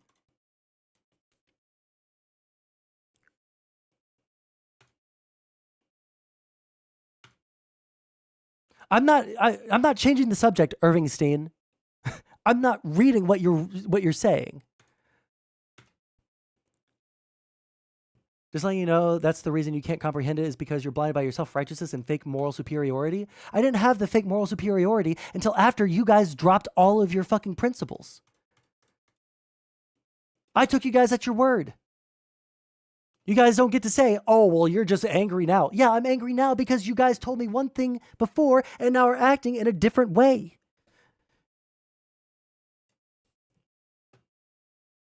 I'm not talking to you, fucking douchebag. Why are you in this chat then? Unions have destroyed America. Their unions have a place at the table just like conservatives have a seat at the table. Unfortunately, just because you don't like someone doesn't mean they don't get a seat at the table. Just because you don't like someone doesn't mean that they don't get civil rights. Just because you don't like someone doesn't mean that they don't get due process. Here's a short explainer. Why don't Europeans buy American cars? Yeah, okay. First off, American cars fucking suck. Number two, American cars are really fucking big. And Europe can't fit big cars in their cities because their cities have been around since the fucking 1100s. Now we have to adjust tariffs? We don't have to adjust tariffs. We could actually drop all of our tariffs on every country and we would still come out on top. We don't need to renegotiate every trade deal with every single country, believe it or not. Believe it or not, our economy was actually in a really good place. And if Trump had just gone golfing every single fucking day of his presidency and coasted on what Biden set up for him, everything would have been probably fine. Because by the time the Biden administration was out of office, The economy was like more or less like ready to coast. It wasn't soaring and it wasn't dropping. It was coasting. It wasn't stagnating. It was going up a little bit. But it was fine. And you could have done some tweaking here for something that you personally liked, right? You could have added a 10% tariff on China or whatever you want. It might hurt us a little bit, but it wouldn't significantly hurt our economy. But no, President Dealmaker decided to slap unilaterally across the entire world, including on all of our allies, including the ones that we have a trade surplus with, tariffs. Even the ones that we have a surplus with. American cars nowadays are worse, but back in the day, American muscle cars would disagree. Well, hold on. I'm talking about my understanding is from 1990 on, American sedans and commuter cars were just fucking dog shit. Here's why. For starters, the roads in Europe are much narrower, especially in older cities where infrastructure wasn't built with massive vehicles. I mean, fuck, I live in fucking Washington, D.C. Every single time I see someone driving an F-150 in D.C., I think that they're an actual fucking subhuman degenerate piece of shit. All right? I'm from Houston, Texas. I used to see F-150s all the time. The F-150s don't bother me. The fuel consumption is trash, but that's your choice. All right? It's the fact that you're in this city with these narrow-ass streets and you're deciding to drive the fucking double-wide F-250, F-350. That shit's so fucking ridiculous. Vehicles in mind. A full-size American pickup just isn't practical for tight streets and small parking spaces. Then there's fuel efficiency. Gas is way more expensive in Europe, and big trucks with large engines tend to guzzle fuel, which is why they prefer smaller, more fuel-efficient vehicles. I also don't even know if the green emissions things are even a concern, because we also have emission standards here. But can you imagine they're paying $5 a liter for gas in Europe? Can you imagine paying? That's less than a gallon, by the way. $5 a liter. Can you imagine filling up your truck? That's why I said nowadays. Yeah, typically I'm not a car guy, goofy gobbler. So I can only go off of broad statements that I've seen people make about broad trends in the automotive industry. Okay, just not a car guy. They're cool looking, but. On top of that, many American cars don't meet the strict emissions and safety regulations set by the EU. Importing them can require costly modifications or certifications. And lastly, bigger cars and engines usually come with higher emissions penalties and more costly insurance. Why don't Europeans buy a... So, yeah. Europeans don't avoid American-made products just because we have trade barriers and blah, blah, blah, blah. If we want to open up a market in Europe for our cars, we should make better cars. We should make cars that would work in the European market. What happens in one market isn't going to work in another market. 20k miles and you can run the continuous issues and have short lifespans is planned obsolescence. Yeah, people have said that. I just remember my parents had a Dodge Stratus when I was in elementary school. And that thing again, this is when we were poor. That thing damn near bankrupted them. And they had to have a car because it was, they had to get to work. So no one in my family has ever bought an American-made car ever again because it nearly bankrupted my fledgling family. Okay.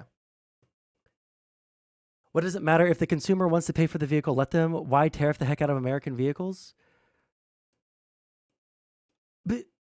Because even if the tariff wasn't there, people wouldn't be buying these vehicles in Europe. The tariff aren't what are killing us in Europe. It's the fact that we don't have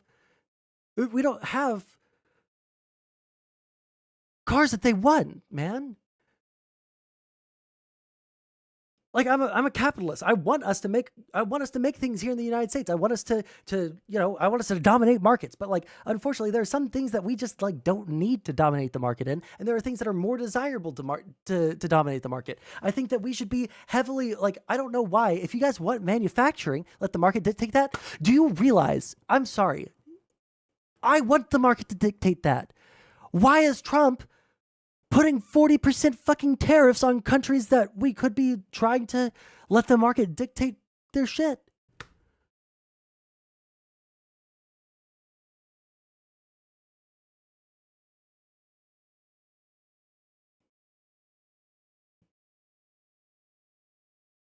than biomass that eats gets straight out of the ground. Wait, what? Hold on. They do, but they're not the same type of whip. Wait, what are you talking about?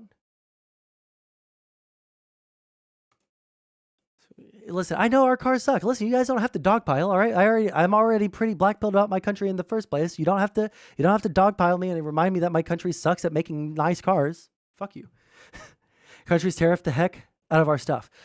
The only countries that have like undue crazy tariffs on us are countries that wouldn't be doing that much business with us in the first place. Places like Vietnam. Even if Vietnam didn't have tariffs on us, their people wouldn't be able to afford our shit anyways.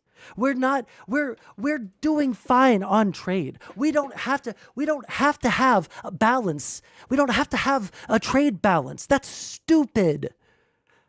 I go to the grocery store, I buy groceries. I have a trade imbalance with the grocery store. I don't get mad at the grocery store because I don't get money back for that.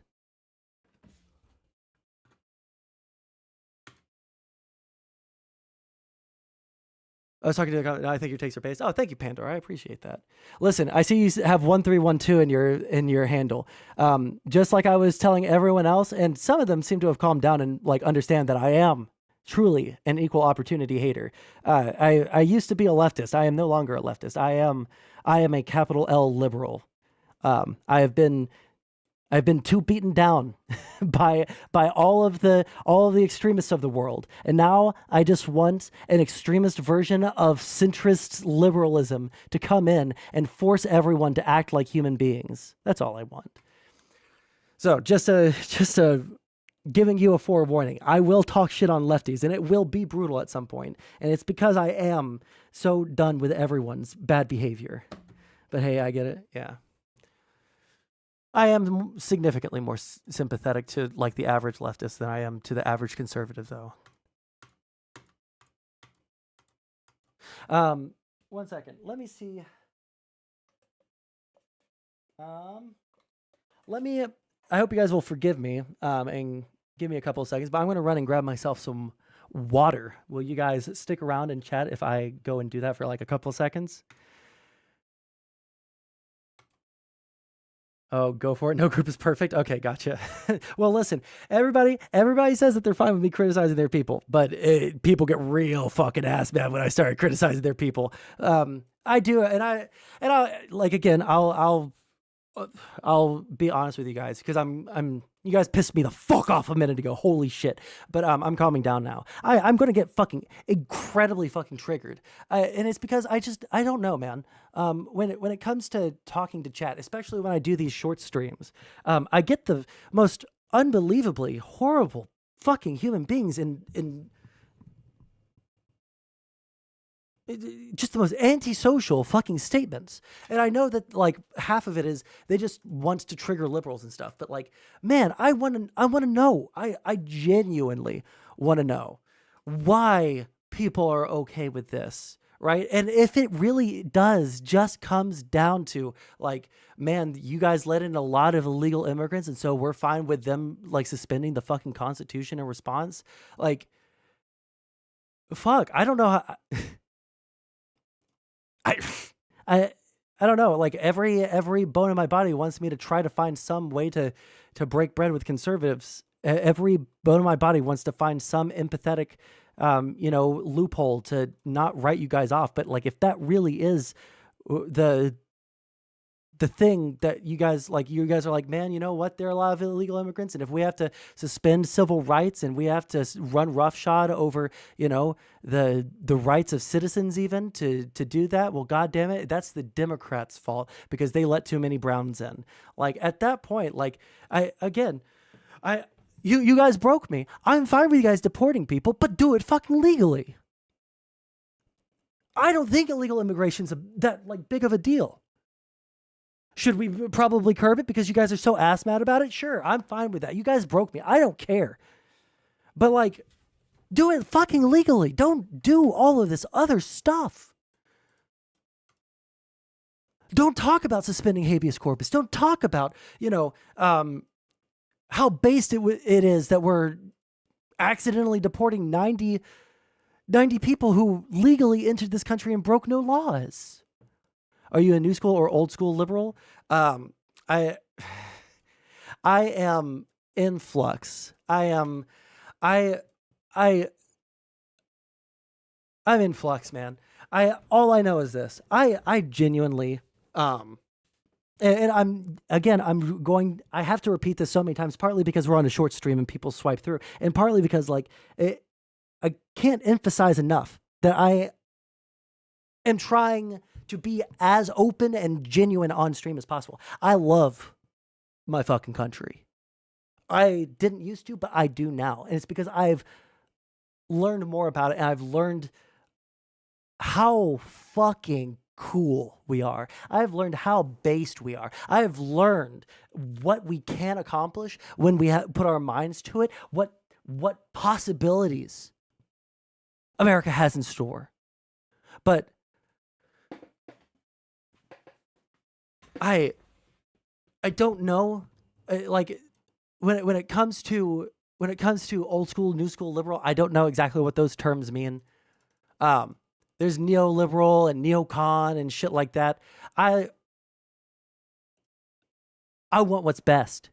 And right now, when it comes to how to organize society, I see liberalism, where people get to choose. Right? If you're a leftist and you want to have a worker co-op, you can have a worker co-op if you fucking want to. If your first act in coming here is breaking the law, then you need to go. Okay. What about the people who didn't break the law at all and then still got deported to Epcot? Or no, not Epcot. That's Disney. ERCOT? Epcot is Disney. ERCOT?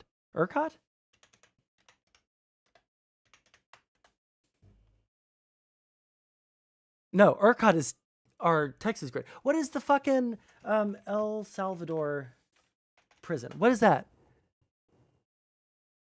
CCOT. Yeah, we deported 90 people who legally entered.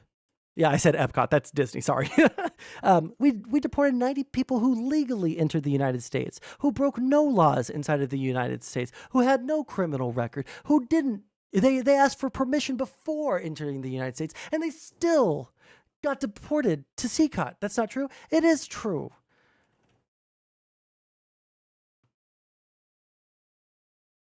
+50 Venezuelans. This is the Cato Institute. Dozens of men deported to El Salvador prison had entered U.S. legally. Report finds. USA Today says it. Which one of these can I click on? Is the Cato Institute, which is conservatively or historically more conservative? Does that count? Can I use that one? I know I can't use anything like the New York Times or anything like that, so.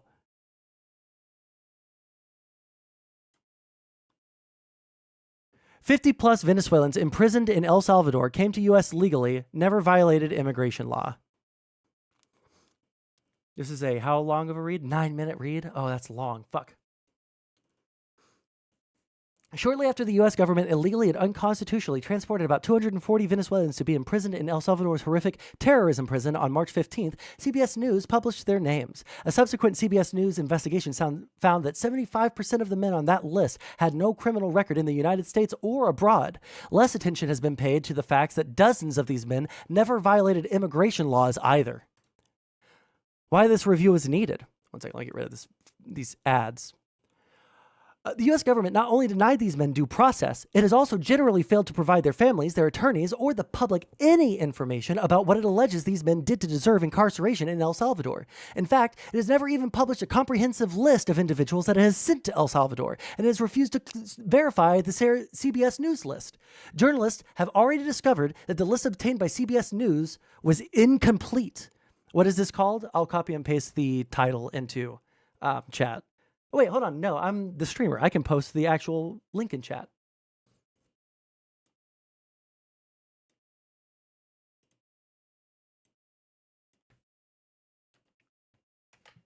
There is the link right there.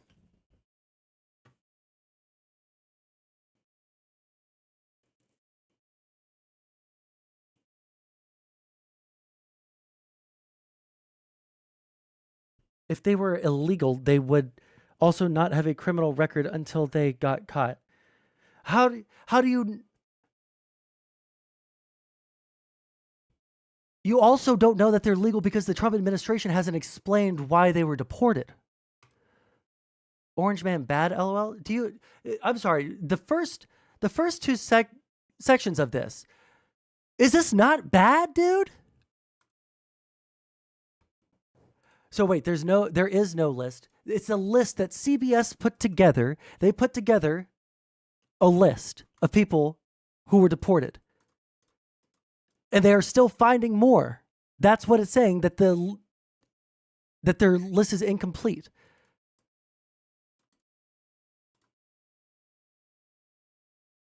I had heard they had expired visas.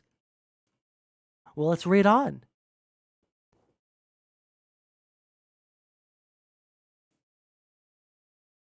A bunch of the experts that we've listened to have been lying for years. It's hard to trust anything nowadays other than personal experiences. Unfortunately, you know what? I used to fucking believe that shit too. Unfortunately, just like the fucking resist Dems, they've been proven correct more often than they've been proven wrong. The people don't like the framing or the language used in certain publications that do have a bias in one way or another. But by and large, the information in all of these major news networks, the information is correct. There are instances of them getting it wrong, but they put out hundreds of stories every single day, and there's like a handful of instances over the past 10 years. By and large, they're correct. And if they're incorrect, then at some point you have to accept that you don't have direct information. You don't have direct sense data to confirm that this is happening. So what source do you trust? Because you guys don't trust the government. You don't trust the media. You don't trust any individual politician except for Trump. If you don't trust anybody that's giving you information, except for the guy who's saying that he wants to suspend habeas corpus so that he can deport more people, then what's the fucking point of even talking to you? Who could I show you confirming the story? Was Obama deporting people bad? He wasn't doing it illegally, Kent. I don't care if you deport people legally. Legally deport them.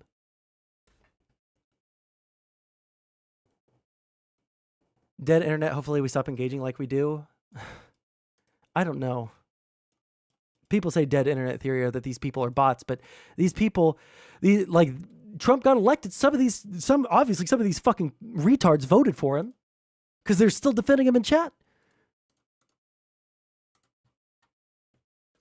Okay.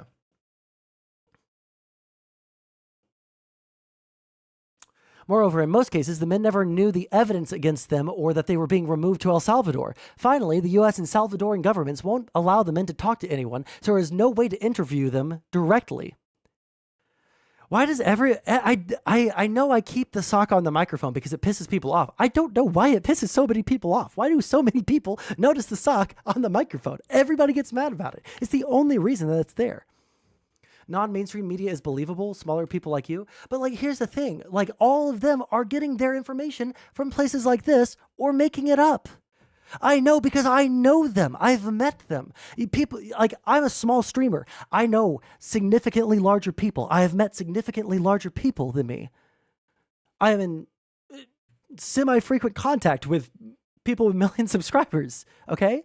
Like, these people, and they know it too, people in this space just make shit up and they just collate all the information that I'm doing right here. They don't have any access to shit that you don't.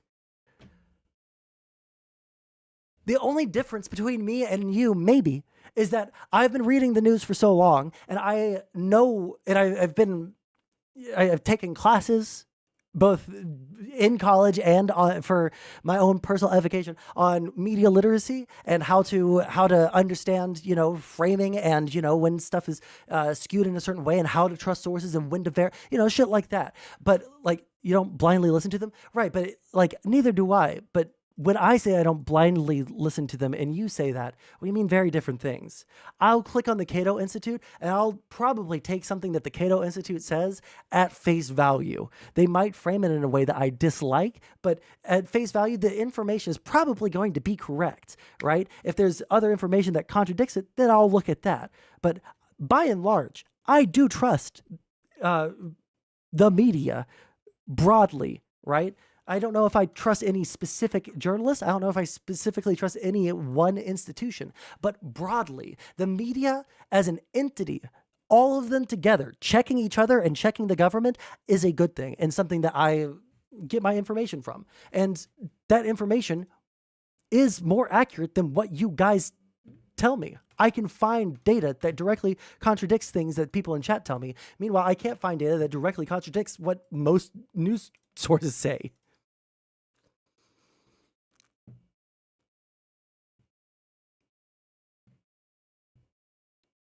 I wish I voted for Kanye. I honestly can't take this shit seriously. Well, if you wish that you voted for Kanye, then you obviously don't take this shit seriously. I knew the Hunter laptop was real when the media was covering it up. I don't... And see, like, that's crazy too, because the story of Hunter's laptop is fucking crazy. A blind computer sales guy has the president's son's laptop that he went to get repaired, left with the blind computer repair shop guy for years, who then contacted Rudy Giuliani and turned it over to them, and then they were able to pull out all these I'm sorry, that story on its face is ridiculous. And it was prudent of the news media to say, hold the fuck up. Let's get some confirmation before we know that this story is true. Because this is fucking ridiculous sounding. It sounds retarded. Why do you get a blanket 11-year pardon when his dad said he wouldn't? Because of what we're seeing the Trump administration do right now, trying to go after every single fucking person that they possibly can? Yeah. Should they have done it? No, I think that they should have allowed all of the people to... and I mean this genuinely. I think that Biden shouldn't have pardoned any of those people. And I think that all of their lives should have been martyred in front of everyone so that the Trump administration could go through every single aspect of their lives to prove that there was literally nothing bad happening. The most that they would get is some sort of embarrassing shit, and they would harp on that forever. But they wouldn't be able to arrest these people and detain them for any kind of fraud or any kind of assassination attempt or any kind of election rig or anything, because they wouldn't be able to find any evidence of it, because you guys have been lied to. And you guys like here's the thing. There's almost no point in continuing the conversation from this point on, because we've gotten to this point. You guys don't want anything that I have to say, because everything that I have to say could pop you out of the fiction that you're in.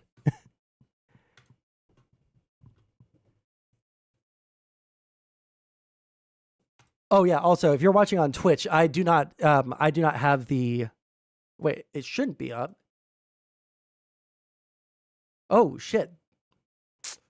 I don't know why the chat is showing up from short stream on the screen. I need to turn off the overlay. Don't ask me why the USA is fucked. Can't you tell me? Venezuelans come to America because of socialism. True. Socialism is so bad that they leave Venezuela to come here. And now we're trying to reinstitute socialism here. Maybe they'll just leave on their own.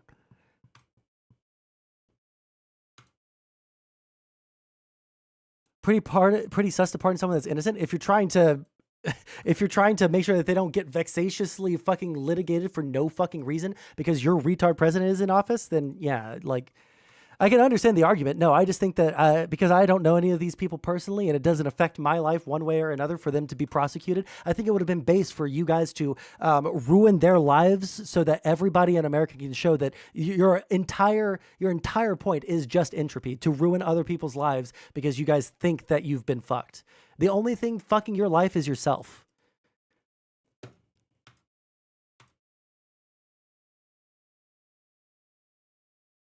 Spaniard, listen. You're one conservative that I don't think is a total like demon, down to their core. I'm sorry if I say something horrible about conservatives, but it might not apply to you. All right, depending. So.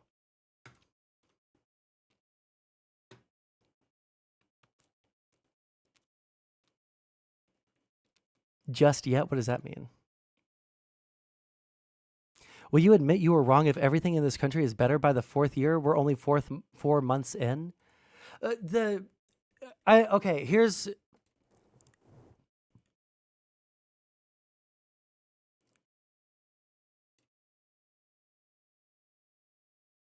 You guys have all seen the meme that everyone's been doing.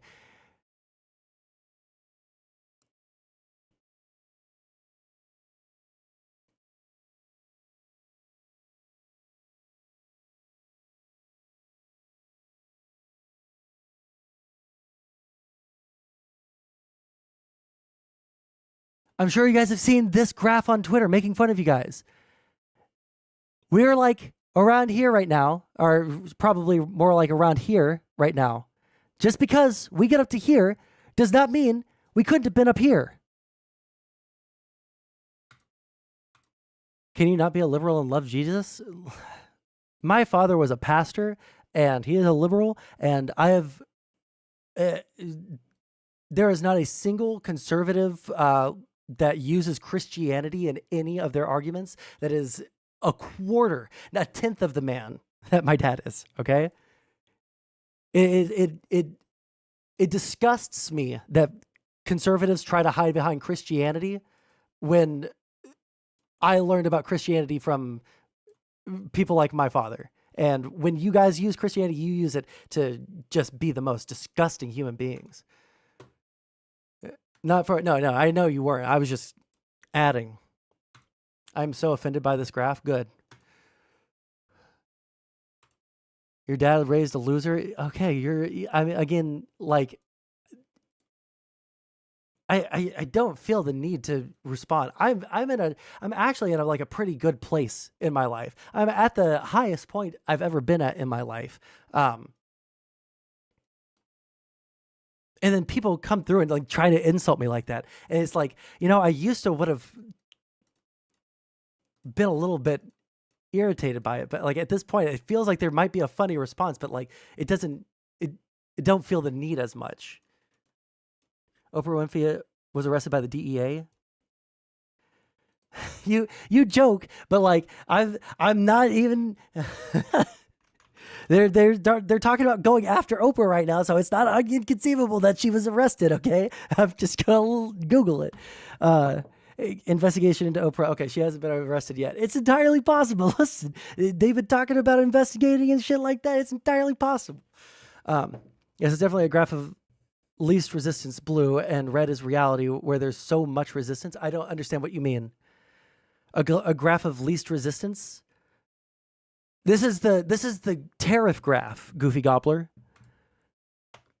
This is Liberation Day. You look like a Tom Green from Timo. Who is Tom Green? Commies are women and women don't fart, true.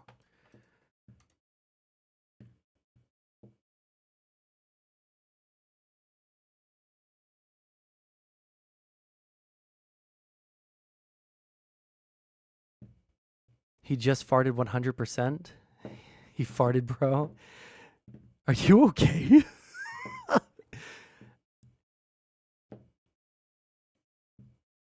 Okay. You don't need to know. Google him. Don't Google him. Google who? Tom Green? Well, now you guys are making me nervous. Should I Google this?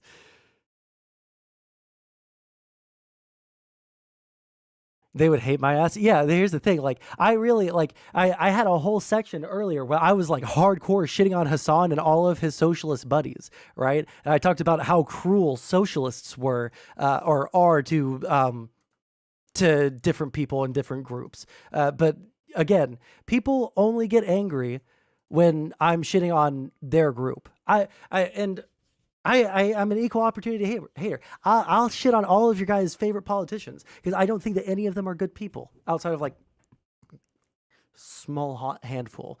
All of them are spineless, feckless freaks who need to be primaried or... Okay, where are all these links? This AKM hangman guy keeps on... I don't know, this seems like some fetish shit. Okay, well, hold on. Where is...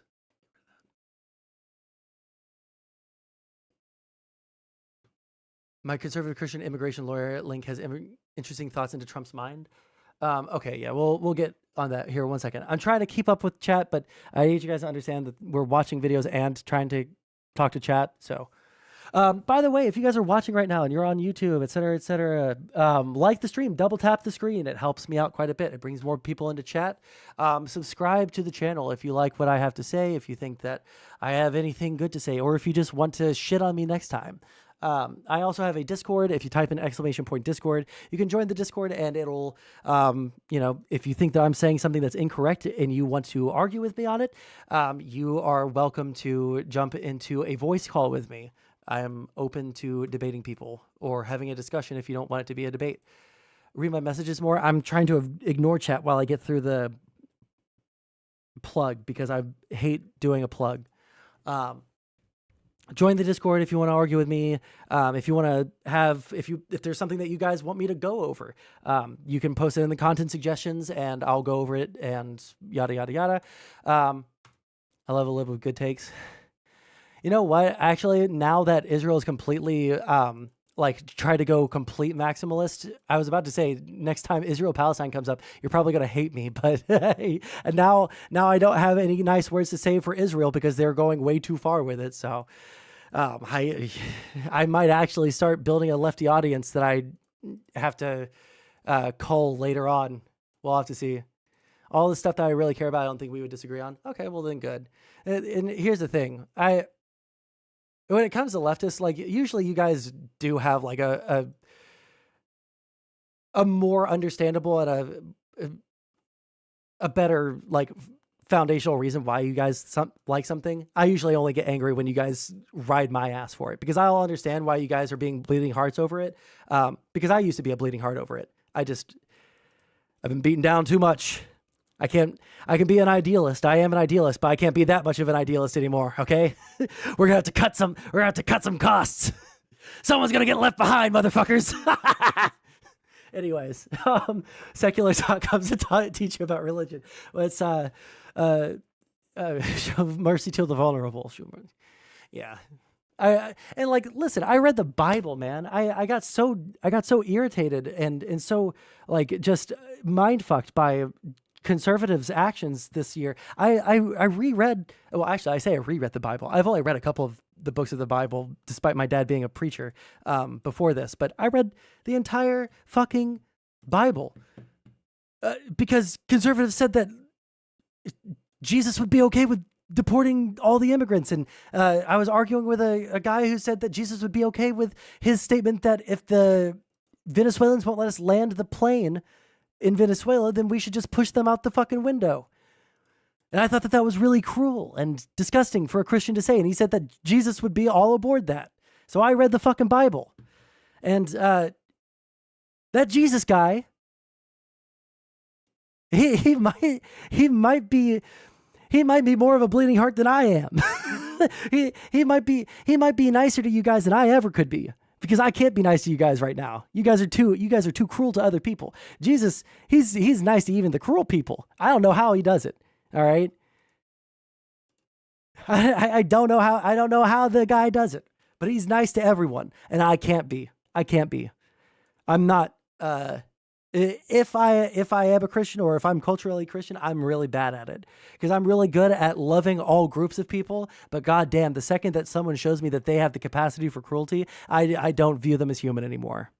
Tom Green, I'll look him up. I'm looking him up off screen though. I don't trust you.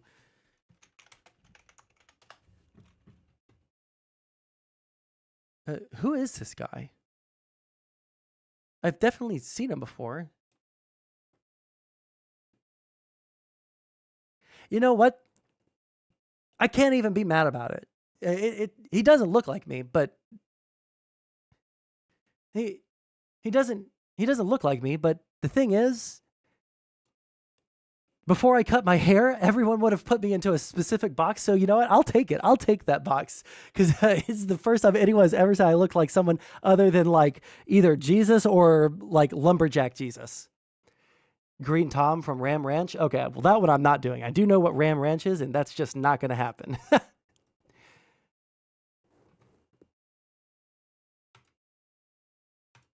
He dated Drew Barrymore. Oh, that sucks. Is that your twin? You guys are insane. That guy does not look like me at all. All right. Anyways, one second. Let me find this video that Tron. Is it this? Tron, is it this video or was this recommended by Gas?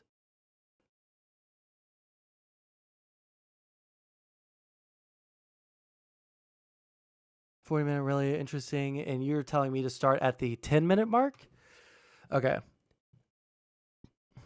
He chased people. Yeah, that's the only time I've ever seen him get cruel. And like, ironically enough, if you want to start like making comparisons with Trump selling Bibles and shit, and you know, all these evangelicals doing shit that I think is totally morally bankrupt and possibly something that could get their, you know, religious exemption revoked, stuff for Trump in their churches.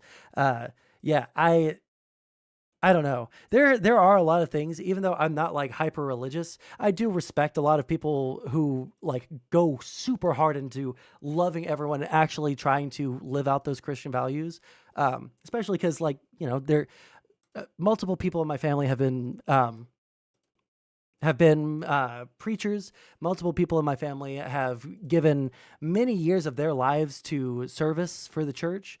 So like I know what a like very principled and very religious man who cares about other people looks like.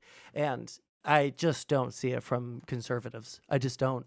And I say that like with pride. I don't think that there's anything wrong with, or I don't think there's anything wrong with being religious. I know that that's a stereotype of liberals. I don't think there's anything wrong with being religious. But when you use that religion to be cruel, I don't have any concern for you anymore. You're just not a good person. He wouldn't let a thief rob him and his family blindly. He probably would. He probably wouldn't try to physically fight the robber. He would probably offer him more. I'm pretty sure there is a specific parable in the Bible where Jesus said, if he takes this from you, offer him this. I'm so sorry. There's a specific parable, you unchristian freak.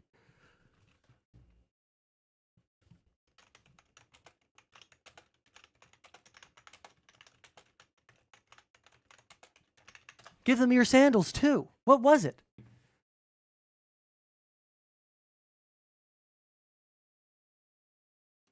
I might be mixing up two stories here, so let me double check here. No, I'm mixing up two different things. He said something, someone remind me. Something about if someone were to offer them your cloak too, or offer them your shoes too. You're allowed to self-defend, but suspending habeas corpus to deport as many human beings as possible from this country is not self-defense. What was the fucking... Remind me how you read the Bible again? The Bible is in the other room. One second. What was the fucking... I just read this like a couple of weeks ago. Give them your... Was it give them your cloak? What was it?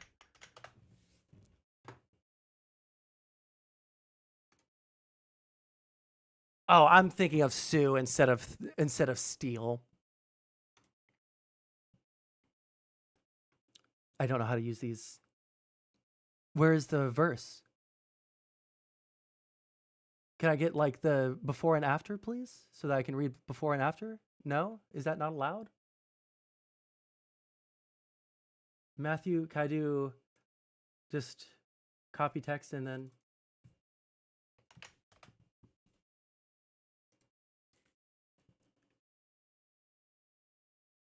Can I do 538 through 50 so I can get some context, please, sir? Is that allowed? Oh, cool. I didn't even know that you could use it like that. And you said eye for eye and tooth for a tooth. But I tell you, do not resist. Oh, this actually does go to what I'm saying. But I tell you, do not resist an evil person. If someone slaps you on the right cheek, turn to them the other cheek also. And if anyone wants to sue you and take your shirt, hand over your coat as well. If anyone forces you to go 1 mile, go with them 2 miles. Give to the one who asks you, and do not turn away from the one who wants to borrow from you. Love your enemies. For you have heard that it was said, love your neighbor and hate your enemy. But I tell you, love your enemies and pray for those who persecute you, that you may be children of your Father in heaven. I gotta say, Jesus is a better man than I am. Imagine reading out of context verses. I literally went back and found further context. He doesn't mean these things literally. Goofy Gobbler, do you think that oh my fucking God, you people.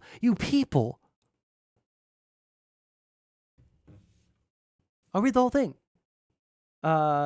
He causes his sun to rise in the evil and the good. Do I need to read full chapter, like the full 5, in order to get the full context? Is that enough? Do I need to do chapter 4 and then read chapter 5 and then read chapter 6 after that in front of all of you guys to get enough context to show that Jesus actually didn't think that you should rape, kill, murder everyone around you and try and get ahead in life?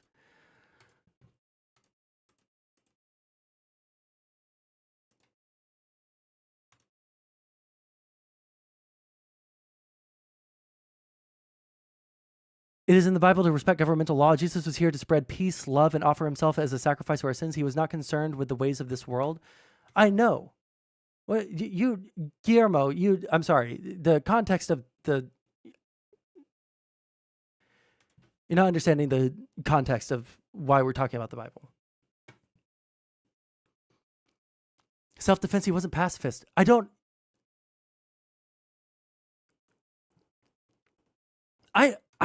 Is this guy a Christian? I don't know if this guy is a Christian. I'm sorry, I can't have that in my chat because if that gets picked up in the screen because of Twitch, then I get banned. So we don't need that kind of energy here anyway. The entire Bible needs to be reread multiple times for a more complete understanding of what's being said. I recommend watching Cliff. I'm not going to pretend to say that last name. If you want to learn more, I mean, like, I do want to learn more, but like a plain reading, right? A plain reading of the Bible does not get me to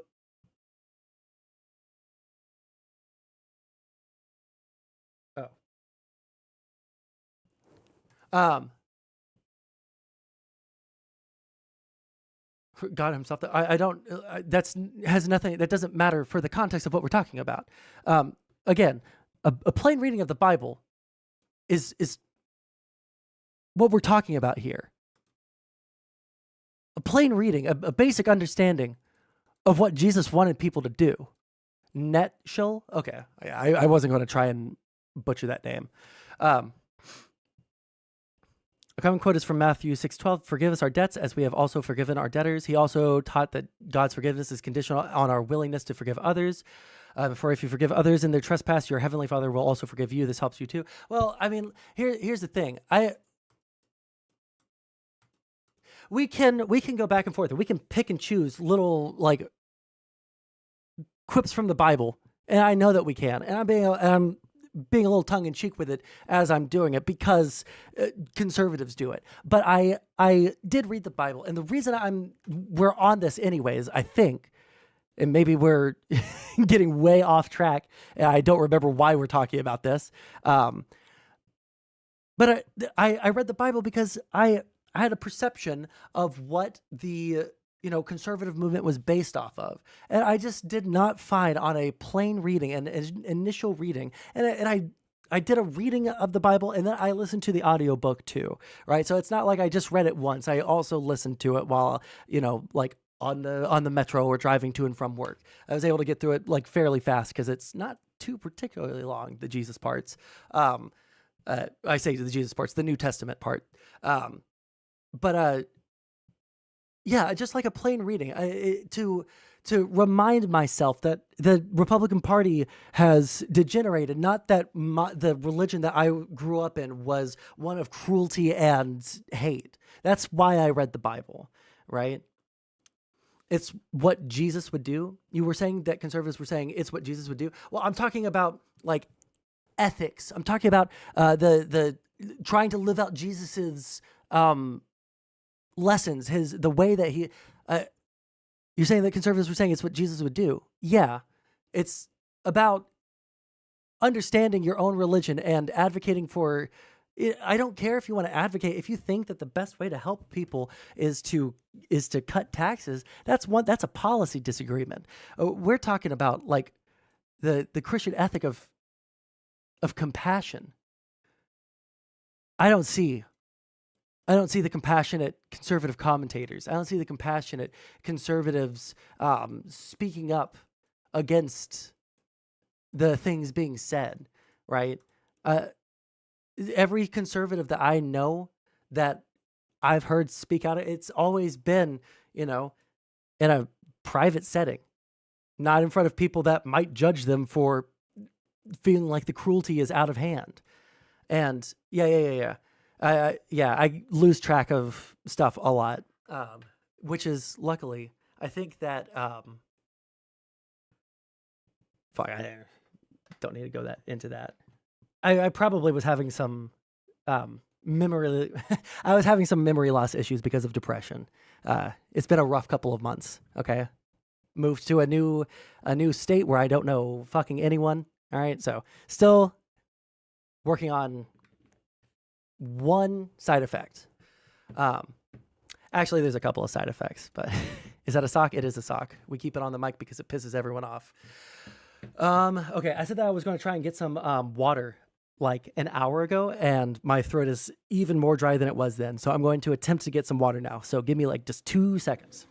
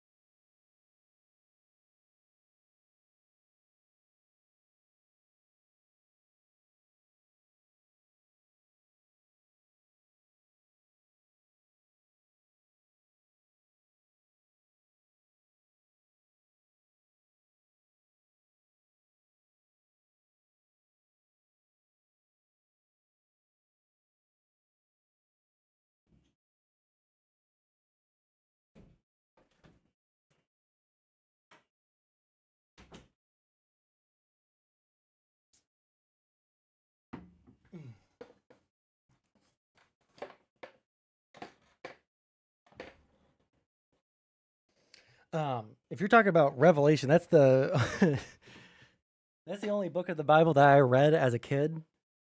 Bad as a pastor's son, I know, but it scared me so much that I didn't ever read any more books of the Bible. I read Genesis, and I was like, I read the beginning, I wonder what the end is like. And I read all of Genesis and all of Revelation in one sermon.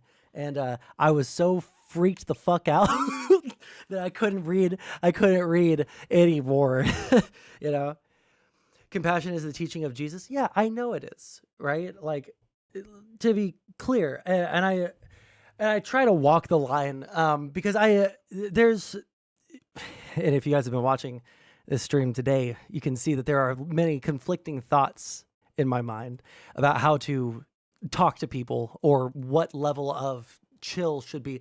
But like when it comes to like religious, I don't know how to thread the needle between like saying I don't care if someone's religious. I think that there are some parts of religion or religious doctrine, Christian doctrine, that are even good, right? And if someone wants to organize their life around that I think that's fine.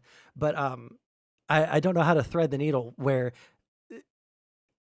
the second that someone says something cruel and then uses their religion to justify it, immediately my brain turns off and I just turn into an edgy atheist.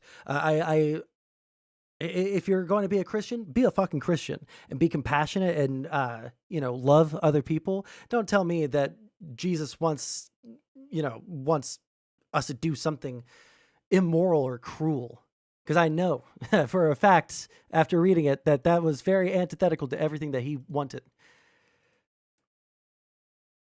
Are you a she, them? I'm doing a joke. Do I have to say no?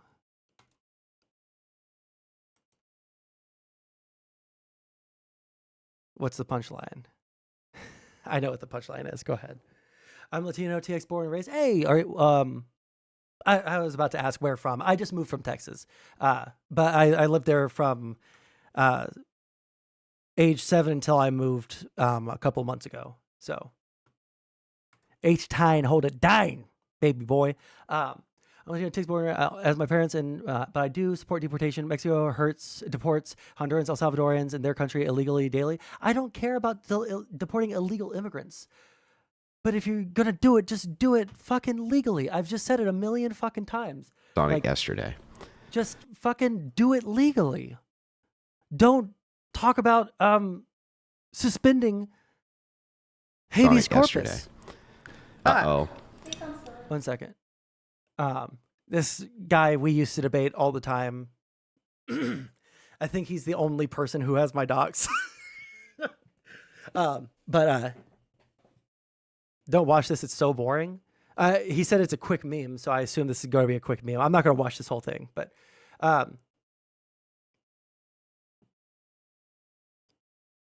you go up.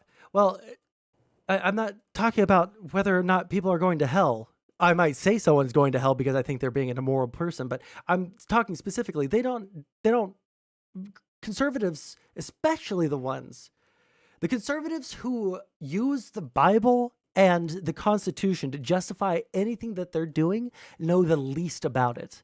And that's something that I feel the strongest on than I ever have in my entire life. This guy right here, he's like hardcore Eastern Orthodox. I don't think that he is truthfully Christian. I think that he uses his Christianity as an aesthetic to get famous on the internet and be cruel to people because it gets him popular on the internet.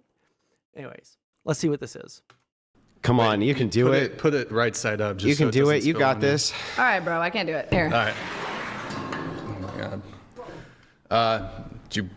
I guess, yeah, Andrew, go ahead. I'm supposed to open the pickle jar? It's like a, yeah. Oh, jeez. I do. This seems a little immature now. For Hey, $1,000. the guy sent $1,000. Yeah, but it's so Oh, he's so...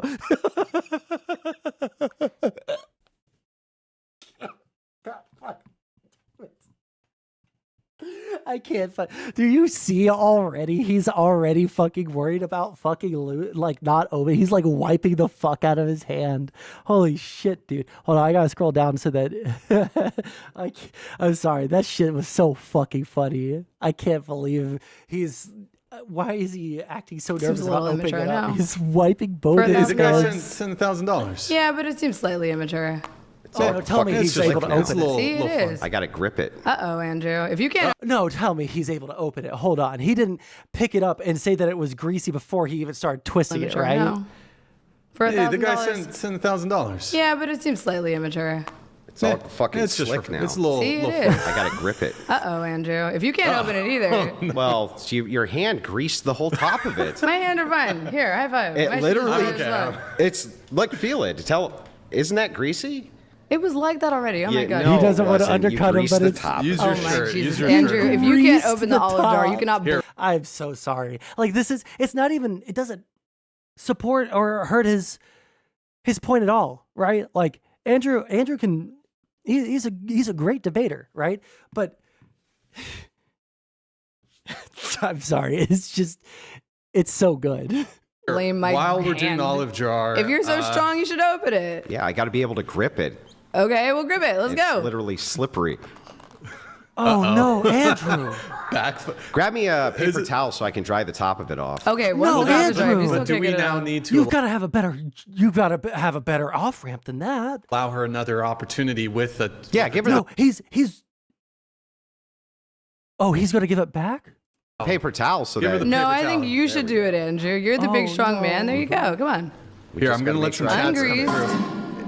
We got some Red chats Fox while they're working on that. donated Red Fox, $200. thank you. Deontology prioritizes intent, but threshold exceptions Dry introduce it off, Andrew. consequentialist reasoning. I'll let you You're go gonna first if you want. No, Andrew, I greased If it all moral up. There you rules are go. absolute, introducing a threshold is ad hoc. Yeah, wipe your hand a little bit Red more. Fox, thank you Come on, you for can do that. Appreciate it. I can't grip the fucker. Oh no. Oh man, there were like 50 off ramps. Every fucking microsecond was an off ramp that he could have had a better fucking humor about it than this. Dude.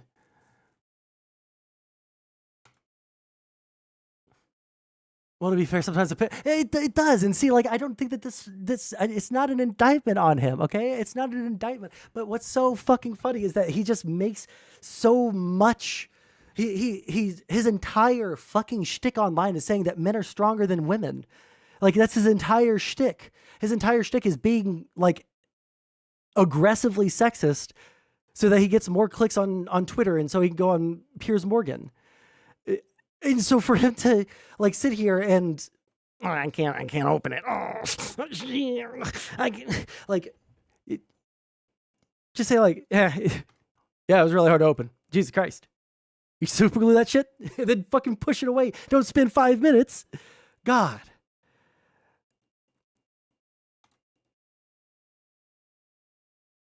Gain Shillis? No. Like, I gotta have a way to grip it. Jungle. Andrew, I'm sorry. It's not. My fingers slip What a right off the backfire. lid. My fingers are literally slipping off the lid. I just can't grip it. You know what? Maybe the olive It's just jars on there are hard. tight. You could just say that it's on there real fucking tight. I'm sorry. This is like The Office humor to me. It's just cringe. It's so cringe it hurts. It's so cringe it hurts. It doesn't change anything that either of them are saying. I'm not going to watch that debate, but fuck. I love cringe. I can't stand cringe humor, dude. I can't watch. I could never watch The Office. I could never watch The Office. I could never watch anything with Steve Carell, basically, because it's all just like cringe humor. It's the host tried to after, and some buff guy off screen had to come and open it. Can you get me the timestamp for the guy that comes in and opens it? I just want to see how buff he is. I just want to see what kind of like demonic muscle mass has to come into this equation to open the fucking jar. Having a stream dedicated to this is cringe. Having a stream dedicated to what is cringe?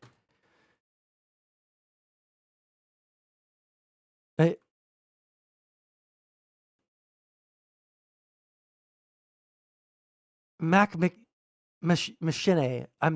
Stop talking about the Bible. We're past that. Okay? You fundamentally misunderstand the reason why we were talking about it in the first place.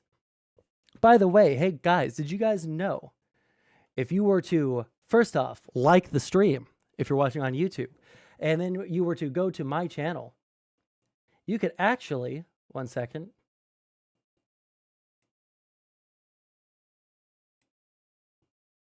You can actually watch in landscape mode. Oh my God, landscape mode. Who created such a wonderful, wonderful thing? I did. I learned how to do it so that I could stream them both ways. So if you guys want to be able to not be on the shorts and watch still, then subscribe, go to the channel, and blah, blah, blah. Also, we are so close to 1.95. We're at 1.95. We're so close to 2,000 subscribers. If you guys haven't already, please consider subscribing, blah, blah, blah. Ew, I wouldn't like this gay shit if you paid me. Well, I'm not going to pay you, so it's not going to happen, I guess. What is this? Oh, is this the timestamp with the buff guy? We got a little olive juice. Let's get off the table. So does he have dragon? Yeah. You know what?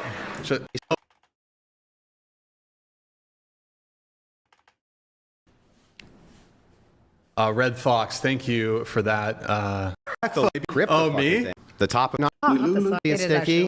actually. Feel it yourself. Tell me how for the challenge. pisses me off. You think it's not for yourself. You can't get your fucking hand on it. Try it. Nah, you fucker. That was bullshit. I'm sorry, I just woke up my girlfriend. I know I just woke up my girlfriend. That shit's unbelievably fucking funny. That is some of the funniest fucking... That is... I'm not going to lie to you guys. That is actually the single best clip I have seen from this space, from any of the people that we've ever interacted with. You know, that is my favorite clip in the past 3 years, I think, maybe. Actually, the Short Stack Goblins clip is pretty funny, but this is pretty good. Am I a gamer? I'm an incredibly bad gamer. I am really bad.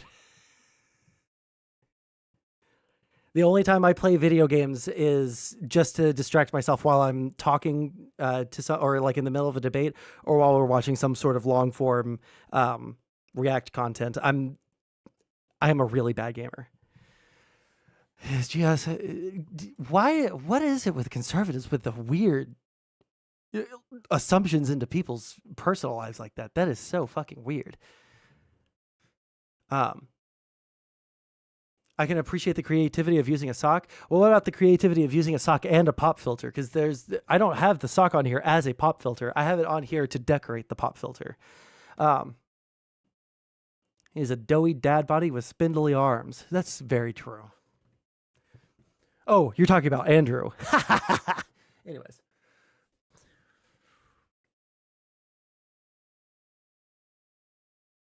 Okay.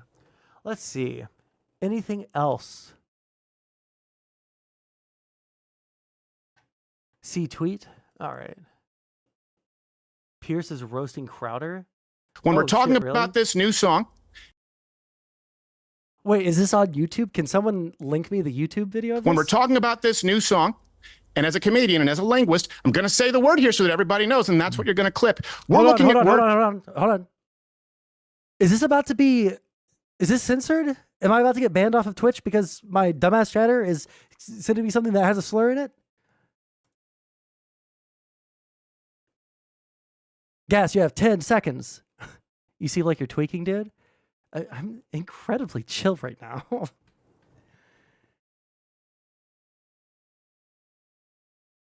Just 5 to 10 minutes of my link. Oh, shit, that's right. Fuck.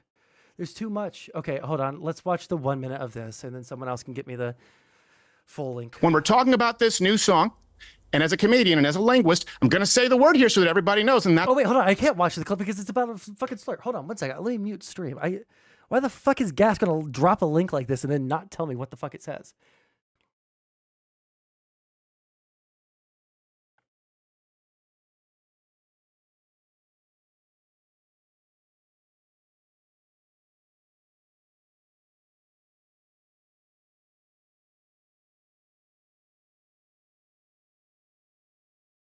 Okay.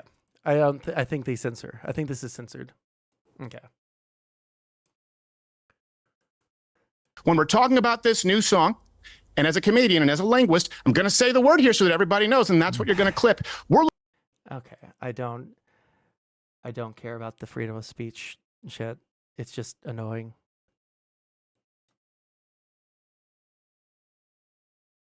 looking at words that are offensive, a song that is offensive, but one is a boogeyman word. We have one noun, a verb, and a noun. Okay, we have a noun by itself, contextually. That's bad. Shouldn't say it, but it's not imbued with any power outside of historical context. The last noun. Care to explain why you felt that? Okay. Yeah, sure. You said the N-word, and we don't allow that on our show. It's not about censorship, but about respect for black people. Jesus Hitler Christ. is imbued with the power of the verb that precedes it. Hail, to praise, to venerate. That'll. They just, like, I'm sorry. Is there, like, conservatives in chat, please explain to me, like, what do you gain out of this? Need to watch a new season of it. Tires? What's your thought? Okay. Okay. Will get clipped, even though I'm condemning. Where is the slur? Can they show you it? Well, he said it. It was the N-word. Well, hello? Why are you in slow motion now? That'll get clipped, even though I'm condemned with any power outside of historical context. The last noun, Hitler, is imbued with the power of the verb that precedes it. Hail, to praise, to venerate. That'll get clipped, even though I'm condemning. And I'll say this. I the song as. I will say this for the conservatives in chat. I know he doesn't represent you guys. Okay, I know it's not. I know he doesn't represent you. Okay, but there are a lot of people in my chat who are like him, Jake, mate. Unfortunately, when I stream to YouTube Shorts, this is the caliber of person in my chat. By and large, there are exceptions, obviously, but Anti-Semitic, and not one person here who would be the victim is imbued with the power of the verb that precedes it. Hail, to praise, to venerate. That'll get clipped, even though I'm condemning the song as anti-Semitic, and not one person here who would be the victim of a more severe. What point are you making by saying the N-word, but condemning the, like, it's good to say the N-word, but it's bad to be anti-Semitic? Like, what is the message that he's trying to get across here? I don't know what he's trying to get across.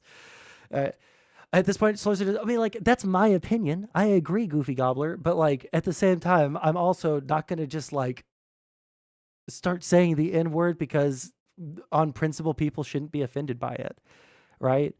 Like, I understand, like, I'm totally, I even agree with conservatives more than I do Democrats about you know, the language police stuff, but also, what the fuck do you get from just what are you trying to get out of this? What is Crowder trying to, like, what he just said is, yeah, I said the N-word, but then they say HH, which is anti-Semitic, and I'm condemning them for saying HH, but why am I getting canceled for saying the N-word? It's like, well, why didn't you just, like, condemn it for being anti-Semitic and then just, like, not say the N-word? I believe, listen, I don't know who this schizophrenic person is in chat with the Mac Machine person. I'm sorry. Like, usually I'm willing to put up with the schizophrenia stuff for a while, but it's just been going on for too long. And now you're talking about how you like Hitler, so I'm not gonna. Anyways, let me try and catch up with chat a little bit. Don't get me wrong anymore. Don't get me wrong, any word can be used in a disrespectful context, but if someone tells me I can't say something, it makes me want to say it more, freedom of speech. And I also understand that point of view, but like that's kind of the way that all of conservative action is right now. Like, someone told you not to do something, so you're like, I'm going to do that. That's why we have people like Crowder saying HH and doing the Sieg Heil, right? That's why we have, like, because they think that they're, like, doing something and they're doing something for freedom of speech, but really they're just, like, coming off as incredibly fucking freaky weird people. There are moments to make stands for freedom of speech, and I'm 100% on board with you guys on that, right? Like, again, I am a hardcore, like, I think right now, unless someone can give me a really good reason not to love the Constitution, I'm a hardcore constitutionalist. I love the First Amendment, and we should defend it.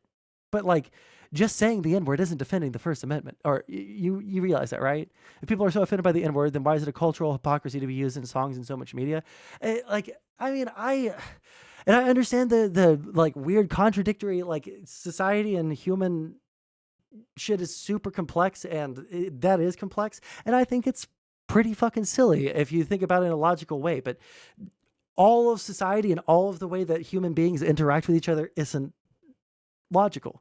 And so, like, I agree with you. That's the way that it ought to be. But the way that it is, like, it's just be smart about it. Like, if there's a moment to stand up for freedom of speech, stand up for freedom of speech, and you can do it that way if you want to, right? And I'll even defend you if that's the case. But like, just saying it just because it's offending people and they tell you not to, like, that's why we have half of the problems that we do with the Republican Party. Like, you guys have, if you guys stood on your principles, it would be so hard to argue against you. But just doing something because other people tell you not to do something it's just petulant. And I grew out of that a long time ago. Hitler went wrong by actively trying to systematically killing a specific group of people. Thank you. Well, I'm glad that we agree on that one. Also, virtue signaling about freedom of speech. Well, yeah, and then also, like, if you guys stood on your principles about defending freedom of speech, then we wouldn't even have to deal with all of this stuff with the Columbia protesters getting deported for writing essays, right? Like that. Again, like I am very genuine and open and all that stuff. Blah blah blah.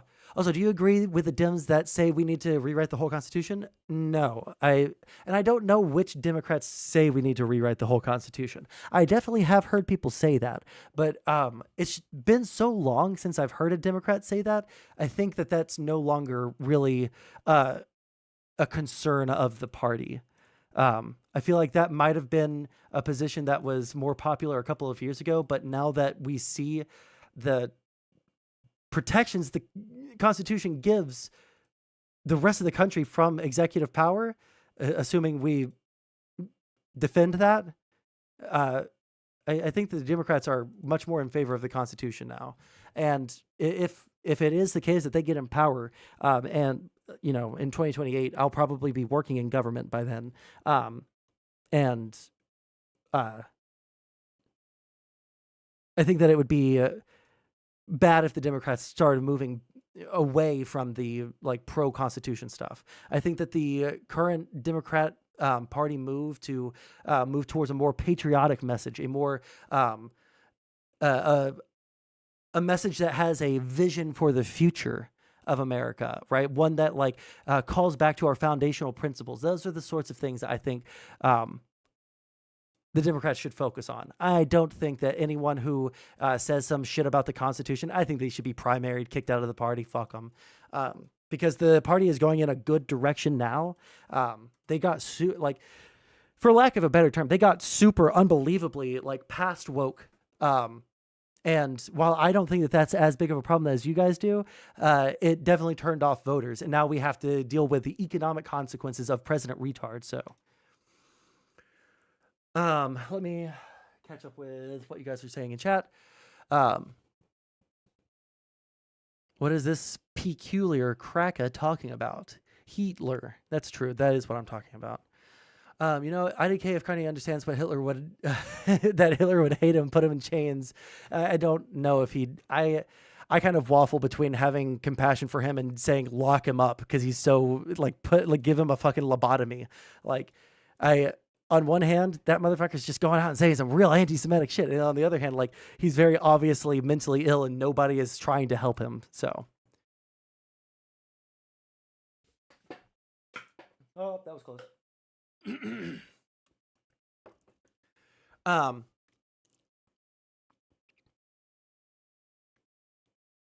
lot of people agree on more things than they realize, but are stuck on their team and look over their own opinions. I disagree. I used to think that was my political project of the past 5 years, was getting to know conservative positions and their I've read so much fucking theory over the past couple of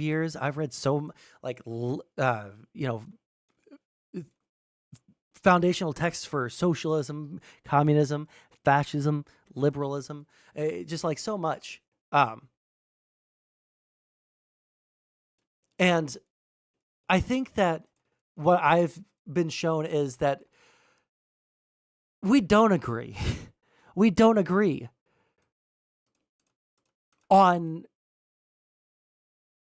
like 5 or 6 key things. And so because of those 5 or 6 key things, you know what? I'm totally like talking off the cuff, and I'm already disagreeing with myself. Conservatives, they like, I'm sorry, the conservatives of a couple of years ago, yeah, like 10 years ago, we had disagreements, and it was like team party, and then like, you know, and people mostly agree, but we don't mostly agree. There is a clear ideological, and when I say ideological, I mean, 1 second, Apple Watch.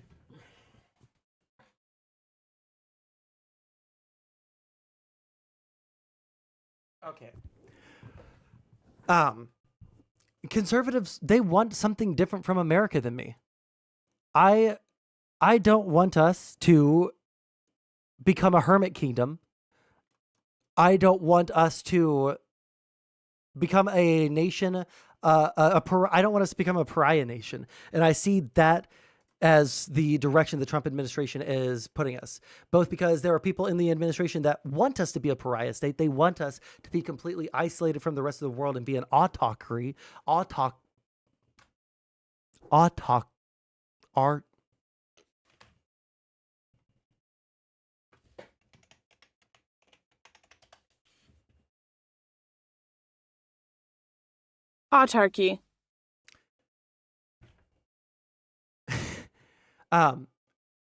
So you agree with them trying to prop up AOC as the next president and Bernie as the vice president? Bernie isn't going to make it to the next. That guy is ancient. AOC is moderate, not autocracy, autocracy, where you build and everything is in-house. Everything is inside the house. All right. I can't fucking speak. Jesus fucking Christ. Our Turkey, autarky, where you make everything, when you manufacture, you mine all of the materials, you refine them in-house. Yeah, sorry, I just can't say the fucking word. Jesus Christ. But yeah, I think that AOC is moderated quite significantly from where she was when she got elected in 2018. I don't agree with her on everything, and she is farther left than I am. But she is moderated pretty markedly from where she was, and I think that she does have the makings of a good politician. Of course, there's like lines that I have, but if she keeps going down the path that she's going now, I would support her. Yeah, but I don't know if she will. Learned a new word from Sondsol? Well, thank you. I just can't fucking speak it. Say it. Do you like the current socioeconomic situation? Well, I don't know the social situation in a lot of European countries. I know that there's a lot of like, Europe has a much harder time integrating immigrants than we do. So there's a lot of issues with the immigrants that came from the war in Syria and the war in terror and all that stuff. And then all like North African migrants and shit. So like there's a social situation there. I've been to Europe twice in the past couple of years. And it seemed nice. I didn't see anything that was like really freaky or something that needed to be like rectified immediately, you know? So, not Poland. No, I didn't get to go to Poland. I was near Poland. I was in Czech Republic and Italy. I don't think we should be an isolationist country, but I don't like depending on other countries that hate us for a bunch of stuff. Well, here's the thing. I don't care if someone hates us, if we get cheap shit from them. And of course there is somewhere where there is a needle to be threaded here. I'm fine with having some, just because I've been so genuine this entire time. I usually won't even admit this, because there's other economic tools that we can use. But even if we had some tariffs to protect some industries here in the United States that we wanted to invest in, fuck, Biden did that. I couldn't have as strong of an argument against that, right? But like, we should do it in an intelligent way, but we're not doing it in an intelligent way. We're not.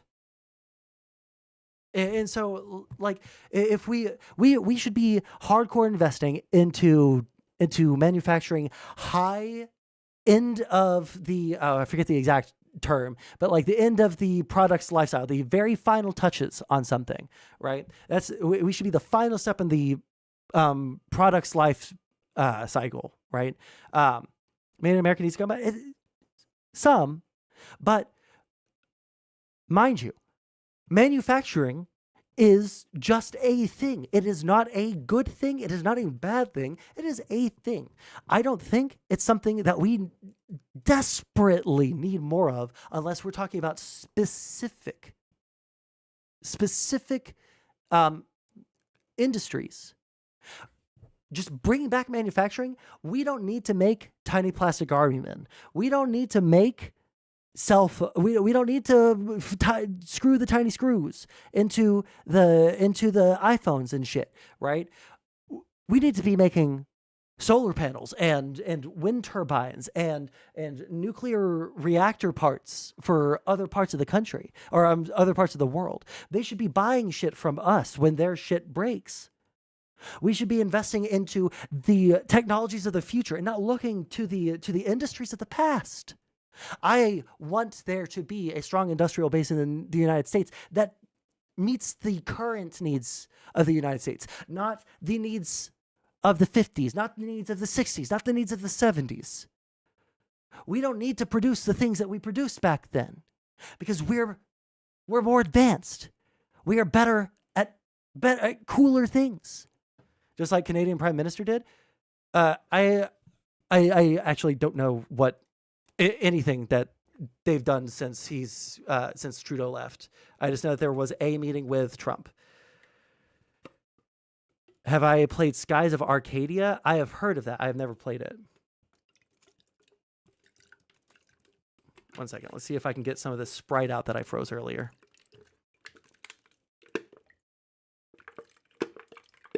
I believe the end process you meant was quality control. This is something that I started reading an article about yesterday right at the end of work, but unfortunately I was not able to continue reading it. Let me see if I can set this can down somehow while it continues to melt.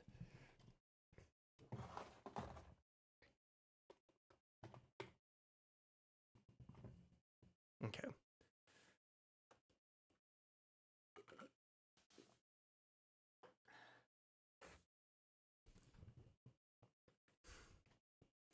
But anyway, yeah, I'm fine. Listen, tariffs, if they weren't done in a retarded way, there is an argument for tariffs. I just think that there are better economic tools that are carrots and not sticks. And I think that tariffs are just... I feel like MAGA just like decides on a policy that it's good and then just like will ride that policy until the end of the earth, right? Like taxes on, like no tax on tips. Who cares? That doesn't help people, man. It's not going to help people significantly, man. How would you do the tariffs then? I would probably just incentivize companies to come to the United States rather than disincentivize. Honestly, the tariffs, the way that they rolled them out, it disincentivizes manufacturing investment in the United States. 10-second meme. Oh shit. You know what? Hold on, really quick. I will explain. Just remind me to explain. I need to finish these clips. We'll go back 5 seconds. We'll finish this clip. We'll watch the next 10-second clip, and then we'll get back into it. But I need to get rid of some of these tabs. Jesus.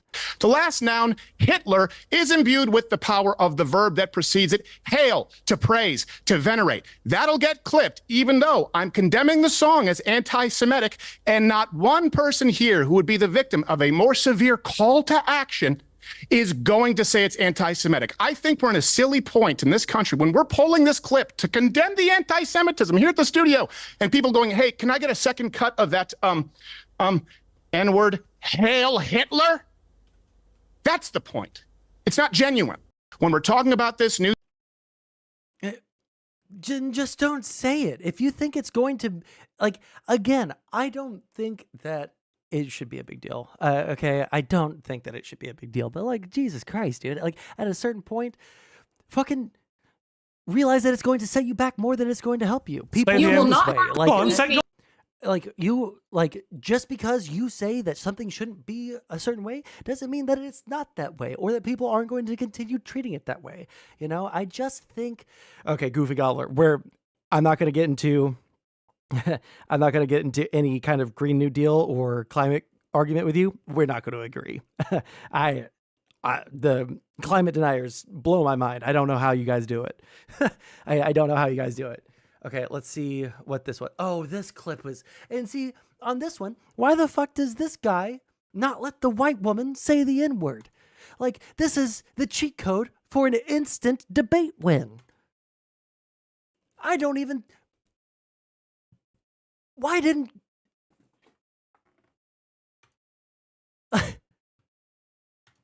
why didn't he just let her say it? Say You the will M- not have Go on, free say, speech. go on. Say the M word. Go on.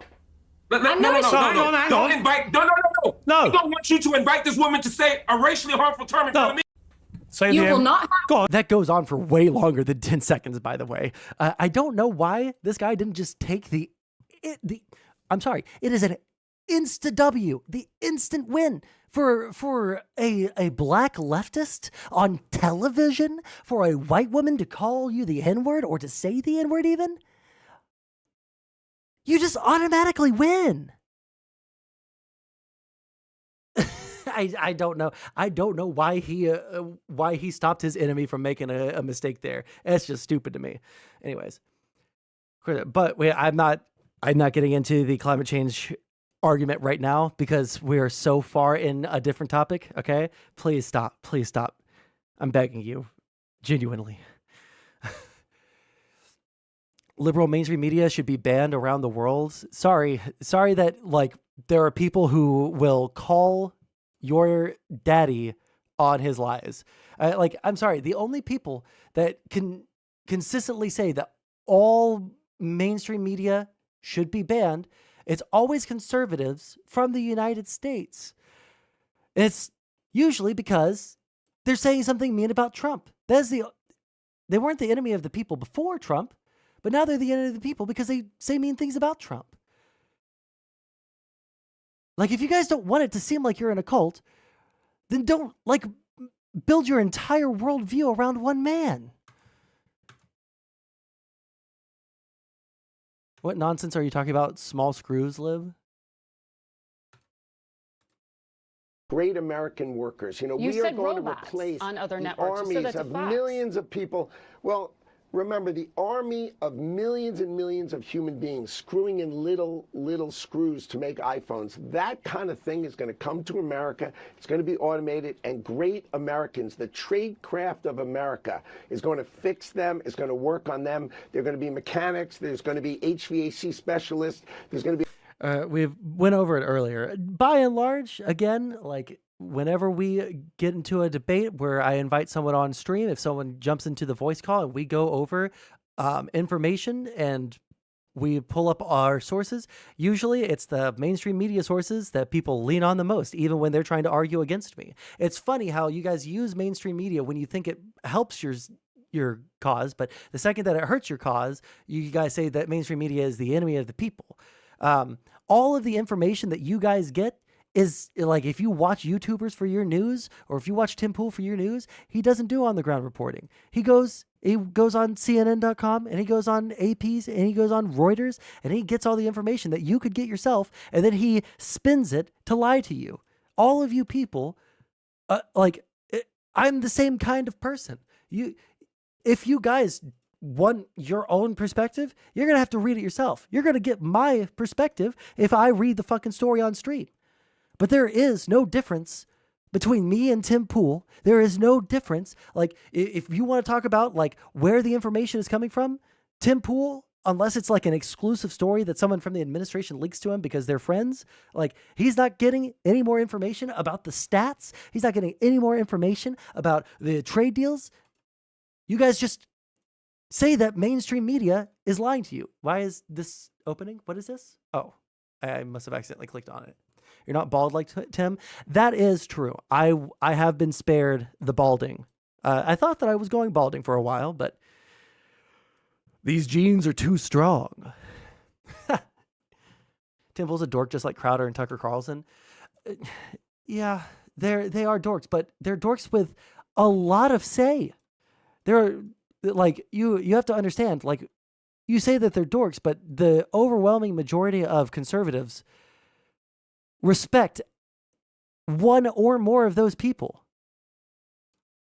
And they're just deeply immoral, like, fame-hungry people who lie to you and get proven to lie to you and get proven to, like, grift and try and take money from you. And then, like, people just keep on liking them. I don't get it. When if I see some left-leaning person who gets shown to be a complete fucking grifter, I can't look at them the same, you know? Like, there's the Dan. He made like the alt-right playbook, right? And while I liked his stuff back in the day, like, he's a mega grifter. He fucked up his finances, and then he told everyone to pay for it by making a GoFundMe. And he grifted the entire online left to pay for all of his bad financial decisions over the past 10 years. And he's not even like that grateful about it because he hasn't said anything, because he doesn't pay attention to the internet. He just goes and spends his money. So all of the people, all of the streamers, all of the YouTube, he's from my town. Oh, Dan, I can't remember his last name. You know what I'm talking about? You know who I'm talking about? I'll just fucking...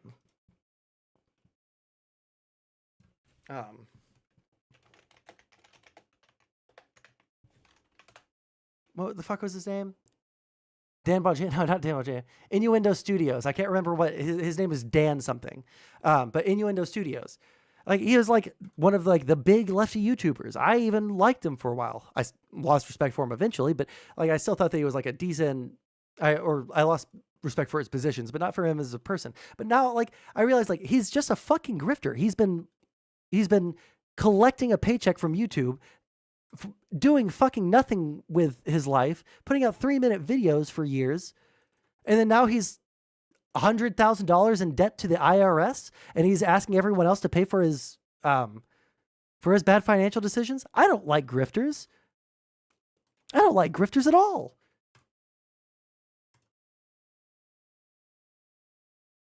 So I write them off.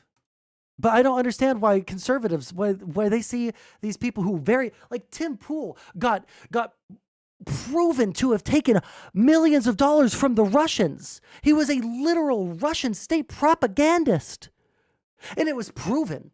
And he doesn't even deny it. But we just pretend like it didn't happen.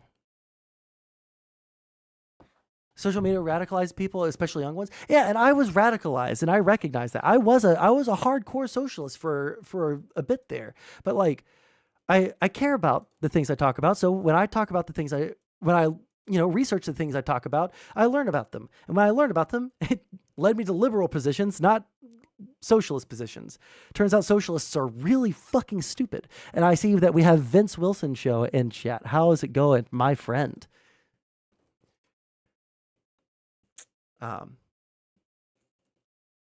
Tim Pool looks like and sounds like a community college Yu-Gi-Oh player. Jesus Christ. What an unbelievable indictment on a person's soul.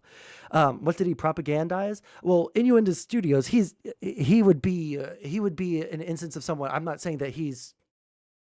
Oh, are you talking about Tim Pool? Tim Pool? What did he propagandize? He was paid millions of dollars directly from the Russian government. Well, I say directly through one layer of, okay.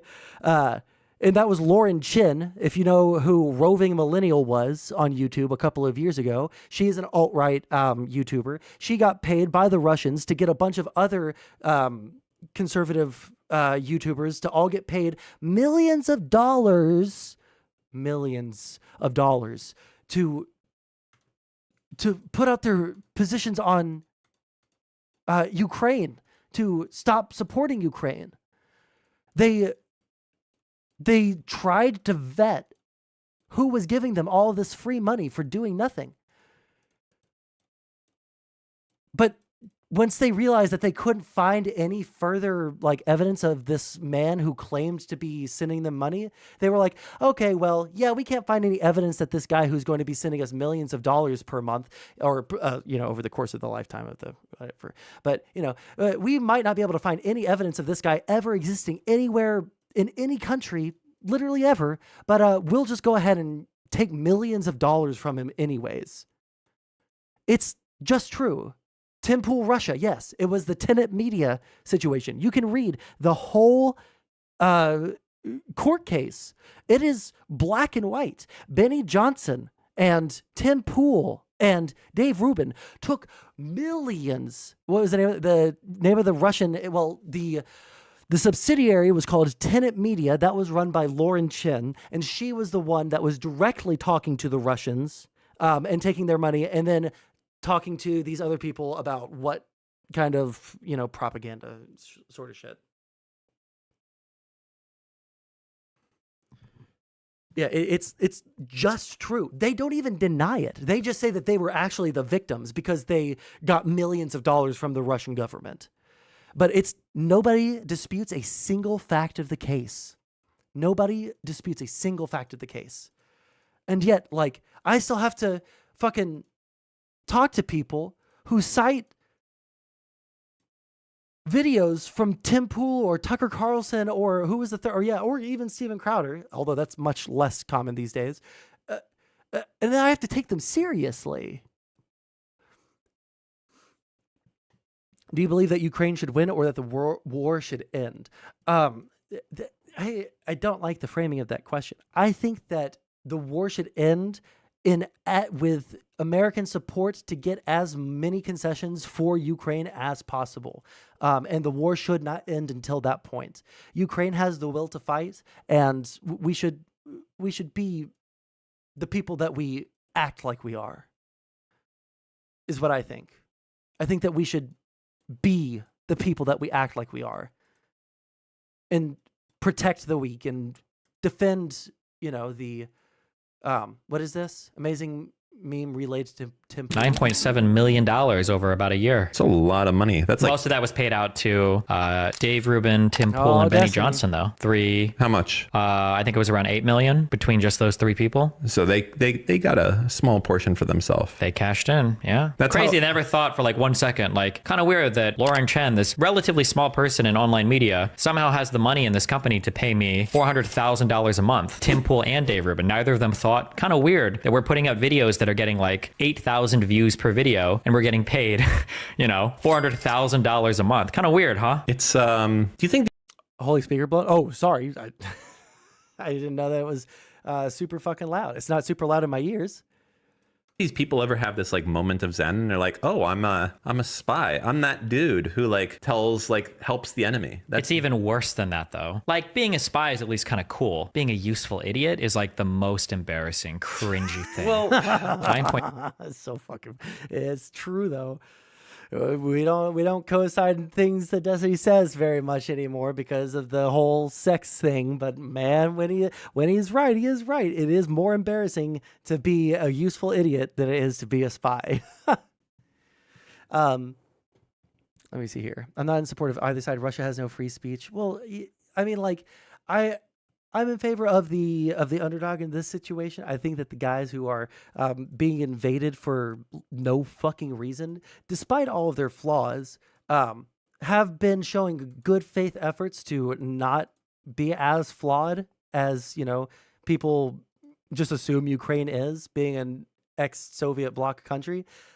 They have shown, and that's why I'm like, man, these people, they really have shown such good faith to root out corruption and to work with the Americans and to try and get their country on track. And then the war with Russia starts, and then just suddenly we have to pretend like none of that happened. And we have to start pretending like they're all just evil, sending Christians to concentration camps full of Nazis, that all of this was just completely unknown to us until the literal microsecond that Russia decided to start giving us that information.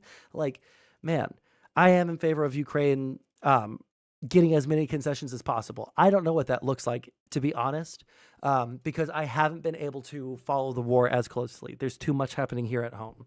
I was planning on talking to contacting and talking to another streamer, Dylan Burns, to catch up on stuff. Oh yeah, by the way, if you guys are interested, I'm probably not going to stream for too terribly much longer because my voice is giving out. But I have an announcement for a major shift in content in probably the next week. But yeah, stick around for that. I want to finish this really quick. IDK though, man, because people around the world have complained about the USCA being the world police, but are not complaining that we're saying we're not going to do that anymore. Well, here's the thing. The only people that were complaining about us being the world police, we shouldn't have cared about their opinion in the first place. I think like the vision of America as being able to do whatever the fuck we want that the neocons had, that I subscribe to what their thought of America is. We are a Death Star of morality. We are the shining beacon on the hill, and you will comply with the world liberal based order. There is no room for negotiation, right? You will. Democracy is not a suggestion. I like that. Now, obviously, that has to be tempered with some amount of, we have to, I think that there's obviously some temper that don't outstay your welcome. But I think that if we're going to be the world superpower, we should act like a superpower. And we shouldn't act like we're the little guys in the way that Trump makes us act. I think that we act very small under Trump. See, that's where you're wrong. Zelensky was installed and his administration overthrew the first... Well, okay, we're going to have massive disagreements on that.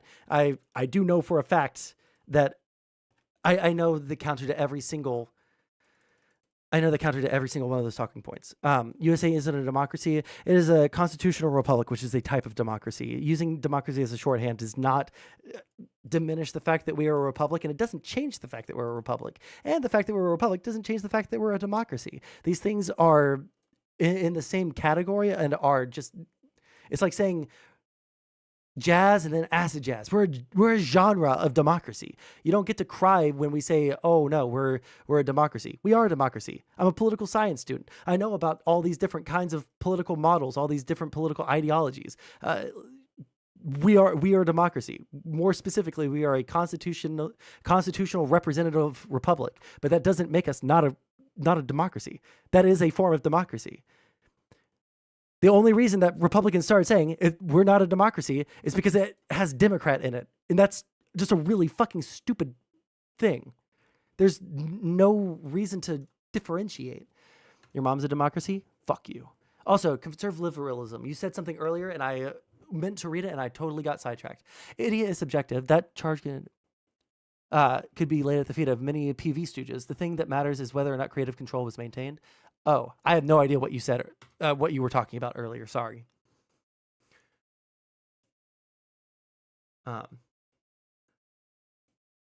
We use democracy to elect officials to represent us. Yeah, and then the republic part of it, that's also a form of democracy. I'm sorry, I had to write a paper on this. It's just not... It's just not a useful distinction. I don't know what you guys think you get out of making the distinction that we're not a democracy, that we're a constitutional representative republic with democratic elements to I'm sorry, it just doesn't matter. We're a fucking democracy. It doesn't. What does it hurt you to say that we're a democracy? Oh, the 10th thing, no worries. Oh, well, now I'm curious what you said about PV in regards to that. Idiot is subjective. That charge could get laid at the feet of many PV stooges. Creative control was maintained. I don't think that progressive, well, if they're progressive victory, would they be considered useful idiots because they had input? Is my understanding. I did not dive into the PV stuff as nearly as much as half of the people on this in this space did, because it's just it mattered to you guys. It didn't matter to me. Sorry. And the money was dark. Yeah, I'm sorry. Like I don't feel as connected to the community anymore. People don't come through to talk to me anymore. I might have chased them away, but people don't come through to talk to me anymore. And the panels happen at days and times that I'm not able to. So I just can't be fucked to worry about people getting paid by Progressive Victory when there's like all of this happening. I talk to you. Actually, Sam, you don't talk to me because I invited you to an app the other day and you didn't respond. You fucking piece of shit. Because when you flat out say democracy, you're saying it's majority rule no matter what. When you have to be specific. Well, I don't think that means that, Goofy Gobbler. And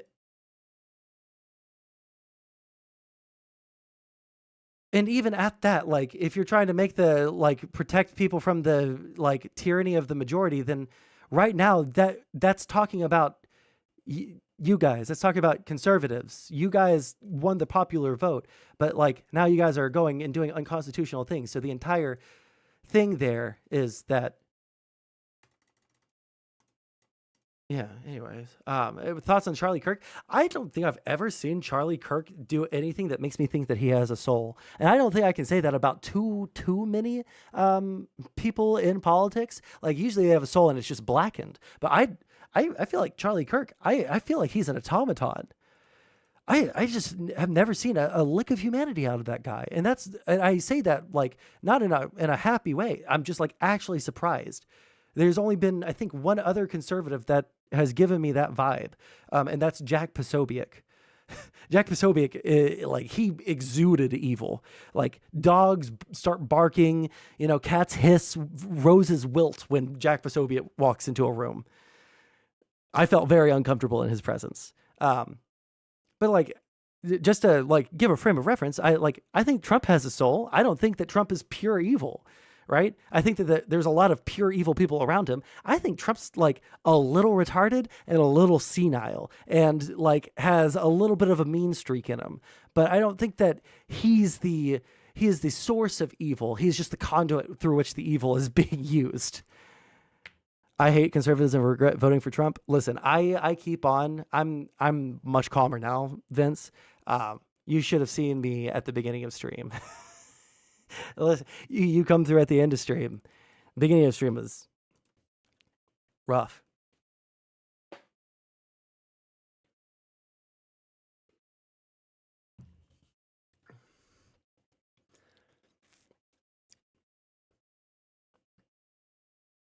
Jack P is garbage. Yeah, he's literally, I think he's maybe the only human being that simply by being in their presence, I was made to be uncomfortable.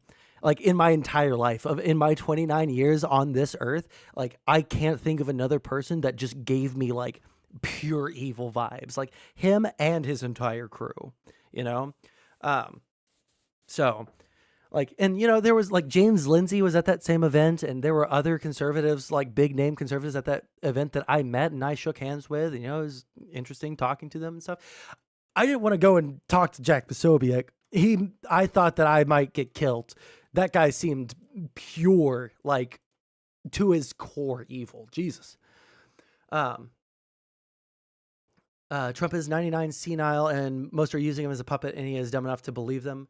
I don't think that he is just a puppet. I think that he ultimately does get the final say in things, right? Whereas whatever criticisms there are of Biden's administration, Biden not being at the wheel, if we're going to try and compare these things, I would say that Biden would sit there and help make suggestions, and then they would committee decide on something. I think they offered Trump 3 or 4 options, and then he picks whichever one he likes the best.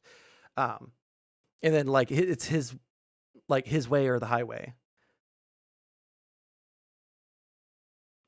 I can only assume, based off of what I've read for the Biden administration. People have explicitly said that's what they do for Trump, though. So I just want to make that clear. That is like specifically what they have to do for Trump. They're like, okay, so we came up with 3 plans, Mr. President. And then he like picks it there on the spot. Like, it's kind of fucking insane. His most recent video denied having anything to do with Russia. Oh, cool. Did you buy a MyPillow? No, I better though. You know, once the USSS starts knocking on all the doors in Northern Virginia and shit, I better show my loyalty in some way, shape, or form, right?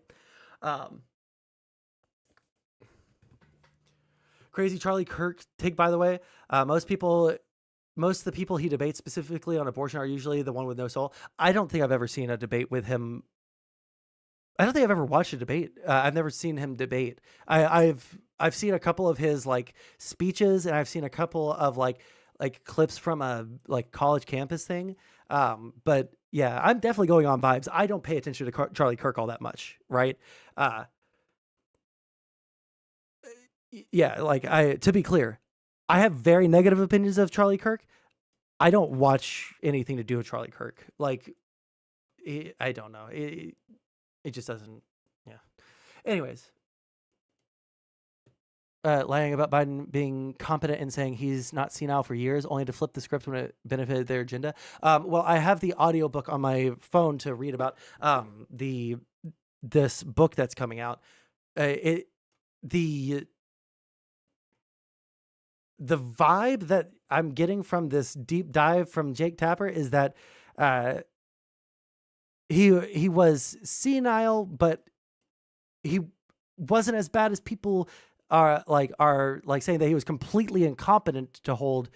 He was just not fit for another 4 years, it seems, is the argument that Jake Tapper seems to be making. But I am going to read that book because I am curious. But he also seems to be of the opinion after this deep dive that it wasn't that they were lying to the American people, it was that they were lying to themselves, which you can say is one thing or another. But I would say that lying to themselves is probably less bad than lying to the American people. And I would say that the Trump administration constantly, and in some cases mathematically provably, lies to you on a daily basis. Like it's just like at a certain point, like I don't know if I can.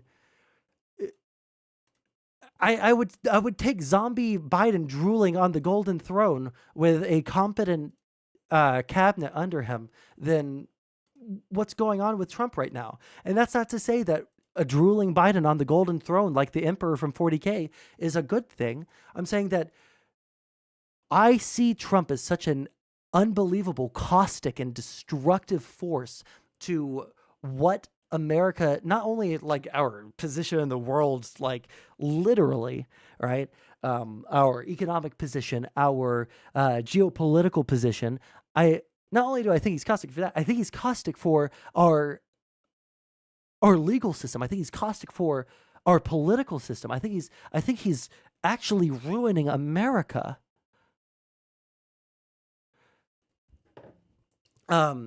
They were saying that Biden wasn't mentally fit to go to trial while he was in office. That I also to be clear, there was something I listened to the beginning of the Ezra Klein thing where he was talking to Jake Tapper today. I only got to listen to 15 minutes of that before I started stream, but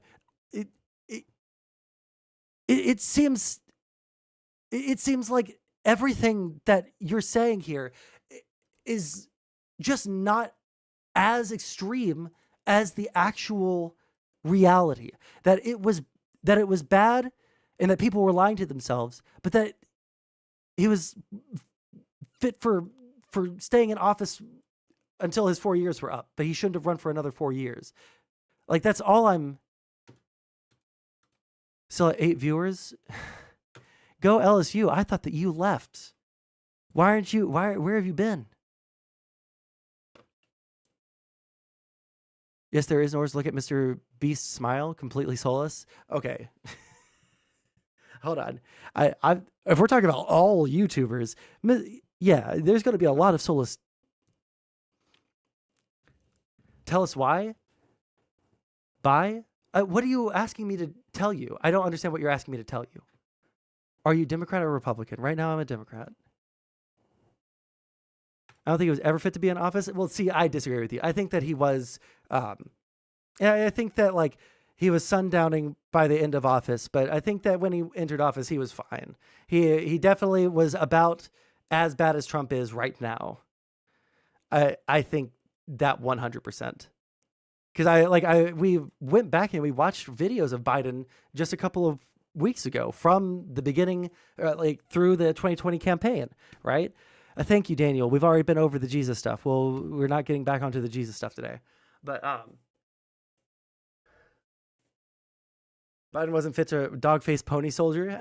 Listen, after I read the book, maybe I'll change my opinion on it. Just like as it stands right now, based off of everything that I've heard the author say, who has probably the most information directly into what was going on right then, it just seems like the claims of his senility. And it could be that he was soft on his language at the very beginning of this interview with Ezra Klein, but that he was harsher later on. You know, I just don't know how bad it was. But based off of my perception, it was pretty bad by the end, but he was fine at the beginning, and they probably shouldn't have run him a second time. He shouldn't have run a second time.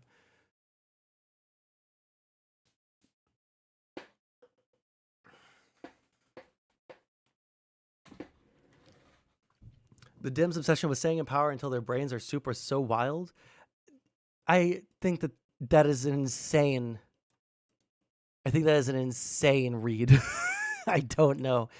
I don't know where you get that, but like we literally have the Trump administration talking about suspending habeas corpus and then like suggesting that Democratic lawmakers should be arrested, and those two things in conjunction are incredibly scary things. But for some reason, it's the Democrats who are always the ones that are doing evil things. Like, I don't know how it is that we live in such different realities where like the Democrats investigated themselves multiple times during the Biden presidency. The Biden presidency invited the Biden presidency multiple times. The Biden presidency investigated and convicted a Democratic senator in a 50-50 Senate. So, I'm sorry. It is hard for me to take that criticism seriously of this two-tier justice system, or that Democrats were weaponizing the justice system against the Republicans, because they also went after Democrats and they got convictions off of Democrats. And they tried to give Trump every, they gave him months and months and months to comply, to give back those documents from Mar-a-Lago. They gave him more than a year, I think, actually, before they went and took them. And then they got evidence that he was telling people not to comply with the government. Like, I don't know, man. At a certain point, Trump has never conceded the 2020 election. He's never conceded. And now they're like talking about opening a commission to find the voter fraud that led to his loss in 2020. Why do we talk about the Democrats wanting to stay in power forever? But like, you guys have effectuated, or have tried to effectuate, keeping Trump in office past his time in office. You guys are talking about getting rid of term limits for presidents so that Trump can stay in office even longer. That's what people in Congress are spending their time on, because that's what they think that you guys will vote them back in office for. You think that the Democrats are the ones that are making power grabs like this?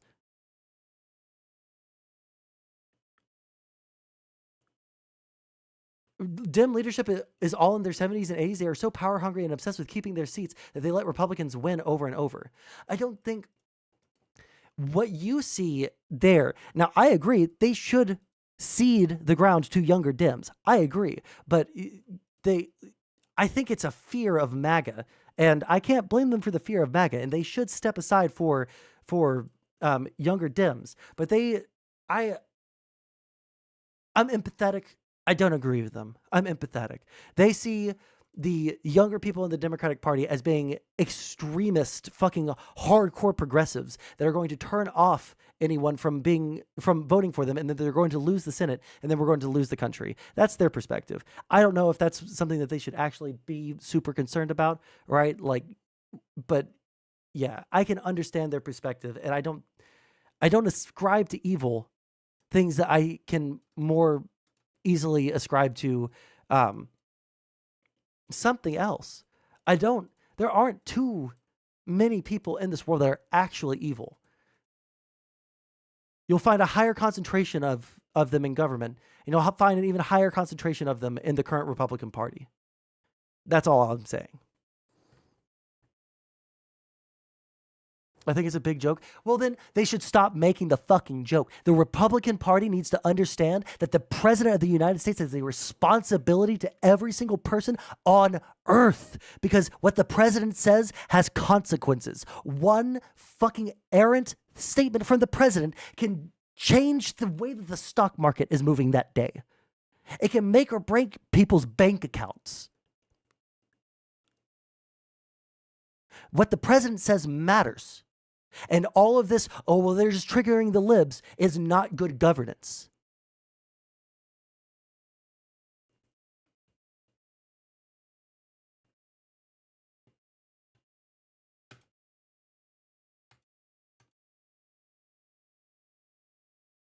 I need you guys to stop reminding me that Jesus loves me. My father's a pastor. I get plenty of this at home. All right? You guys don't need to spam up my fucking chat with Jesus shit. I'm trying to be a little bit respectful after the whole conversation about religion, to not just immediately ban people who are spamming my chat with religion stuff. But I'm about to. Go get a hobby, church boy. This is my hobby, and a couple of other things are my hobby. I got my fucking guitars right behind me, motherfucker. All right? I do stuff other than stream. I stream like once a week, maybe, if I'm lucky nowadays.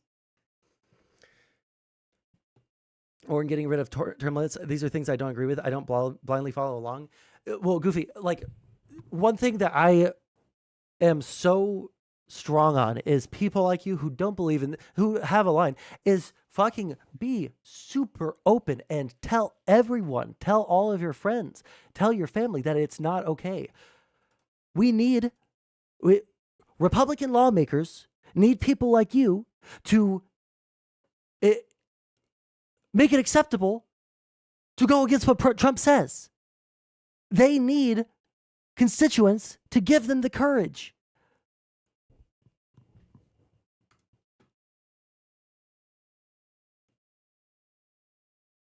Go get a hobby. Oh, gotcha.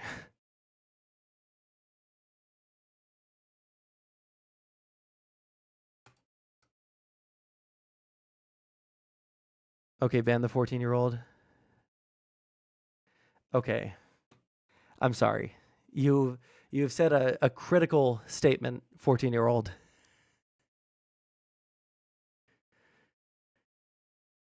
Listen.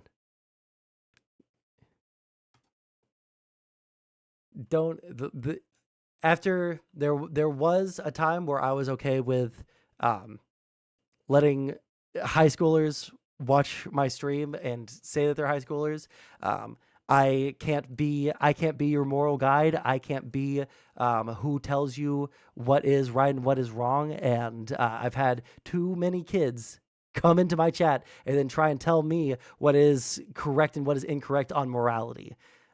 I'm just not going to do that anymore. And I don't have the ability, I don't have the patience to not be cruel about it either, right? I don't have so I'm going to be kind and ban you. It's best not to say your age online, buddy.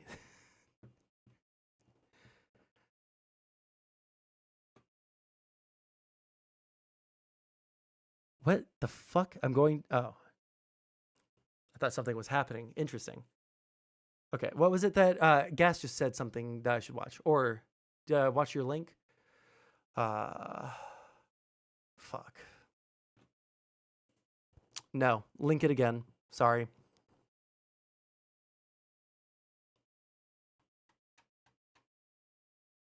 Can we please admit this evidence if we're talking about people not being fit to be president? Lost ourselves. But we can't live on nostalgia. Yes, America was great, but our greatest... Late great Hannibal Lecter, he'd like to have you over for dinner. Did you ever? Don't do it. If he suggests, I'd like to have you for dinner, don't go. But these are the people that are coming into our... I'm sorry, hold on. I know it's a senility compilation. I just... What was he trying to say? Late great Hannibal Lecter, he'd like to have you over for dinner. Did you ever? Don't do it. If he suggests, I'd like to have you for dinner, don't go. But these are the people that are coming into our... The actors supported him? Oh, okay. Bitter winter of Valley Forge found glory across the waters of the Delaware and seized victory from Cornwallis of Yorktown. Our army manned the airport.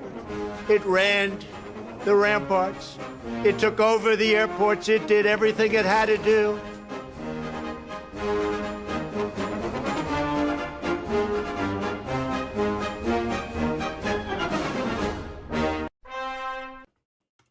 They took over the airports, guys.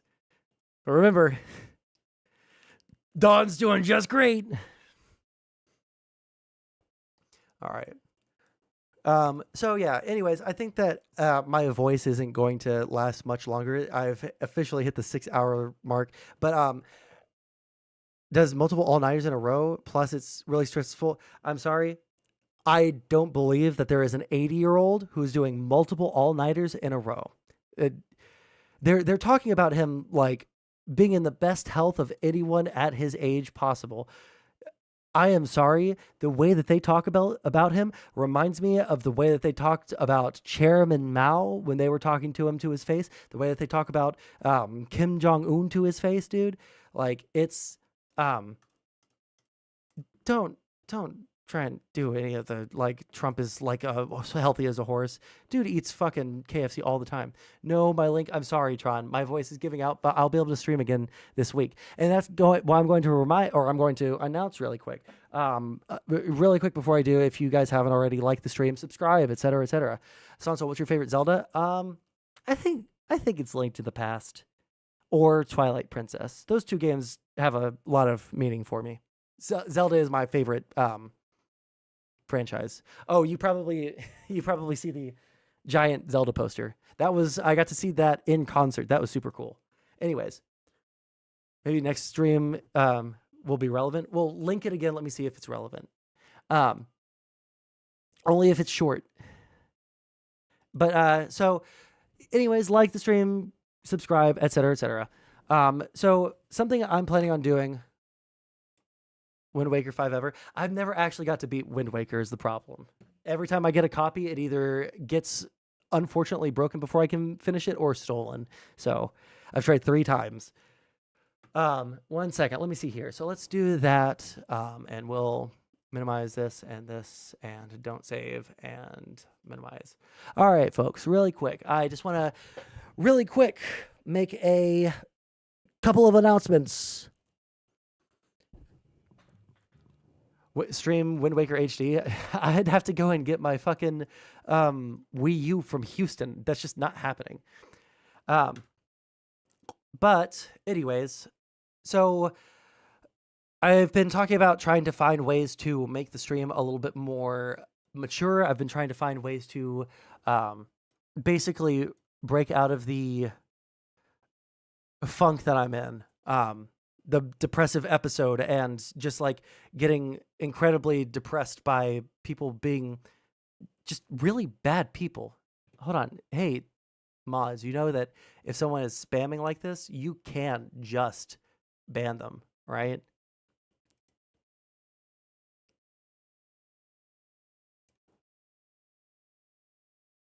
I can't even find the fucking window that it's in. And I closed out the wrong live stream.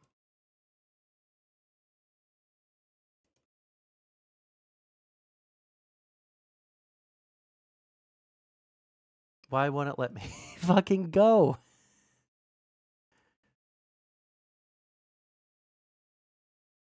There we go. All right. Quick announcement. All right, folks. Y'all ready? I am going to be doing some IRL streams in the next couple of days. I'm going to be starting that, and the basic idea of what I want to do is I want to, and I'll do this maybe once or twice a week in addition to whatever I normally do on stream. But I want to do an IRL stream. I'm not going to go around and interview people off of the street. I'm not going to be that kind of person, because that was the number one thing that was pushing me from ever doing any kind of IRL content. But I am going to, depending on what's happening that day, just go out and find a location that's relevant to the issue at hand, right? So if there's something that I can, tie in some, I want it to be a lot more, I don't know how to describe it. I want to go to a place, give like a little historical anecdote about what happened there. I live in fucking DC. I've lived here for 9 months or almost a year now. And I haven't really gone into the city all that much. Like, I've gone into DC a bit, but like, I don't know anything about the history. I haven't gone to all of the different like cool little things. And it's a city with a lot of history, and it's a city with a lot of meaning. And it's a city that is at the front of mind for us. IRL Content Central, right? But again, I don't want to like get into debates with people on the street. I don't want to do ask me anything. I want to go out. I'm just going to monologue, right? And I will say this: I do want to try to maybe have someone with me, right? Like, if it would be cool to have another like DC streamer, right? Meet up in front of, something like maybe they're like Dylan Burns, meet up in front of the Ukrainian embassy, walk around and basically interview him, talk to him, walk around to DC, maybe like eat and stream from there and just have a conversation, and then go on our ways, right? And I think it would be cool, because it would also make it to where if someone is in DC and they have like a spare hour that they would be willing to talk, I can just do it that way, because a lot of people won't just come onto a live stream. So shut up, you goblin. Okay. So anyway, so yeah, that's something that I'm planning on doing. Over the next couple of weeks, we'll do 1 or 2 of those. I'm not entirely sure when, but I'll definitely do one this week. So that's my little announcement. And now for the end of stream, I don't think that I'm going to bother with rating out or anything. So if you're watching on the YouTube short stream, thank you very much. Like the stream, follow the stream, etc., etc. Run up on you during your IRL stream and took you with a feather. That's scary. Listen to this. Actually watchable and debatable, not completely foaming at the mouth. Good job. I'm significantly more reasonable than people would believe at first blush after I freak out at them. I used to not freak out as much, but I'm beyond done with it. Anyways, I love you guys very much. This has been a fun stream. I will catch you guys next time. Next time I stream, it will likely be an IRL stream. So that'll be a new thing. We'll try it out. I don't know how it'll go, but yeah. Anyways, love you guys very much. Okay.